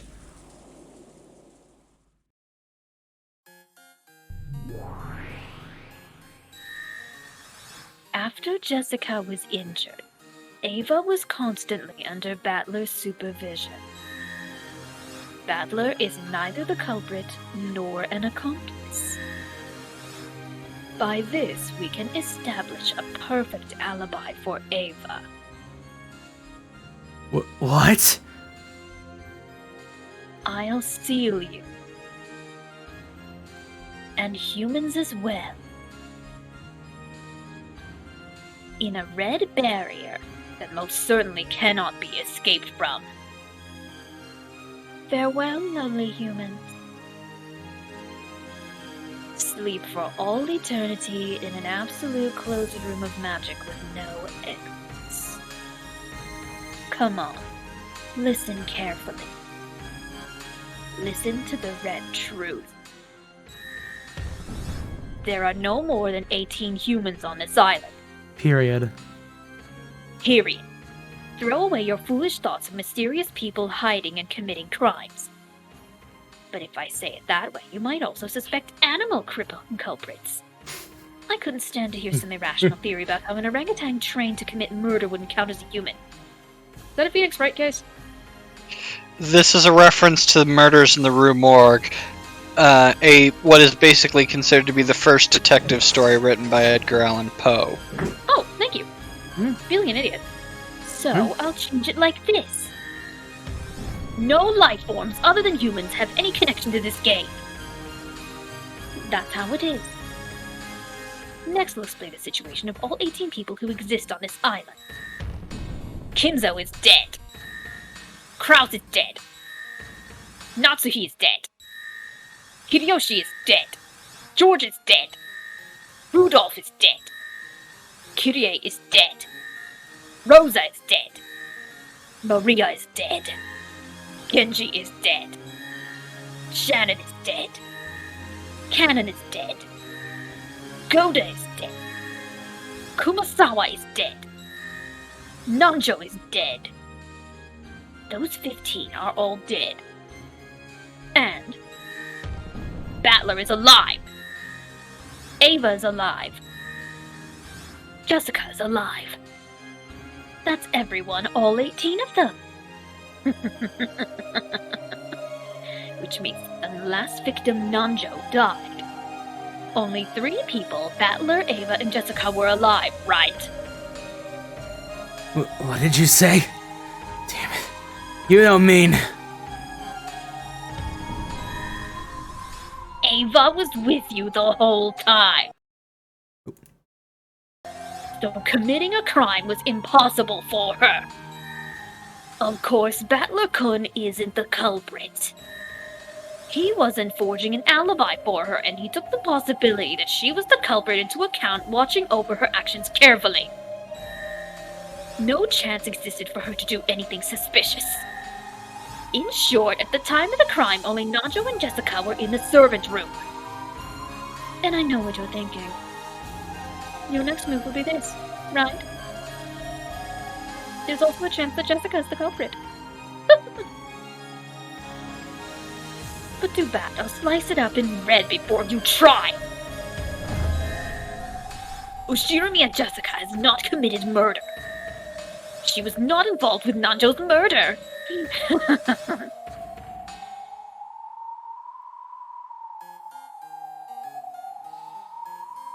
Con, if you're taking notes down, don't worry, AC's gonna keep all of the red. Her eyes were completely blocked. It's impossible for her to carry out a murder like that. And here's a bonus. Neither Ava nor Battler killed Nanjo, nor were they involved. Wait a second. Doesn't make sense. Only 3 humans, then a murder occurs, and none of those 3 were involved? That's insane!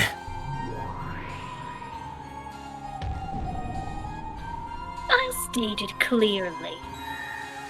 The culprit who killed Nanjo was neither Battler nor Ava nor Jessica. In other words, it wasn't one of the survivors. Get it? No, that's right. I have multiple personalities. Like I originally have another personality of Aunt Avis. So just get another witch-like personality. Took the name of someone other than Jessica and killed Dr. Nanjo. Moron. I've already stated it in red. Jessica's eyes were completely blocked and murder was impossible for her. No matter what kind of personality she was possessed by, murder could not be carried out with her body. I wonder if you'll be satisfied if I say it this way. No actions caused by Jessica's body had any relation or influence on the murder of Nanjo. This also applies to Battler and Ava. In other words, no matter how much you try to struggle and interpret it,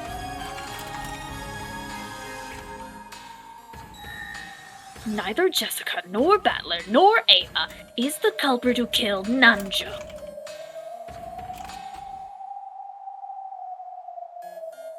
You've got to be kidding me! Everyone else is definitely dead, right? That's Dr. Nanjo's suicide theory, right? The trap theory. The culprit was already dead, but a trap that they had already prepared went off. Nanjo's death was a homicide. There you go. Of course it was with a direct method of murder, not a trap. They readied their weapon and killed him with it directly from the point-blank range.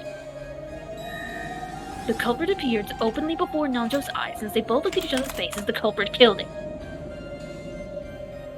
But wait! There's only 3 survivors. So now everyone else is dead. Could you basically confirm the life or death status of all 18 people? Furthermore, the existence of a 19th person has already been denied in red. In other words, no one can exist except those 3 survivors. And a 4th person other than those 3 appeared before Dr. Nanjo? How could a person other than the others appear and murder Dr. Nanjo when no 19th person exists? Insane! You're lying! You're lying with the red. The red only tells the truth. Isn't doubting that the same as betraying the honor of that witch who's behind you, shrinking up in fear of me and hiding behind your back? Ah, damn it! Right now, I'll state it clearly. The one who appeared in front of Nanjo was me. A witch. The Golden Witch, who can't be explained away with the 18 humans. Virgilia! Ronave! Isn't there a contradiction in this situation? Is she really telling the truth with Red? Yes. Her red truth is valid. What an elaborate and precise cornering. How should I make a move against her? Virgilia! Aren't there any moves? I cannot think of anything. And you, Ronave? My apologies. However, in these last 1,000 years, I have never seen such an elaborate, beautiful game board laid out. Whose side are you on? Although it pains me to admit it. But it's beautiful. What a beautiful checkmate in red. The witch's teacher and the demon butler were both stunned, and an expression of ecstasy rose to their faces.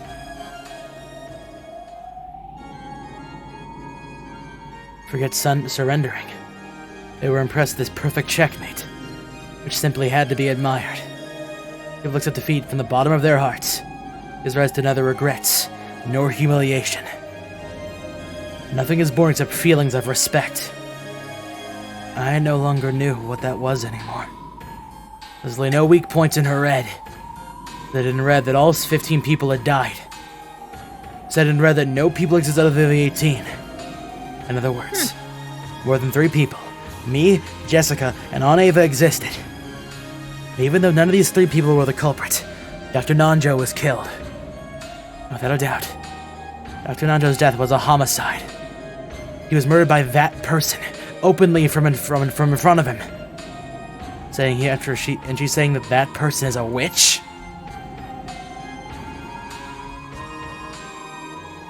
The culprit that killed Nanjo was not an animal or anything of the sort. That has already been dealt with in Red, you know. Remove everything other than humans from consideration entirely. And no stuff like robots either. Absolutely no factors other than humans participate in this game board. Therefore, I can also say this. The one who killed Nanjo was definitely a human. A human with their feet on the ground, held up a weapon, and killed with it. Right before his eyes. However, the human may have been able to use magic. In other words, it was a witch.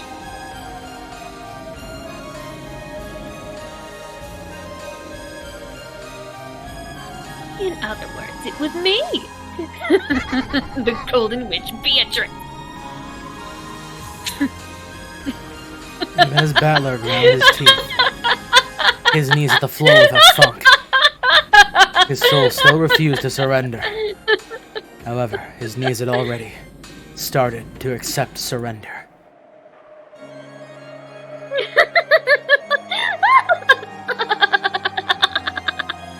Oh, did you kneel? That's right, you're already starting to understand. The Golden Witch does exist. And that Golden Witch Beatrice is me. Come on, praise me. Now, praise the resurrection of a true witch. Now, praise the resurrection of the Golden Witch Beatrice. On the 9th twilight, the witch shall revive, and none shall be left alive.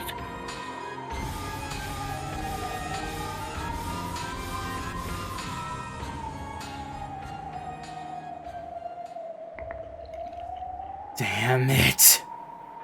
I don't understand. After being so thoroughly immobilized by the red, I don't have a clue anymore. Battler, don't lose heart. You and I promised that we would fight each other again, right? Will you surrender here? Would you disappear in a place like this before fighting with me again? I don't want to break that promise. However, I can't think of any move to deny her. In the first place, this isn't even a puzzle. I think this out to the suspects, and all the suspects are innocent.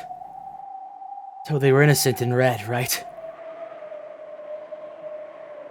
And also, that was a real homicide. The culprit was human, and they did appear before Dr. Naojo's eyes and killed him. I give up. There's nothing I can do.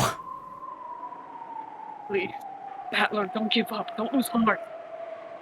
If you stop thinking, it automatically becomes your law.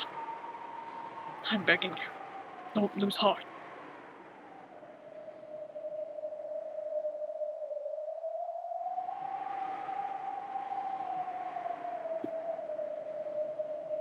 Cheering you on, so don't lose.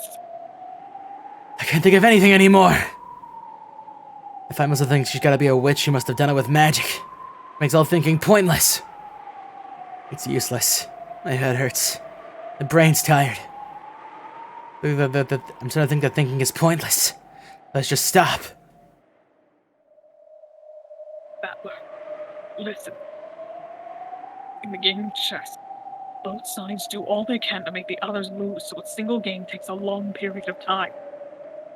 However, if one side throws away victory from the beginning and makes moves harmful to themselves, the game can end in a blink of an eye. That is called a fool's mate. A fool's mate is, simply put, a strange way of playing chess in which the fastest methods of losing are considered. Opening the area in front of your own king and inviting the opponent's queen in. Though the average game in time in chess is several hours, the game can be resolved in a scant 4 moves. In other words, if both sides try to win in a fight, they are compelled to take a painfully long period of time. Once that side decides to lose, the game can be ended far too easily at any time. The human side stops thinking and hands the problem before its eyes over to the witch. And even an apple falling from a tree can be immediately resolved as the work of magic. It is the same for the witch's side. Witches use the red truth. By using that, they can explain the true form of magic with you, and immediately lose.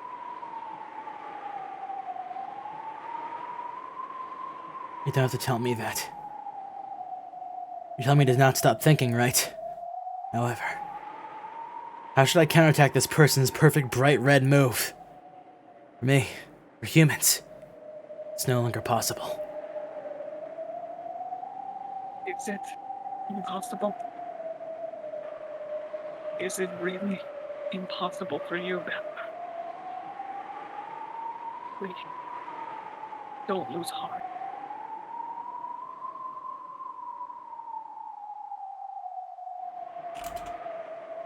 Sorry. I've reached my limit. Rattler scratched the floor, crying heavily. Yet I watched with a distressed face.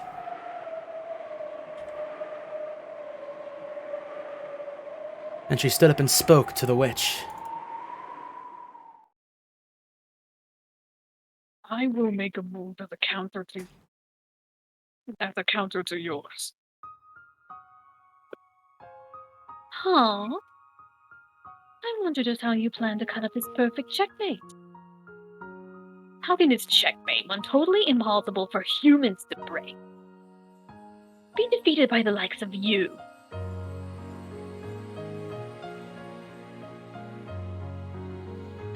Beatrice, you don't mean to. Indeed. A human cannot make a move. I will assault you with a move I can use precisely, because I am a witch.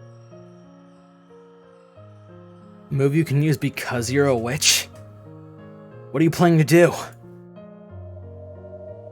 I will use the red to deny witches. Beatrice. Milady! The teacher and the butler were both startled. I also immediately understood what it meant. Use the red that only witches could use. to use the red to deny witches. Using her own sword to slit her own throat.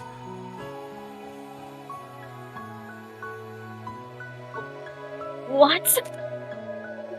Hey, what are you saying? Denying witches with red? Quit talking like an idiot. If you do that, you won't get away unscathed either. You are not a witch. And I am not a witch either. The road to becoming a true witch is difficult. I have much, much farther to go. Very well then. Right here. Right now. There have never been any witches in the first place. Strip this decision away myself. Aren't both of us real obvious witches? Being able to use red is itself proof of witches. It is. I don't know what the definition of a witch is to you. But if you think that you alone will be able to get away unscathed, then...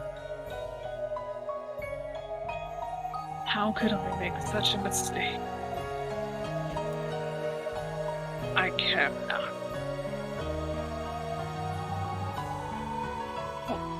What did you say? I never did manage to become a witch.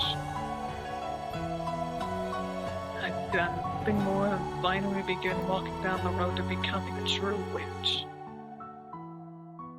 If what I am right now is a witch, then I'm a false witch like you, one who's merely drunk on power. Rather than existing in that shabby form, I shall erase this form of mine along with you, without any regret. Are you insane? Stop it! I still want to be a witch. I hate being human. Witch Summer, please return to your seat. Please. Receive the human side's counter-argument from your seat. What are you doing? Let go of me! And did you just call me bitch, Sama? Yes, I did, bitch! Don't let that woman use red! Don't! Make her stop! Let go! As the witch stood from her seat and tried to spring it upon Beato, Renove pressed down on both of her shoulders, forcing her back into her seat. And after that, he didn't remove his hands from those shoulders. Denying witch is the same thing as denying magic. It includes demons such as Renove. However, instead of running away, Renove chose to act as the facilitator for the game, and to carry out that duty for his master's sake. Beatrice, you have no regrets, right? That's my line. Sorry, teacher. Even though you taught me so much about fun magic and magic that brings happiness, I wasn't able to use it well at all. So I'll study from square one. And start over. I am truly sorry that you had to suffer from your stupid disciples' misconduct.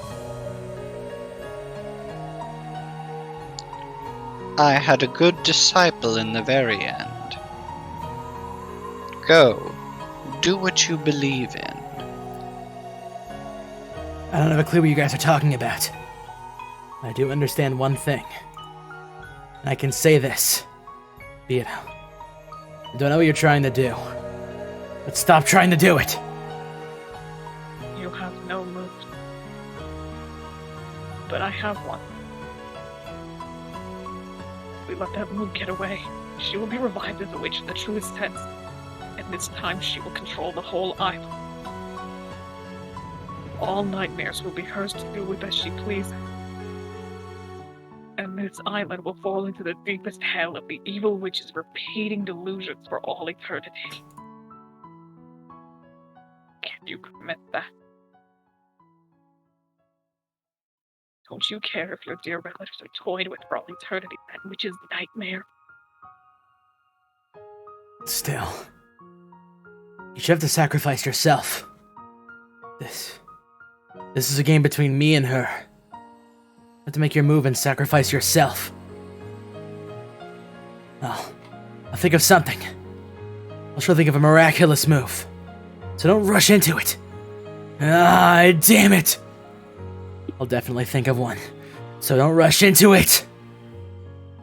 This game is cruel. Time limit for your consideration is already run. I am now the only one who can do it. Calm yourself, Battler. I'll defeat her. I'll defeat that cruel witch with my own hands. Wait, Beato. Stop it. Quit it. Absolutely no need for you to sacrifice yourself. Weren't you fighting to deny me? What a strange person.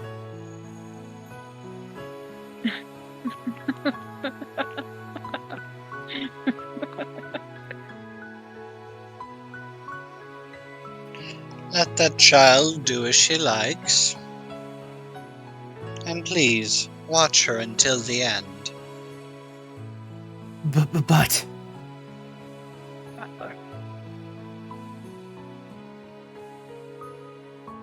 There's only one thing I ask. Would you cover your ears? My ears? Why? Starting now, I will deny witches in red. I will slice up the king board that she is laid out with her red. By doing that, I will probably lose my form as a witch as well. If you also hear the truth is weak, you will understand my true form. If you alone cover your ears, that truth will not change at all. However, even so, I want you alone to cover your ears. I at least want to be a witch in your eyes. Please.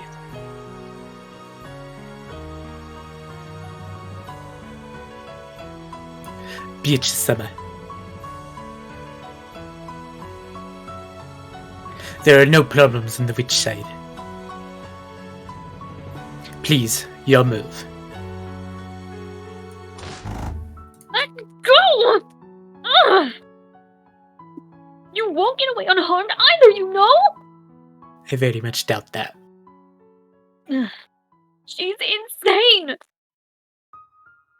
Do you plan on dying and taking us with you? Stop it! Don't deny it! Stop it! How unsightly for a golden witch. Okay. Are you ready? I will move your check in Battler's stead. What happened on the chessboard? 15 died, and only 3 remained. Starting now, I will expose it in red.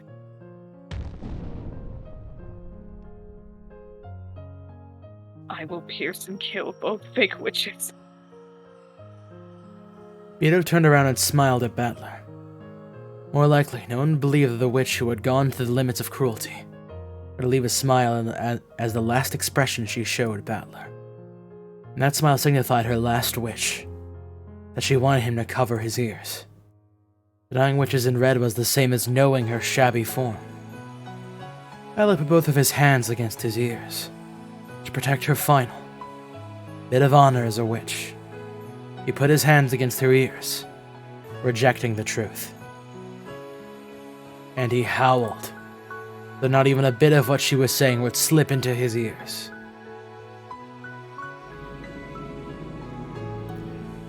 After that was a world where Battler could hear nothing. Beata was saying something in red. Even the evil witch covered her ears with those bitter contents. That was the red truth. Words of power. Words that denied her own existence. Unique words that only witches could use, which denied witches.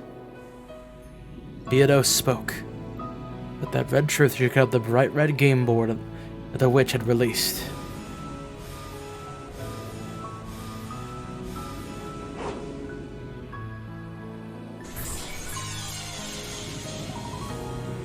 She explained difficult problems that could not be solved by humans, rules that could only be solved by witches, and began cornering the witch.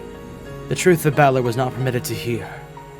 If Battler had broken his promise and sneakily eavesdropped, in an instant, Battler probably have been able to become the victor in his game with Beato. But we understood all the riddles on this island, all the magic and tricks, closed rooms, spells, curses, legends. This entire tale of anger and sadness. However, Battler would only learn what that was when he reached the truth by himself. Yes. From the beginning, he just wished that Battler would reach that truth by himself. Something one shouldn't reach by being told it. It was the truth that Battler would have to drag himself to by his own power. A brilliant light gathered with Beato and the evil witch at the center, and grew gradually stronger. It was the power of truth.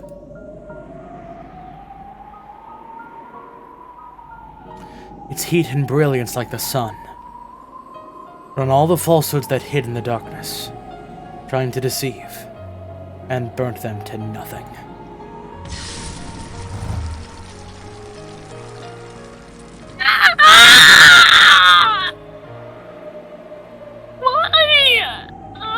Why can't you die? Why can you throw away your life when you have such incredible power?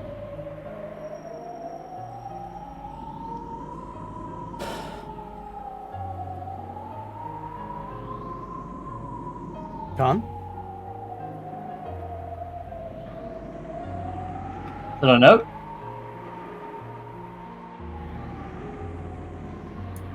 No, she's not typing notes. You good? Maybe somebody came in. I'm okay. I'm okay. I'm okay. I'm okay. I'm okay. Wait. Oh, Need another moment? I'm okay. I promise. I'm okay. I'm okay. Okay, go ahead.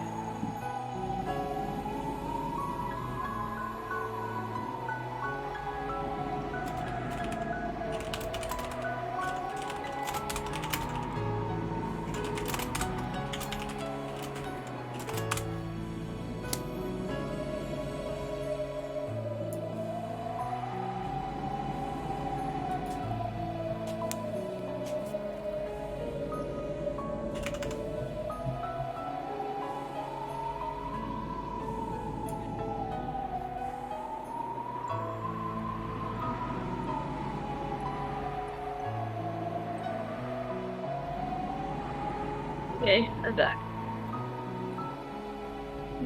You have such incredible power. You hold the power to control gold, magic, and everything at will. Why can you so readily throw that away?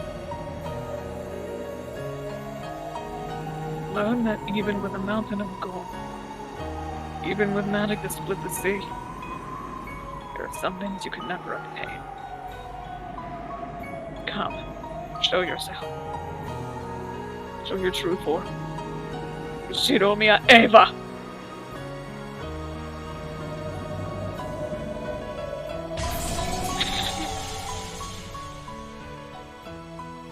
And the sun exploded and blew everything away. Ava could be seen there holding a gun. You're the culprit. On Ava!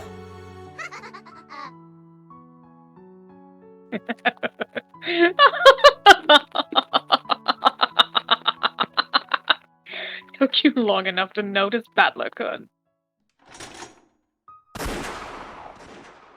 Holy shit! I find that much more menacing looking in the original version of the fucking thing. Should I get the original spray? I would appreciate it if you did. Okay, let me get the original Without spray. any hesitation or mercy, Ava raised her gun and pulled the trigger. An explosive sound rang out. Battler's heart was shot through and he fell to the floor. After going into convulsions for a short time, with blood dripping from his mouth, Battler died. In his last moments, he realized without a doubt that she was a murderer. And not just for killing him. There have been many murders. I don't have a clue how they were carried out. However, while my ears were covered, he had exposed all of them with the red, blasting away all magic. Yeah, that's the one. In other words, even though I don't understand it, was that nothing more or less than the proof that magic can all be explained with humans? He had made me cover my ears. I myself to know the whole truth. However, now that it's been denied and read, I can see one fact which is extremely unfair for us. That it is possible to deny all magic. So in other words, no. I must not think of that. If I do, all the time I spent covering my ears would be made pointless. I'm gonna regret. I can only regret my own actions. If at that time I thought of some move to spin things around and counter the witch's final move, there would have been no need for Beato to sacrifice herself. Her own worthlessness that brought around this conclusion.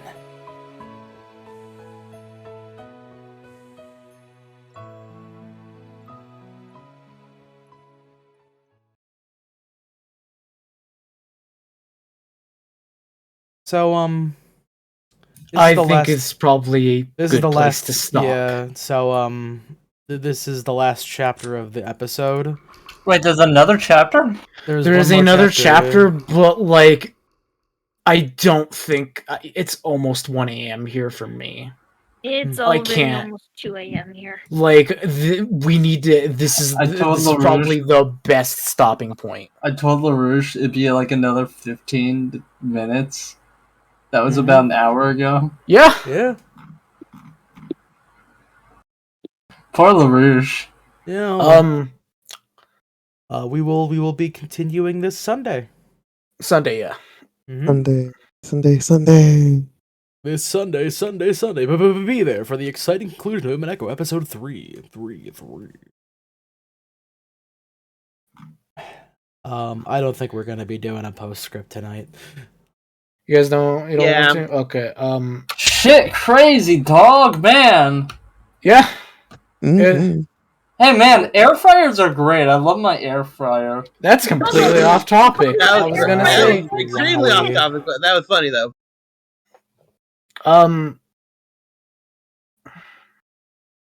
That's my thoughts on Umineko, man. Air fryers are great. Air fryers are the truth. Okay. Yeah. Air fryers are the red truth. Fortunately, we'll probably be able to cover this as well as all the tea parties and all that nonsense next time. So you know. The things that until then. The things that Beatrice said was air fryer, and that being said, Beatrice just said no. I need to what is it? I need to put this out there. Do we want to start a little bit early on Sunday so we can get a post fucking script discussion then? Because I am really fucking curious on what everyone feels right now. Afterwards. Sure. I mean, I assume that there's probably not going to be much of the next. Like, would we be going straight into the next session? I mean, well, in terms of the next session, it would literally it would be. I mean, into the next chapter. No, we have tea parties to look We would at. have to wait till next Friday, right? After the Sunday one. Okay, so look, I'm going to tell you this right now. You know, there's usually those little, like, tea party sections at the very end of the chapters. These ones are markedly longer than the other ones. The other ones, for the most part. Okay, so it's going to fill up a good session. Yeah. Oh, okay, cool. I did not realize we had that much more. Finish it all. I would, if I'm being real, I would not be surprised if we go over usual. Really? All right then. There's a lot going on in there. But yeah. So I would like to know when you guys want to start on Sunday. When you figure it out, you know, you tell me now, just because I need to schedule shit. Is 8:30 an option?